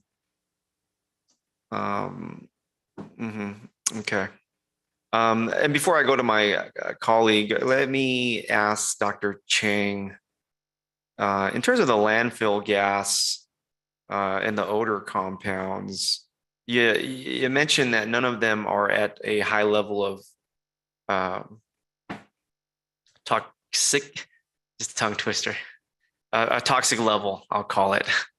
Now, I sometimes, what's considered a toxic level is sort of relative or comparative or subjective. How do I know none of those odor compounds are going to provide public health risks to the local residential neighborhoods? So I'll say briefly that this study wasn't designed to look at toxicity. in general, the levels that were measured were below the thresholds that are of concern for toxicity and health impacts, but odor does cause stress, and stress leads to a number of other health impacts as well. So, we don't want to diminish the role that odor has through that pathway in terms of impacting people's health. Yes. Yeah, I understand the health disparities involved, with air pollution as well, and those impacts that you're referring to. Is there any policy with the Bay Area Air Quality Management District that will allow for us to take stronger action, perhaps through the board, or even if it's a policy already through the agency to have immediate action taken in regards to odor mitigation? In terms of policies, we also have Greg Nudd, who is the Deputy Air Pollution Control Officer for Policy. And Greg, I wanted to see if you wanted to take that question. Sure, I'm happy to address that. Mayor, I think the bottom line here is that it's the facilities that need to make these changes, right? And the quickest way to get these odors reduced is the facilities to take the steps that are necessary to reduce the odors. And there were some specific recommendations for each of the facilities in the report. And there are a lot of folks with regulatory and contractual authority over these sources. And we'll be talking to them, we'll be talking to the sources themselves. This is going to be a multi-pathway effort where we work directly with the people who are responsible for the issue, naming the sources themselves, but also the other regulatory authorities like the local enforcement authority, the city of San Jose, folks like that. At the same time, we'll also be looking at our own authorities. And the quickest way to get changes is through an enforcement action. And we're looking at taking that pathway. We're also looking at a more long-term approach, which would be to develop stricter regulations for these sources. Thank you. It's encouraging to hear those comments.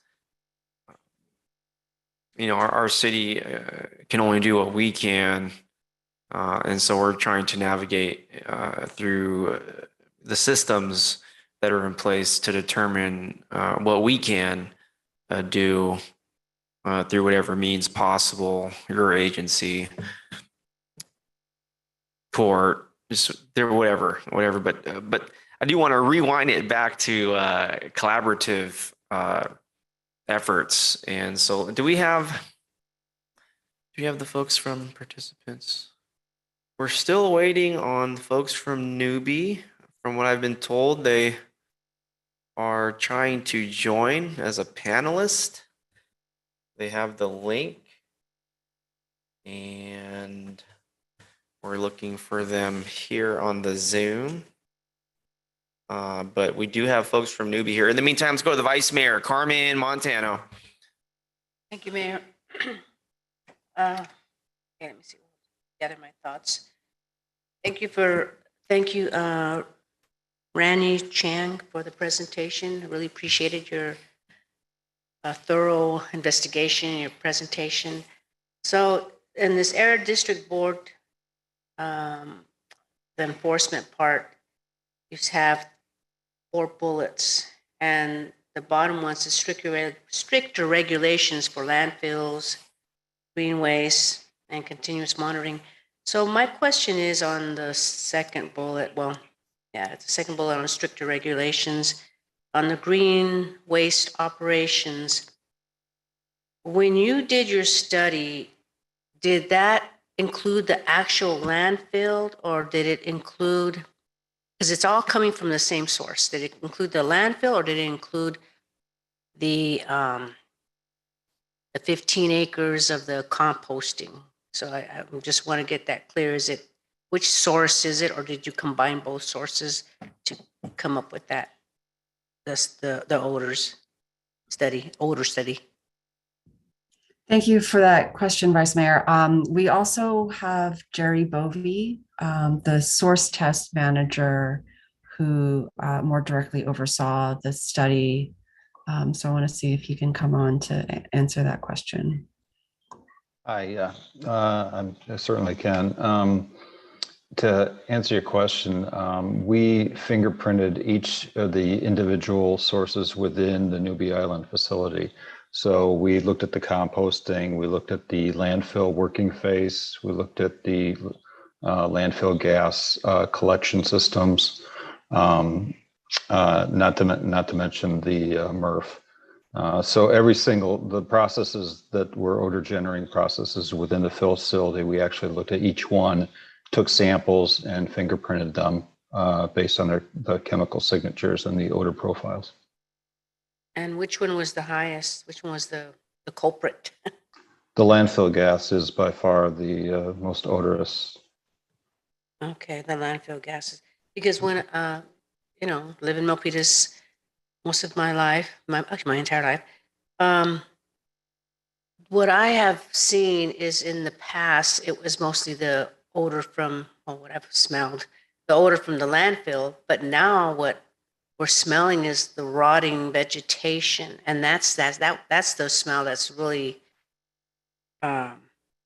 horrendous.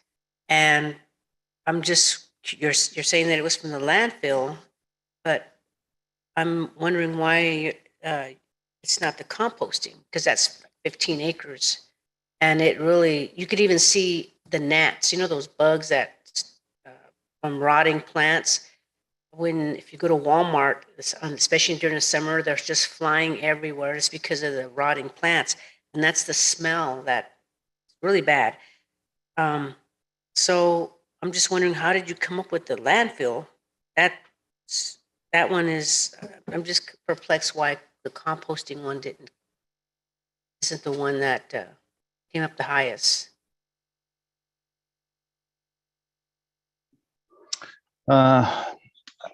I don't know if I could speak to that directly without getting more, diving into the data a little bit more and talking to the contractors a little bit more on their findings. But I mean, what we found was that the most prevalent odor sources coming from Newbie Island were landfill gas leaks and the working face. So it could be some of the material that's actually making it from the other facilities back to the working face that's being transported back there. As far as the operations, I could pass it to Tomiko. She has a better understanding, I think, of what is being received by the landfill that could be contributing. Yeah, I'm just wondering if your testing was if it was a what's it called? The testing was had integrity, and the equipment that you use, because most of I'm a testament to it's most of the composting that people are smelling, and that's why I'm just wondering. And then going back to the gas leaks, I know we have methane. So how do you measure the methane? Does methane have a smell? No. So when you say gas leaks, what type of gas are you referring to? Well, you got to remember that landfill gas is composed of many trace species in addition to methane. Methane's only one component, and it's one of the primary components, but there are other odor-causing components there, including hydrogen sulfide, different types of organics, which are odor-causing compounds. So methane can be used as a signature species, although there is no odor associated with it. But if there is methane present, then particularly from the landfill gas, you can be sure that there's other odor-causing compounds that are being emitted along with that. Now, we weren't looking specifically for methane. We were looking to characterize the chemical signatures so that we could, attribute the odors to the individual processes. And so that's what the focus of the study was, so that we have the evidence that we needed to actually point to these individual processes and these individual facilities and figure out what the relative contribution is from those processes. Right, you said the facility, and that's why I asked if you disaggregated the facility, you know, you have the landfill, you have the composting, then you have the recycling. So that's why I was curious why the landfill. I would have thought it was the composting, and that's why I was questioning the integrity. If you're referring specifically to the blob maps that we were showing you, as far as the contribution, those pie charts, those are aggregates. Those are aggregates for the facility. Those are not broken down. But we did break down the individual processes so we know what the primary contributors are. And those contributors were primarily, you know, from the Newbie Island, it was primarily that landfill gas and the working phase. Okay. Yeah, like I said, it just seems to me the composting is the one that the culprit. But if you say the tests are valid, then I guess it is the landfill. So, but like I said, I've had my neighbors and even myself. It's the rotting plants that cause that really, really horrible smell. Okay. All right. Thank you so much. This is Tomiko Endo. I could maybe add a little to what Jerry mentioned. The contractors fingerprinted each of the processes, and you could see from sort of the bar charts all of the different compounds that they identified from each of the operations. And what they said was that some of the operations have the same types of compounds that are emitted, but in different ratios. And there's a lot more to the report than we could present to you in this short amount of time. But each of the components of the fingerprints, the odor fingerprints to each process contains certain types of compounds that have smells. And so rotting vegetation was a particular type of smell that they identified as being prevalent to a few different processes. And so I don't remember off the top of my head if that included both the composting and the landfill gas, but it's the presence of those compounds as well as the ratio of those compounds that can help us identify exactly which process is causing that odor. What they in that bar chart, if you go back to the bar chart, there's a sort of a red line, a horizontal line that shows exactly. That red line that goes across those 5 panels shows above which that those compounds are going to be odorous. And so you can see that some of those processes have the same types of compounds, and a lot of them are over the bars, but you can see that the landfill gas panel, which is the 4th one down, has clearly many, many compounds that are significantly above the odor threshold. So that particular source is extremely odorous, and it could mimic, if you look at the 2nd panel, you can see some of those red compounds are also present from that operation as well. But it's the ratio of each of the types of compounds that are measured from the process that help identify the source of the odors.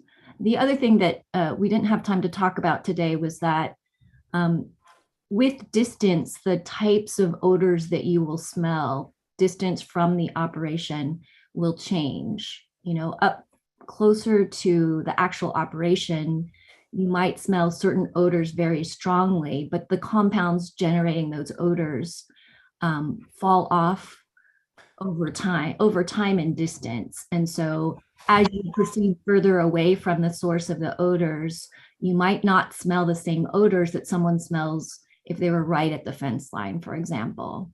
Some odors have a persistence that lasts a lot further.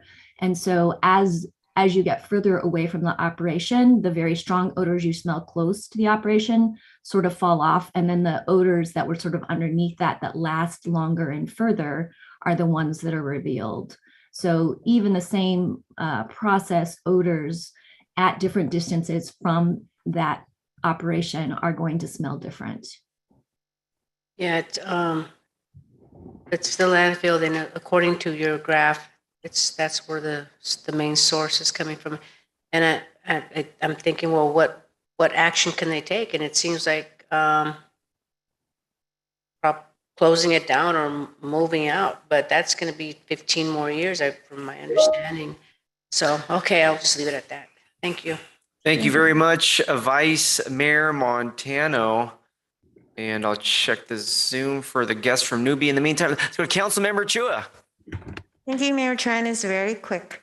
And I would like to call on Dr. Chiang and the slides. There are two slides for, I think, the action items that you're recommending.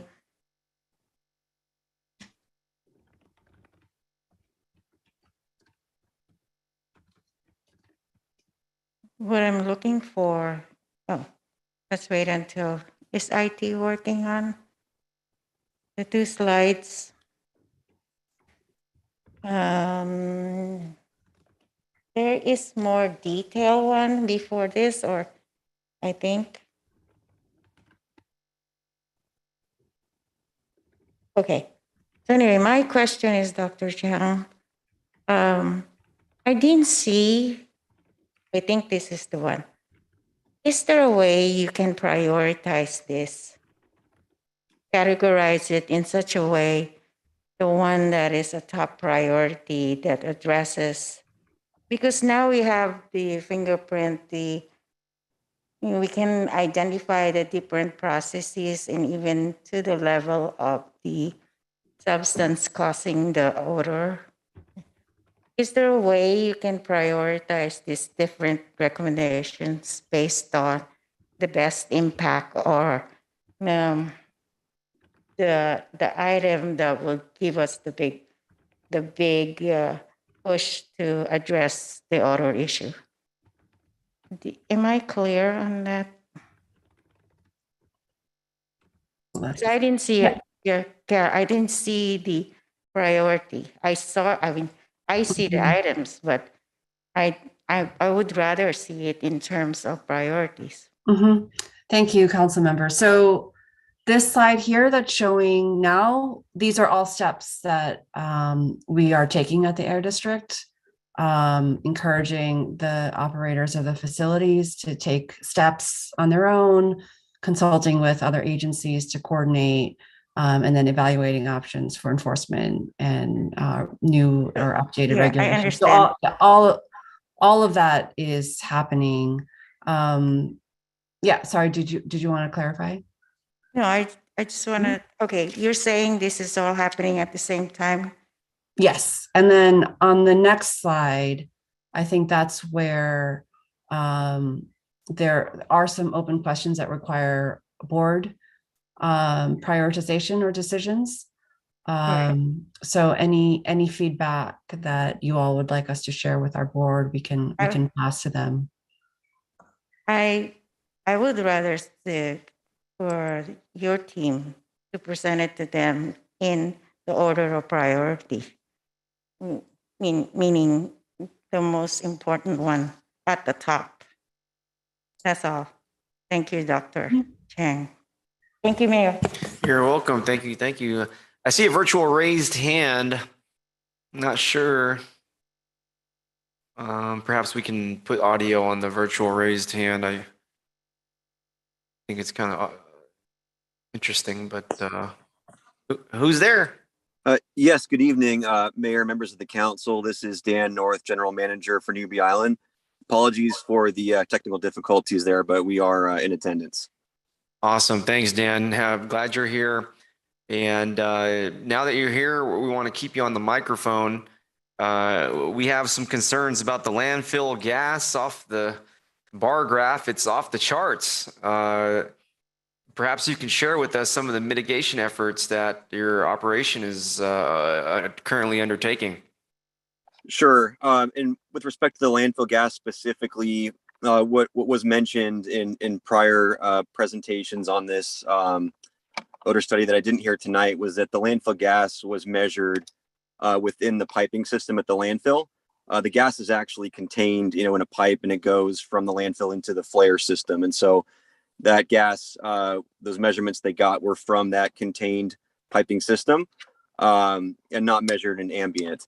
But with respect to our contribution and what we are doing as a result of the data in this study, which by the way was very helpful to us in targeting our efforts.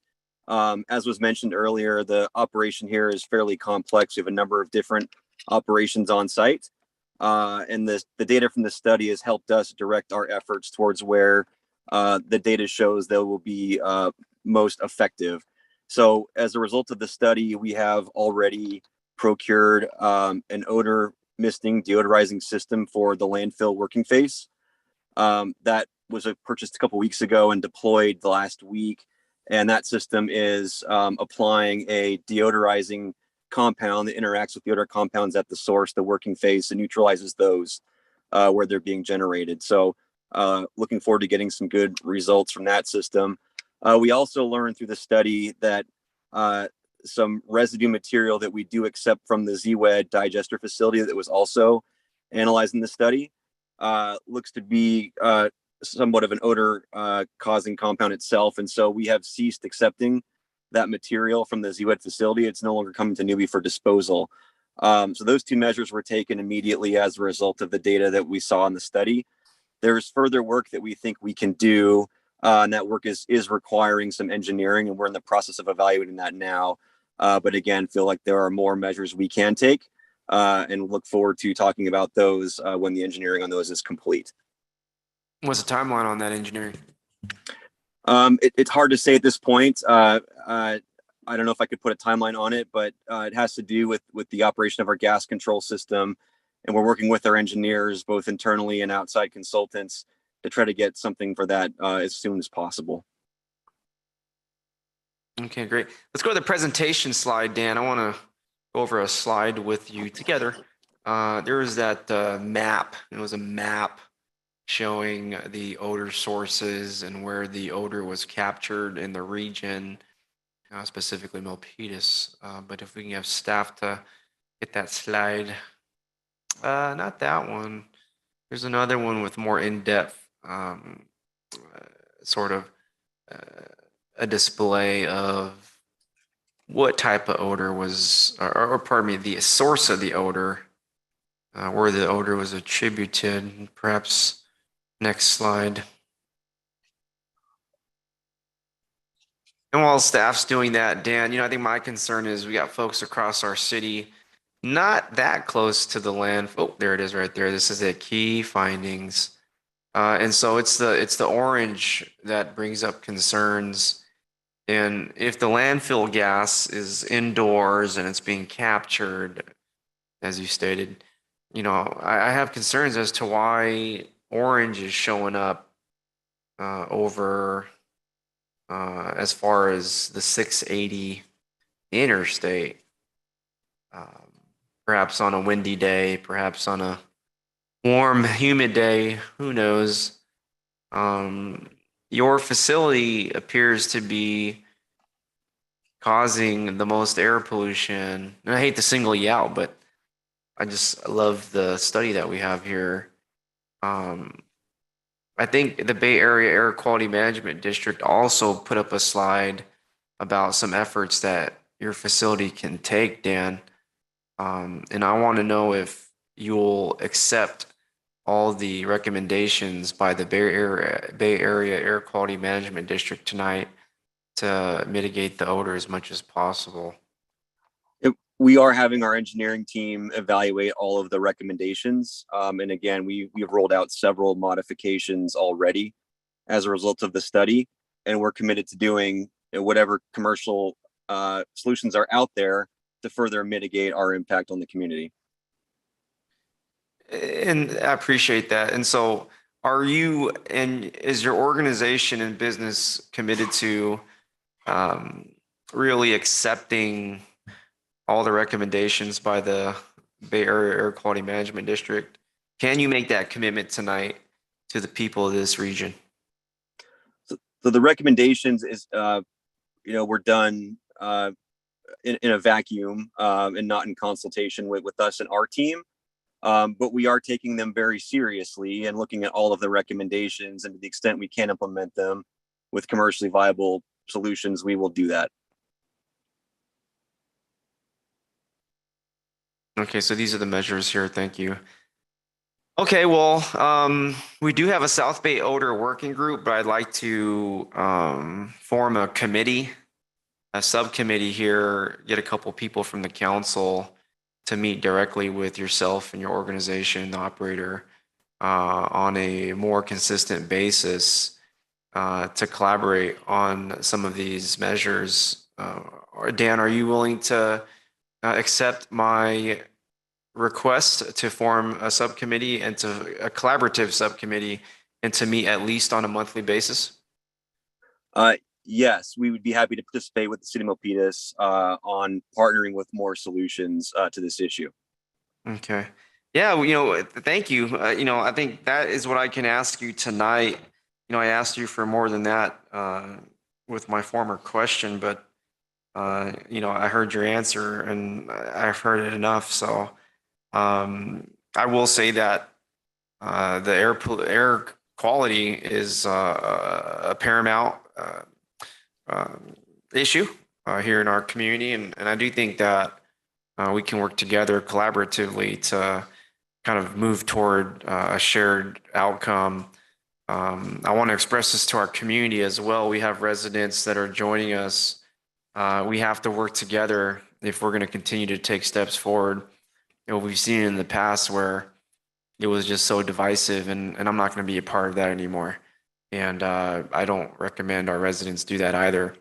If there's a Google email list, go ahead. You know, folks in this community can go ahead and email each other, send the whole meeting video. But we're going to have these collaborative subcommittee meetings with the Newbie Island community folks. And actually, our community will all be welcome to attend these meetings. So based on everything I've absorbed about this issue over the last 6 years or more, 7, you know, I think this is the best course of action we can take tonight. But make no mistake, we have, I want to thank the Bay Area Air Quality Management District for the study. I know that a few years ago, I was one that led an effort to do the odor monitoring here in our city. And I was glad to see that the Bay Area Air Quality Management District also stepped up. And now we have, you know, more than one effort to mitigate the air pollution that has been detrimental to Milpitas, not just the quality of life for residents, but our property taxes, our sales taxes. The air is one of our senses. It's a sense of smell, actually, and even taste. And so it affects our lifestyle here. And that's why we're spending so much time on this tonight. And so let me go to our city manager. Do we need direction here to form this collaborative subcommittee between ourselves and Newbie Island, the NIRRP?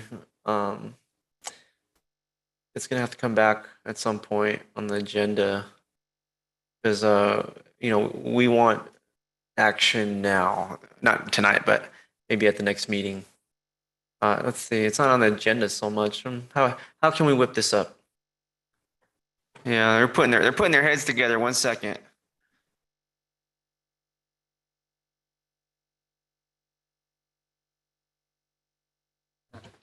Yeah, I think what you just requested staff with concurrence of council, we can, you can direct me to have that on a future agenda item. It could be the next meeting or following meeting. Yeah, and then we could appoint members, the 2 representatives from the council at that time, at the next meeting, right? We don't have to do it tonight. It's not on the agenda. Okay. Well, okay. I want to be very mindful of this agenda item tonight. I think the main part is the data collection. I always thought if we, you know, we're able to capture the compounds, we can really take the evidence using science to take and explore any further options. I'm very pleased with the one slide that showed the folks call it the tables, but it looked like the bar graphs to me, and which compounds were just off the charts. You know, I think I'm going to contact the city manager on Monday or even sooner, and we'll go over, you know, some of the findings. But this is a pivotal moment I want to really give kudos to everybody that took part in the odor attribution study. Folks, this is a study that took place and it was interrupted due to the pandemic. And so we all had to adjust. I do want to note that. I know we wanted the study and the results to come back sooner, but we did have the pandemic and all these other challenging issues. And so for us to come here tonight and to receive this information, I'm grateful for our residents.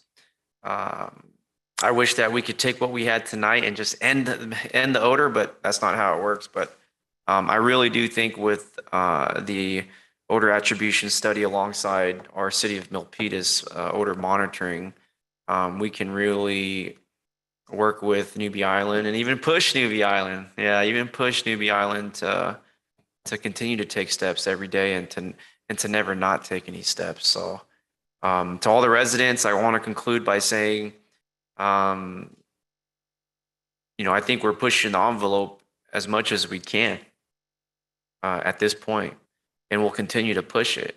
And if there's more that we need to do, if we got to push harder and be more forceful, I think the voice of our residents will speak, and our city can do whatever it needs to protect our residents from this public health risk. Because on a bad day, I will go out there and I will stand there and I might faint, and it's that bad. So I hear the voices of the residents on that side of town, which is like myself. I live over there. So I just want folks to follow up with our city council. You can email myself or anybody on the council if you have any questions. And we're just going to be very direct from here on out. If there's no further comment from my colleagues, I'd like to move on. I want to thank our guest, Dr. Chang. Truly a very impressive your work. And folks can look up Dr. Chang on the internet. It's a great professional leader in the field, along with Greg and I think Paul, Jerry, everybody that's tuned in. Dan, I want to give a shout out to Dan because we're going to be collaborating on how we can both support each other. I think there's a great possibility and likeliness there of us supporting Newbie Island as they support our community. So that's it. I want to wrap it up right there. Such a bit of an emotional item, but one that's been with us for some time. But okay, thank you. Thank you, everybody. Have a great night. We already took public comment. Okay. Now it's a tough one. That's a tough one. We used to get odor reports every meeting. Remember that? And we'd report how many calls we get. But yeah, there's a lot of stuff. We write a whole book about that. All right, let's go. A quick one. Item number 19, adopt the resolution certifying election results and adding the property located at 308 Sango Court into Community Facilities District number 2008-1, annexation number 22. And I want to go to the staff report. Thank you, Mayor and City Council. I'd like to introduce Roberto Alonso, the Land Development Principal Engineer, who will do the presenting tonight. Good evening, Mayor and City Council members. I'm Roberto Alonso. I'm the Principal Land Development Engineer, and I'm here to present item 19, which is to adopt a resolution certifying the election results and adding the property located at 308 Sanga Court into the Community Facilities District number 2008-1.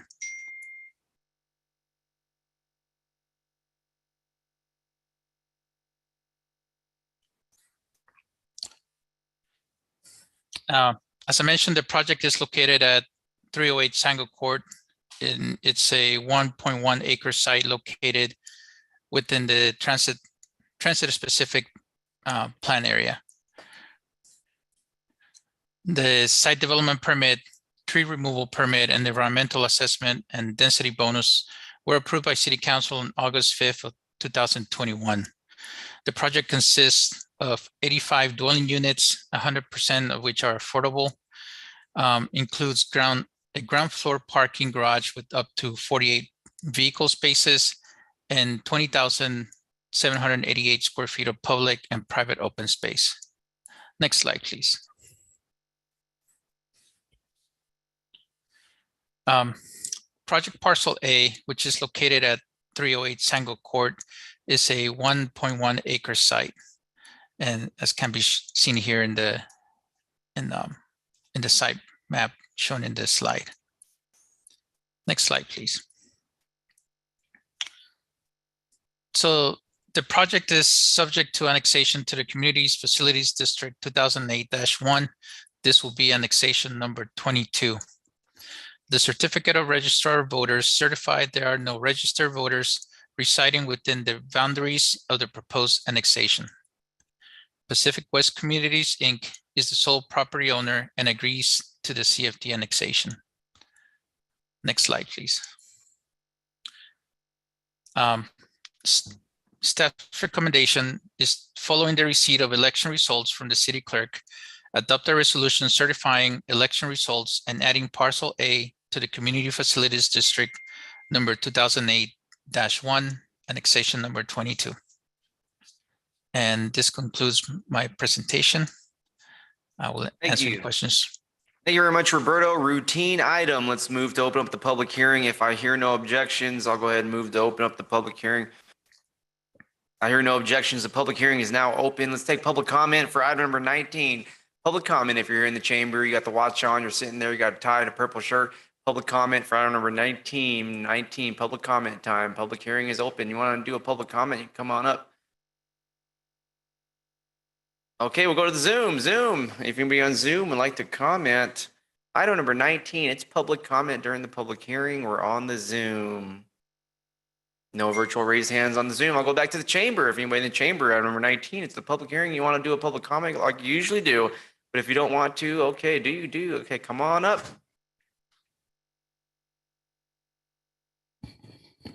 Mayor Milpitas. Of course, the election, the word election is, we respect that. I think it's within the group that elected what they want, right? So we respect that. Thank you. Respect. Thank you very much. Okay, I see no further requests in the chamber. I will move to close the public hearing. If I hear no objections, I'll go ahead and just do it. Okay, I hear no objections. The public hearing is now closed. This is the time for the city clerk, Wendy Wood, to canvass the ballots and to report the results of the election to the Milpitas City Council. Wendy? Okay, I'll open the ballot. Let's get the camera to the city clerk here. City clerk's time here. Thank you.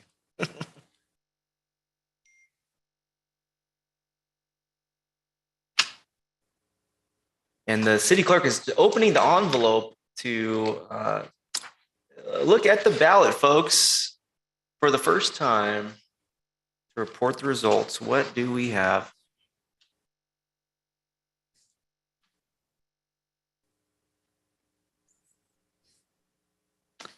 We have one ballot and it's in the affirmative. The proposition passes. Awesome. Thank you very much, our city clerk, Wendy Wood. Now, I will request a motion to adopt the resolution. I'll actually go ahead and move to adopt the resolution. Need a second, and we'll go to Vice Mayor Montano. Second. We have a second from the Vice Mayor. All in favor? Aye. Any opposed? Hearing none.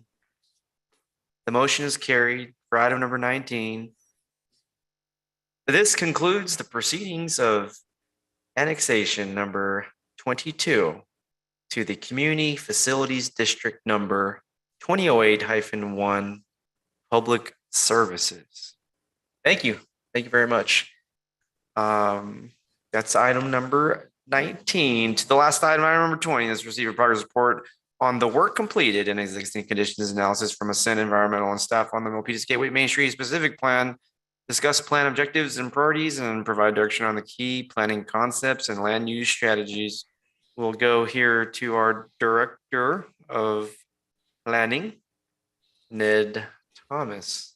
Thank you, Mayor Tran. I've turned on my camera, but for some reason it's not showing me, so I'll just speak, and then I'm going to turn the time over to our consultant team. We're happy to be with you tonight. Work has begun on the Gateway Plan update, the update of the Midtown Plan, which will be renamed to the Gateway Main Street Specific Plan. And earlier this year, we held a kickoff meeting with staff and the consultant team, and they've been doing some preliminary work. Usually any type of project like this starts with a review of existing conditions, and they've completed a fair amount of work, and we thought it was a good time to provide the council with a brief status report on the work completed, and then we would like to receive some initial feedback and direction from the council on next steps, which includes more public outreach. Our principal planner, Jay Lee, is here tonight, and he'll have a few introductory comments and then turn the time over to the consultant team from Ascent Environmental for the report. And I would like to point out that Ascent Environmental is very familiar with the city and that they have been working on our climate action plan for the past year or so. And we're happy to work with them on the update of the Midtown Plan. So Jay, did you have a few comments, and we'll turn it over to Christine.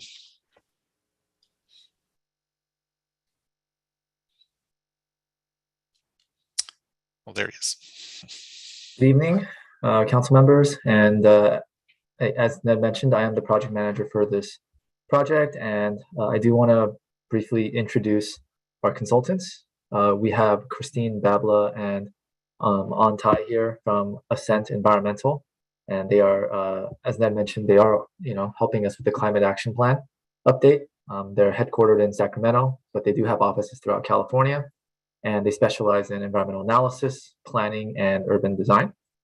We also have David Shiver from Bay Area Economics, and they specialize in economics and real estate consulting. We also have David Greensfelder from Greensfelder Real Estate Strategy, and he has expertise in retail market analysis. So we're excited to share about all the work we've done so far. As Ned mentioned, a lot of early community outreach and also the existing conditions analysis of this important and unique neighborhood. So for the presentation, I'll turn it over to Christine.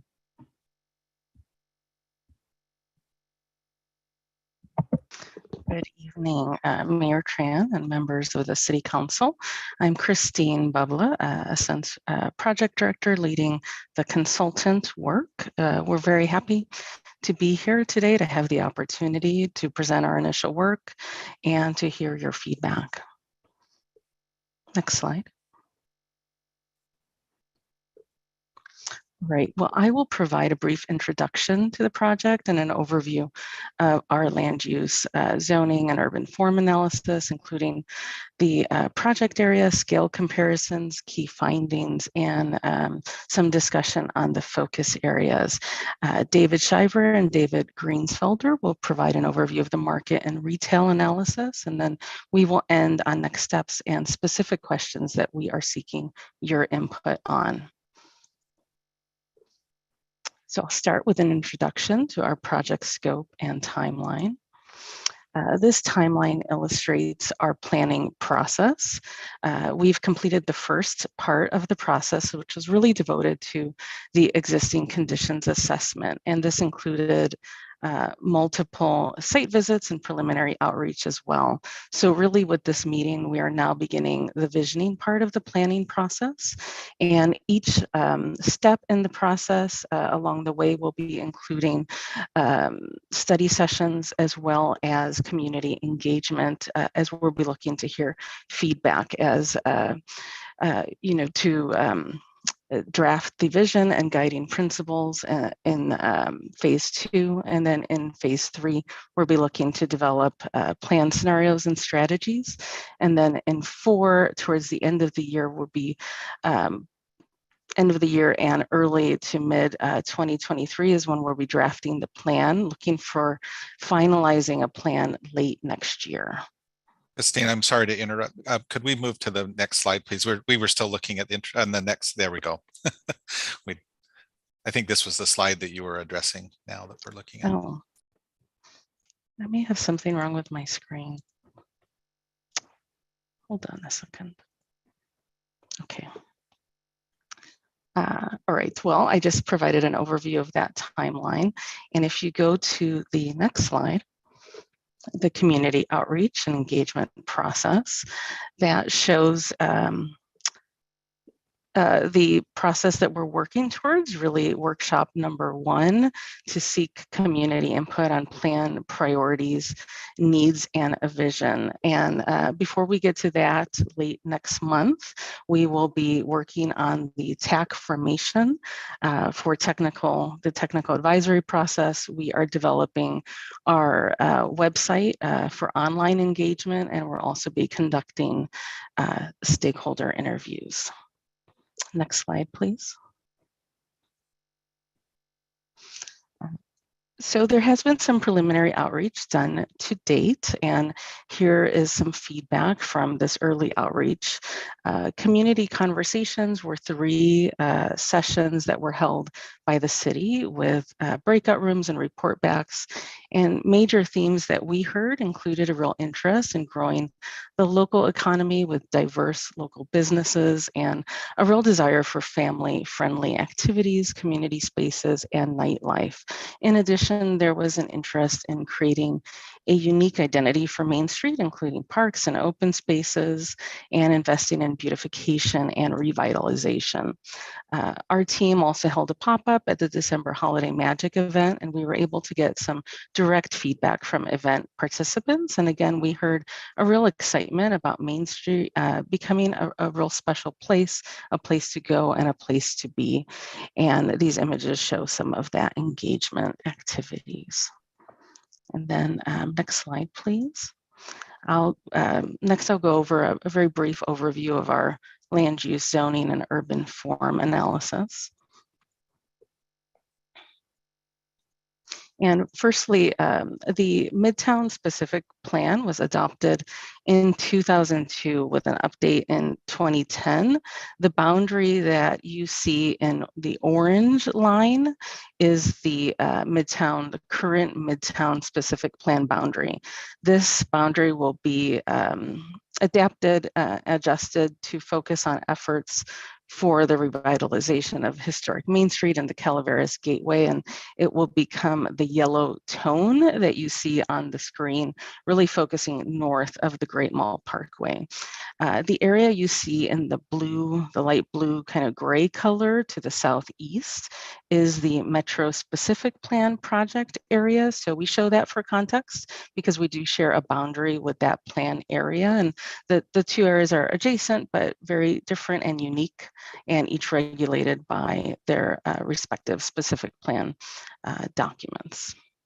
And then finally, the Midtown specific plan will be renamed to the Gateway Main Street specific plan to reflect this new focus on Main Street and the Gateway. Next slide, please. So this graphic identifies some of the changes that will be made with the new Gateway Main Street boundary. So you'll see areas to be added to the Gateway plan in that gold yellow color. You'll see that the Sobrato Center area to the northeast, to the northwest is being added. The residential and freeway frontage to the west is being added to the plan area. And then finally, the Park Metro area just north of the Metro specific plan is being added as well. And as you see in gray, the area in gray south of the Great Mall Parkway is being removed. Next slide, please. There are a number of existing residential neighborhoods in the plan area, and we're showing those in that brown hatch.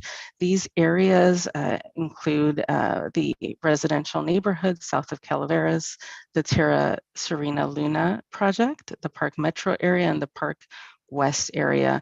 And these areas are considered to be areas of preservation for the purposes of the specific plan. We will not be proposing any land use changes in these areas. Next slide, please. This next graphic shows what we're considering urban reserve areas. This is the Elmwood Correctional Facility and the Urban Pacific Freight Yard. So these areas will be addressed with very high level policy only. And in the event that opportunities arise at some point in the future, the specific plan will provide direction to ensure that any future planning activity is consistent with the long-term vision that is established through the specific plan for this area. Next slide, please. We have provided some scale comparisons here for reference. Shown on the left is the Main Street project area with the Calaveras Gateway, just for reference. And then moving from left to right, you'll see Santana Row, Japantown in San Jose, and Castro Street in Mountain View. And we show these for purposes of comparison, all at the same scale, so that you can get a sense of the length and scale of the project area. Our key takeaway looking at the study was really that other built out Main Street districts have a very compact, walkable scale. So that sense of scale really is key to the activation strategy and the urban design for the district. So we'll be looking at scale comparisons throughout our process. Next slide, please. This diagram is from our analysis illustrating block pattern and size. And some of the key takeaways from this study include those you see at the top of the screen. Really the east-west streets along Main and Able are offset and discontinuous, and that presents some challenges for circulation throughout the district. I think, as I mentioned before, there are large, long blocks with limited connections throughout the district, and there are some north-south block lengths which are quite long, ranging in scale from 700 to 2,600 feet, which are up to half a mile in distance without a connection. And then furthermore, something that can be a little hard to see is that there are walls and gates and some site challenges that limit access and walkability throughout the district. And so moving forward, as we develop the specific plan and seek outreach and feedback, we'll be looking to address some of these issues with key considerations in the specific plan. And there will be the opportunity, for example, to require larger parcels to create smaller parcels and new connections as development occurs, adding those connections wherever possible, and then orienting new development to the street and the pedestrian realm, really furthering your general plan objectives. Next slide, please. This next graphic illustrates some of the existing development standards in the plan area. And through our analysis, we found that FAR's heights and other standards don't necessarily enable development that is consistent with the specific plan, the current specific plan or the general plan vision. So we look at standards like this very carefully as we talk with the community members and seek feedback in terms of what is desired for the area. You'll see, for example, in the pink area along Main Street, currently there is a 0.75 FAR and a 3-story height limit with 45-foot maximum height. And so in some places, we're seeing that FAR and height are inconsistent with some of the specific plan and general plan goals for residential and mixed use. So moving forward in terms of the specific plan development, we'll be wanting to work with you and the community to really calibrate the standards in the specific plan to enable the kind of development that you are seeking and to facilitate that through the regulations. And as part of that, we'll also want to make sure that we evaluate parking and open space requirements, again, to achieve the community's desires for a more pedestrian-friendly place. Next slide, please. So this slide illustrates some of the ownership patterns, and this is something we also look at, looking for opportunities in terms of where there may be potential catalyst sites. So you see on the left some of the publicly owned parcels identified, and on the right, these are really the top 10 large parcels in the plan area. So one thing that you don't see on this slide, but we'll share later, is really the fragmented ownership along Main Street. And that is what is limiting some of the opportunities for change. So again, we want to really consider that carefully. And we're also want to look at these larger land holdings as opportunities, again, places where we can get connections and can really have catalyst development projects. Next slide, please. So social, cultural, and community anchors are just such an important consideration for Milpitas and for Main Street in particular. This area is home to such a great mix of religious, cultural, educational, and public uses that really all converge along Main Street. So we see these anchors as being key to what makes Main Street a diverse and really unique place, and they will be important to our planning process. Next slide, please. In the specific plan, we will be having 3 areas of focus. This is really the emphasis for the planning process. In orange, you see Main Street at the east. In the middle, just west of Main Street, you see the Calaveras Gateway, which includes both sides of Calaveras Boulevard. And then at the west, the I-880 Abbott corridor in purple. And we really see these areas as areas where there is possibility for redevelopment, and that's where change is expected to occur. So that will be the focus of the specific plan regulations. Next slide, please. Thank you. And then an area within the focus areas that is really an area of special interest is the Crossroads area at Calaveras and North Main Street and Sarah Way. We see this as having really the greatest potential for creating a walkable downtown. So we'll be looking at doing very thoughtful planning in this district to address issues that have been identified in the previous slide and some of slides and the feedback that we've received to date. So the specific plan, again, can offer very detailed urban design guidance with a focus on future improvements in this area. Next slide, please. The focus areas here, the opportunity areas here are shown in gold. These are really large areas of each of the focus areas that we showed on previous slides, and we see these as some of the catalyst sites and the biggest opportunities. So we've shown some photos of key sites such as the Calaveras Gateway, the Sarah Center, the area around the Crossroads that we mentioned, the area at North Main and Carlo, the vacant parcel along Thompson Court, and then some parcels along South Main, particularly at Tom Evett Park. All right, next slide, and I'll turn it over to David Shiver.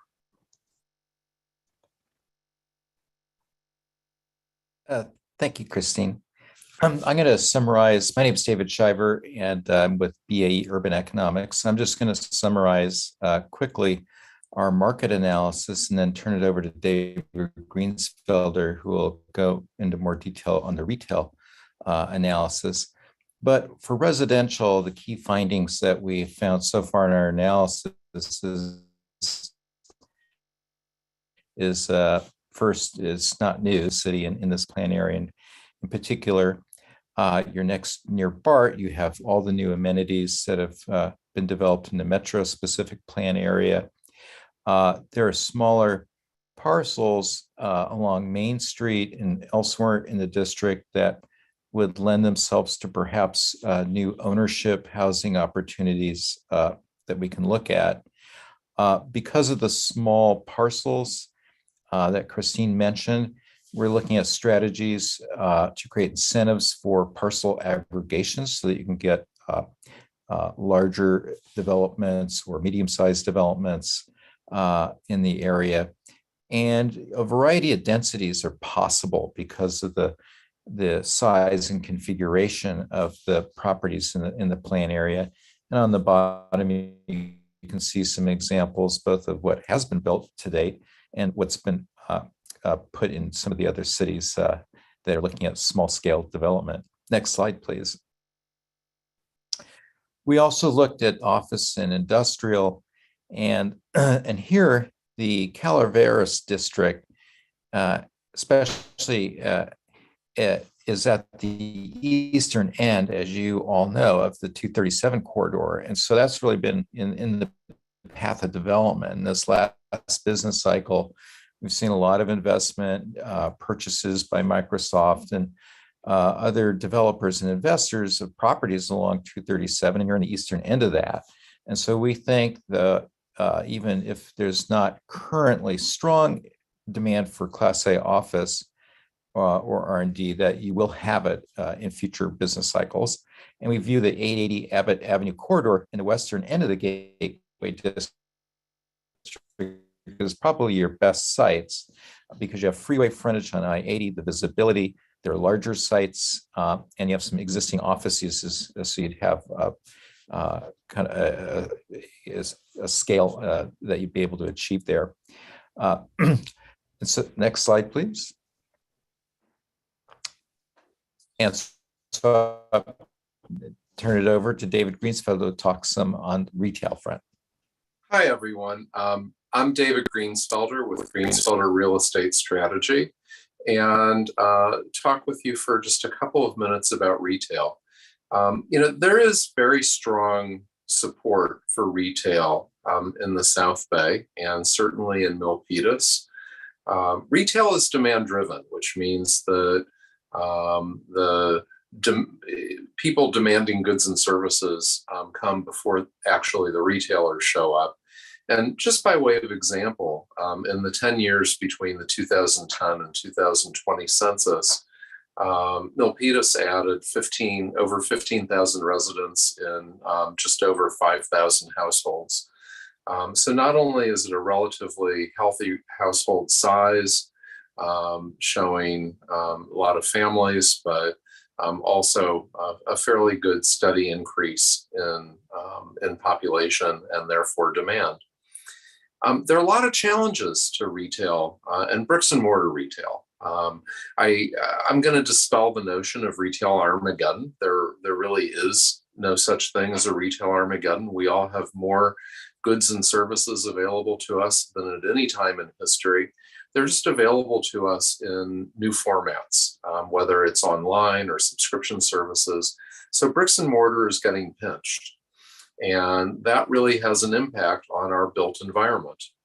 And so the future of retail in the specific plan area and in the city generally is going to be affected by that. We're going to go into a little bit further in the next slide or two, and emphasis on crossroads as a key opportunity. But if you go to the next slide, what we'd really like to talk about first are trends. And what we've seen, particularly through COVID-19, is an acceleration of trends that were already in place. So for example, increased adoption of platforms. So Amazon would be a platform, for example. So acquiring things through alternative retail channels, alternatives to bricks and mortars. And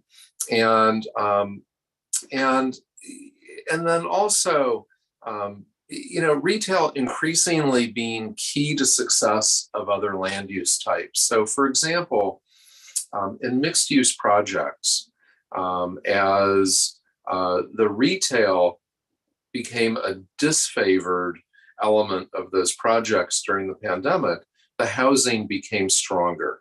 So, in many mixed use projects, you ended up finding that retail worked symbiotically with other with other uses. It also ends up anchoring commercial districts that have a lot of office users, a lot of daytime population. It's an important amenity. And as work has become more distributed and gone away from central business districts, that's become even more important.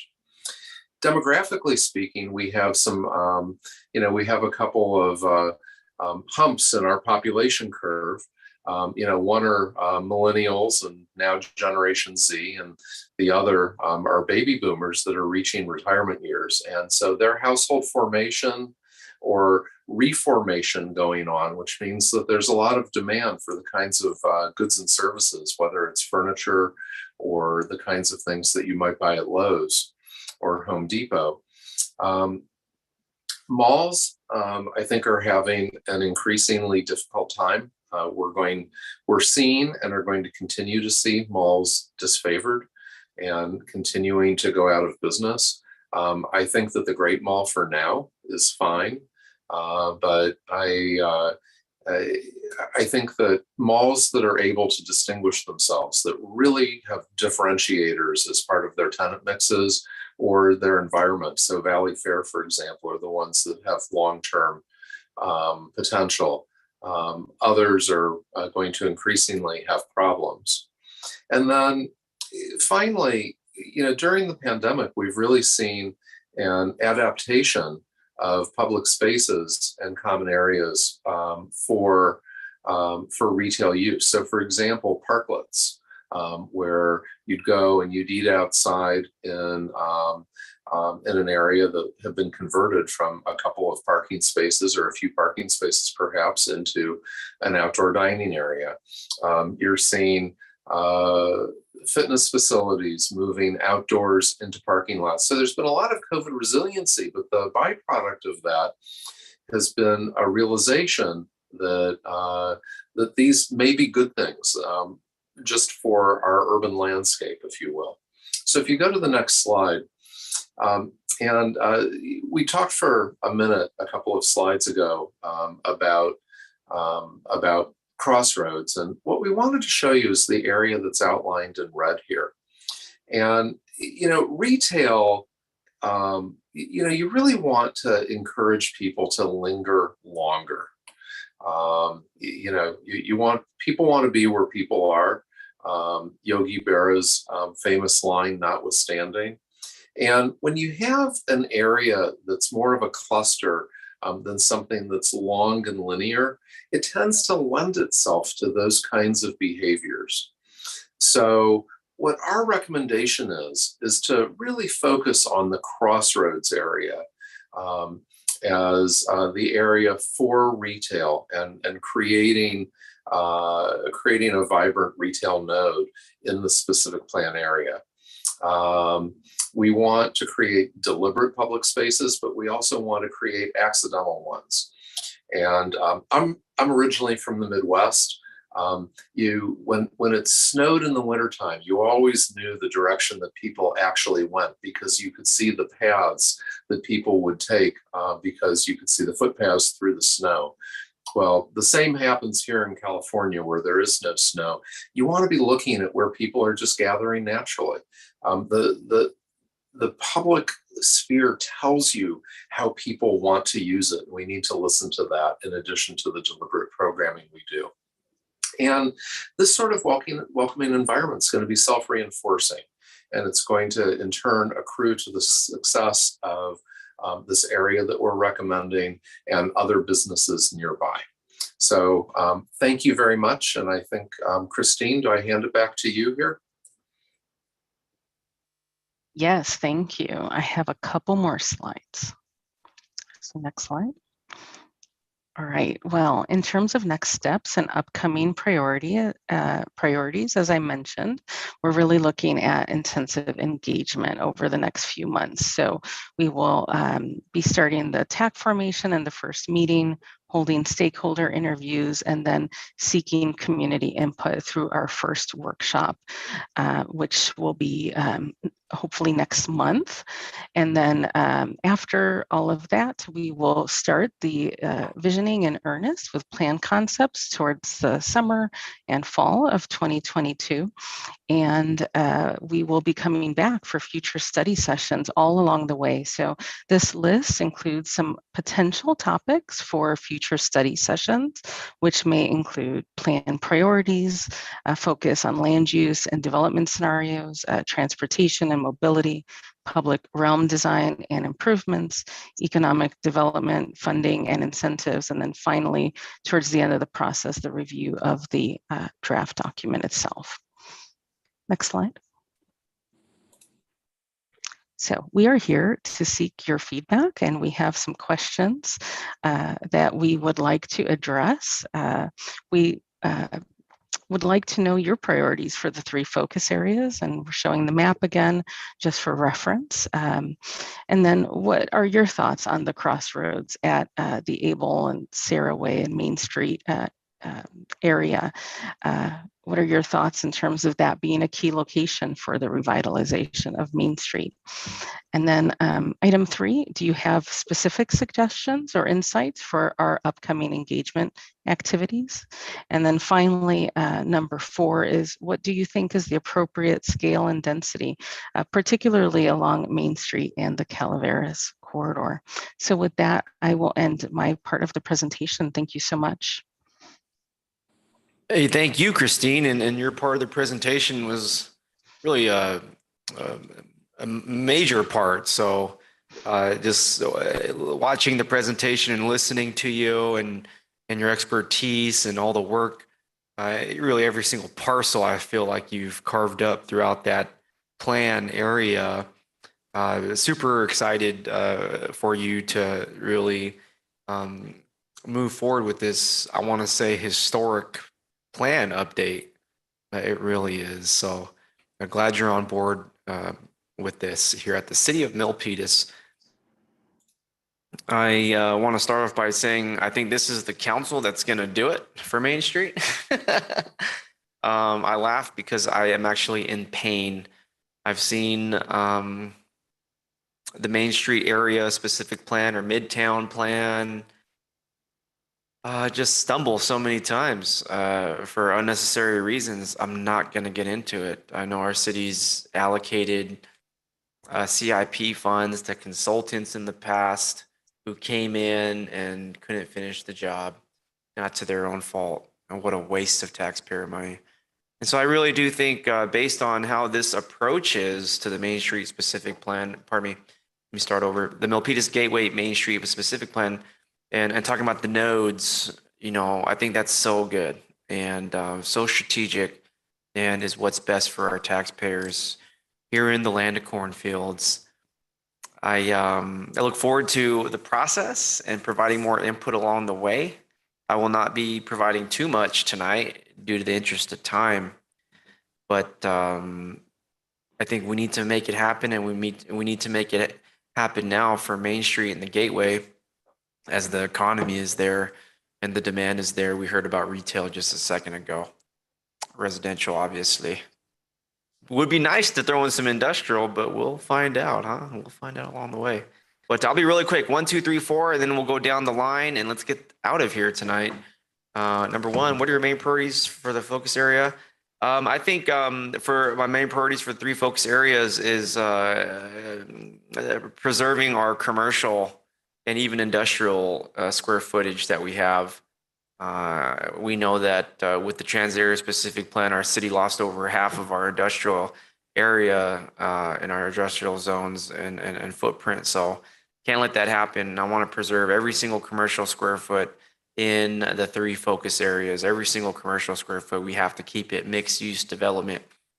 Even looking at the TASP, you know, it's all residential. You got the Great Mall, which is nice, but there's not enough mixed use.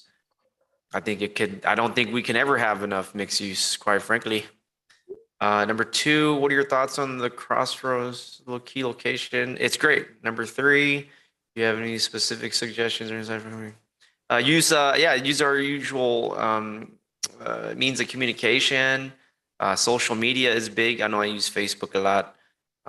We have mailers. I think emails are effective. We can get a whole lot of outreach. We can get a whole lot of outreach and engagement. We really can. It's not hard. Anybody can go out there and do it. That won't be a problem. Number 4, what do you think is appropriate for the scale and density? Yeah, definitely. I think Main Street is one area where folks don't mind density, and I think with the Gateway and the Main Street area, there's opportunity. I think when folks take 237 East and they really get over that 880, they have a great view of Milpitas all the way to the hills. I don't think folks would mind if south of Calaveras, everything south of Calaveras here on the specific plan had higher density. I can see something at the corner of Main Street and Sarah. That's one of the tallest buildings in town. Let's put a clock tower on top of it. I got to put some charm for our city. So, I would say we're not even 4 or 5 stories. It can go higher, just not too many parcels. So maybe that one, and just put a clock tower on top of it. You just got to have something to show a small town feel, which is what our city will be like for decades to come. Our residents are still here generations. But in terms of maybe Main Street, Able, I can see 4, 5 levels.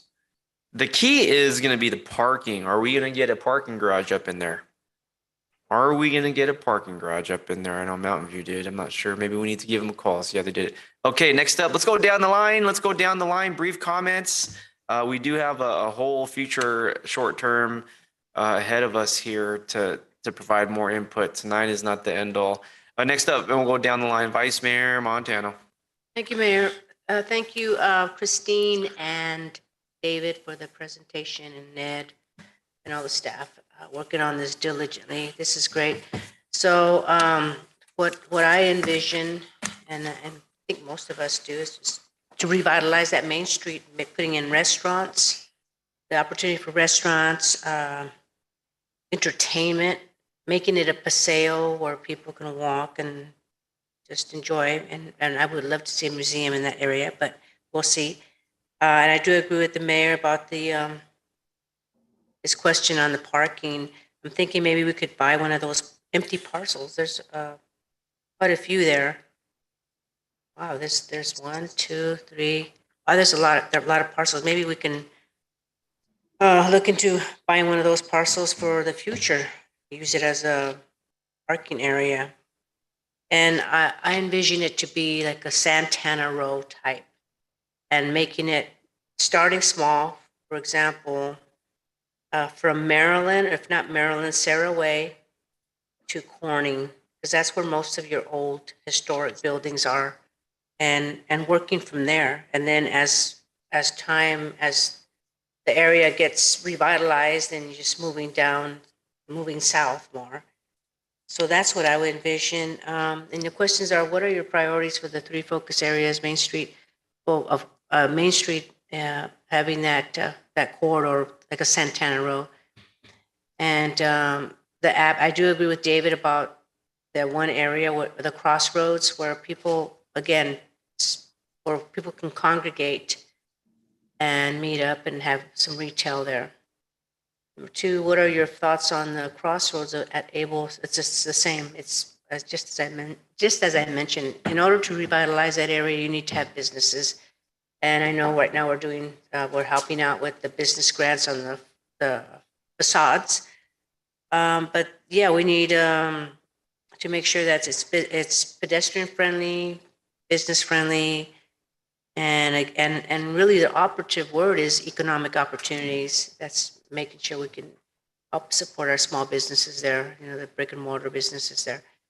Do you have any specific suggestions or insights for the upcoming community outreach and engagement activities? We've already done 3 workshops of community input. So I'm not sure, possibly on, because most of the discussions were in the central part of Main Street, Old Town Main Street. But perhaps perhaps over there by the, I guess where Big Lots is at, that probably that whole area. I'm not sure what would we put there, but that would be more like retail. Because we are building a lot of homes, and I think we need to keep a balance, make sure that we don't build just homes, but we also have to make sure that we preserve our commercial, because most of our sales tax come from commercial. And number 4, what do you think is the appropriate scale and density of developments for Main Street and the Calaveras corridor? And as I mentioned, I would like to see mixed use, but with a larger FAR for the mixed use, because if the FAR is too small, you're not going to get the businesses, and you need to increase that. And again, having a, what is it called? The economic, what was it called? I can't think of it from the top, but it's where the like the transit area where the businesses pay. What was it called? Maybe Ashwini knows what it's like, because I've been talking about this for a Business Improvement District. Well, what was it? The business improvement? Yes, Business Improvement District. Sorry about that. But yeah, that's something like that. So that way we can make sure that we can have the funding for the infrastructure, you know, the nice lamps, the old-fashioned lamps, and making sure we have the banners for different events, like Veterans Day. We should have Veterans Day banners. For Christmas, we should have, you know, nice holiday. So yeah, that's all part of the revitalization, is improving the aesthetics of the place, like Santana Row. So those are my thoughts, and that's my vision for Old Town Main Street. Great. Thank you. Staff's taking notes. Fantastic. Time check. Let's keep it going. Next up, the council member Fan. Are you ready? Okay, let me get your microphone 1 second. Okay. Sure. So for Main Street, I see opportunities for it to be more of like a urban village model. I do support added residential to the area. I think that it's prime for that use. A number of mixed uses. At the end of the day, I would like to see more activity on Main Street. I know that a lot of there are just various businesses throughout Main Street. Some of them are more active than others. The ones that aren't active, I think we should try to incentivize or even compel folks to do something with their properties, rather than just have it sit there. And this can pertain to redevelopment.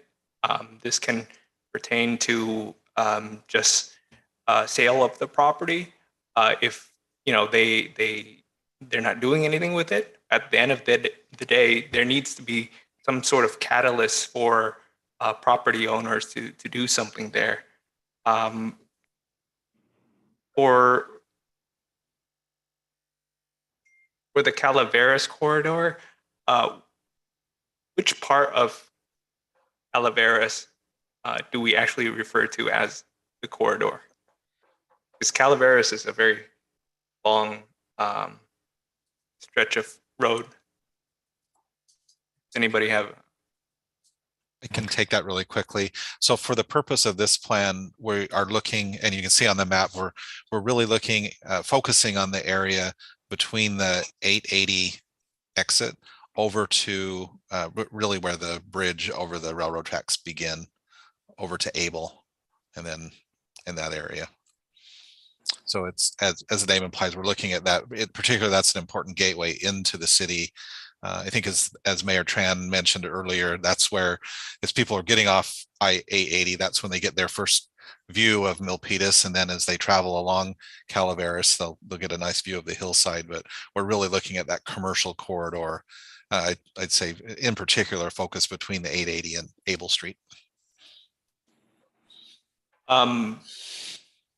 I guess I'll combine my thoughts with Abbott and the 80 frontage in that case, because it leads into that area.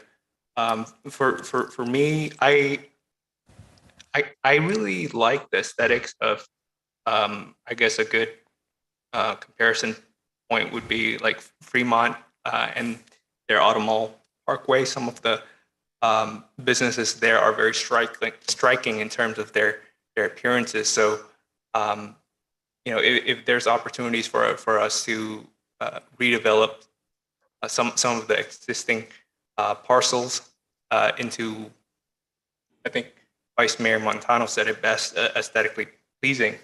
I think that would be a good value proposition for Milpitas in the region. And okay, so community engagement, I think Mayor Tran already covered that in terms of outreach.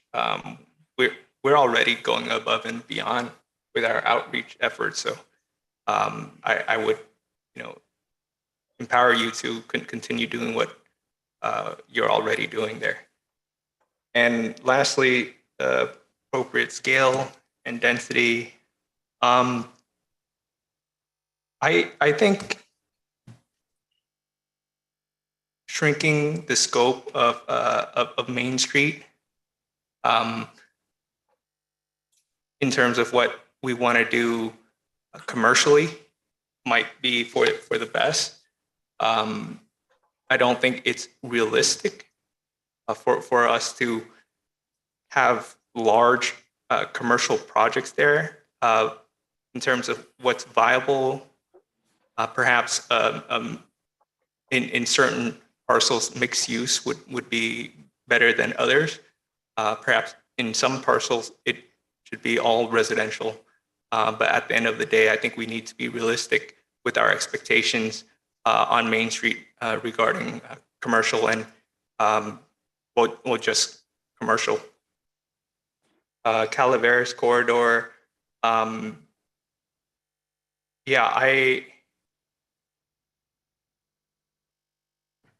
The same.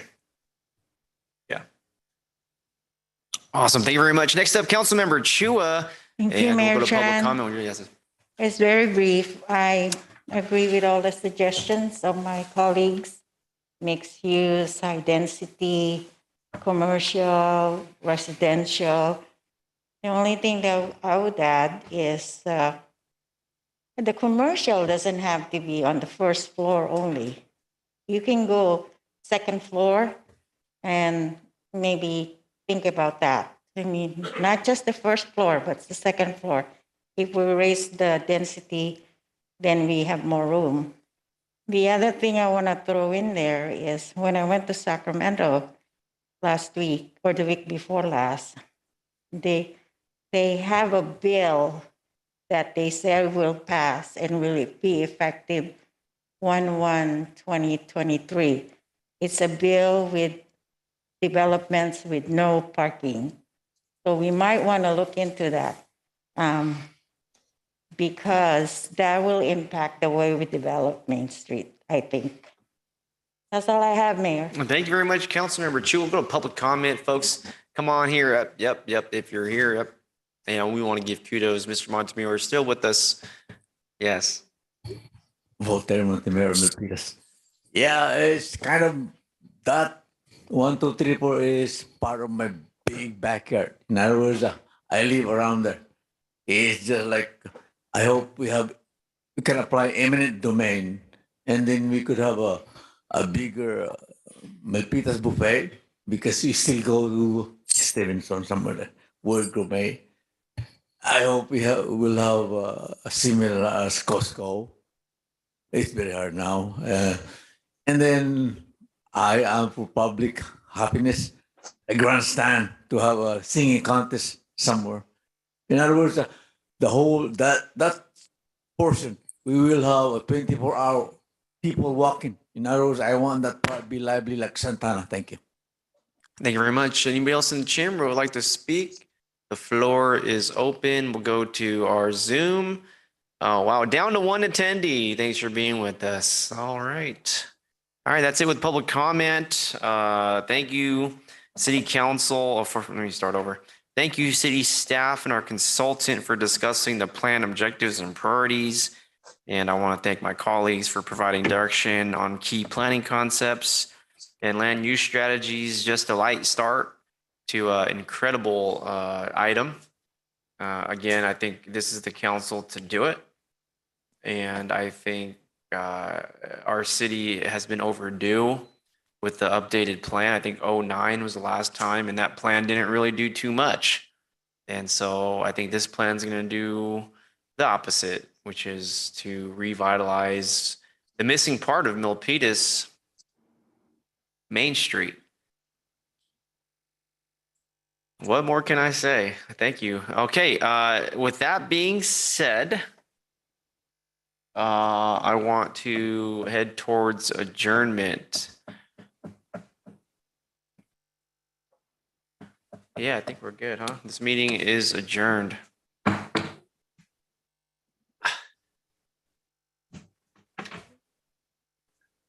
This is like a long. Why am I so tired?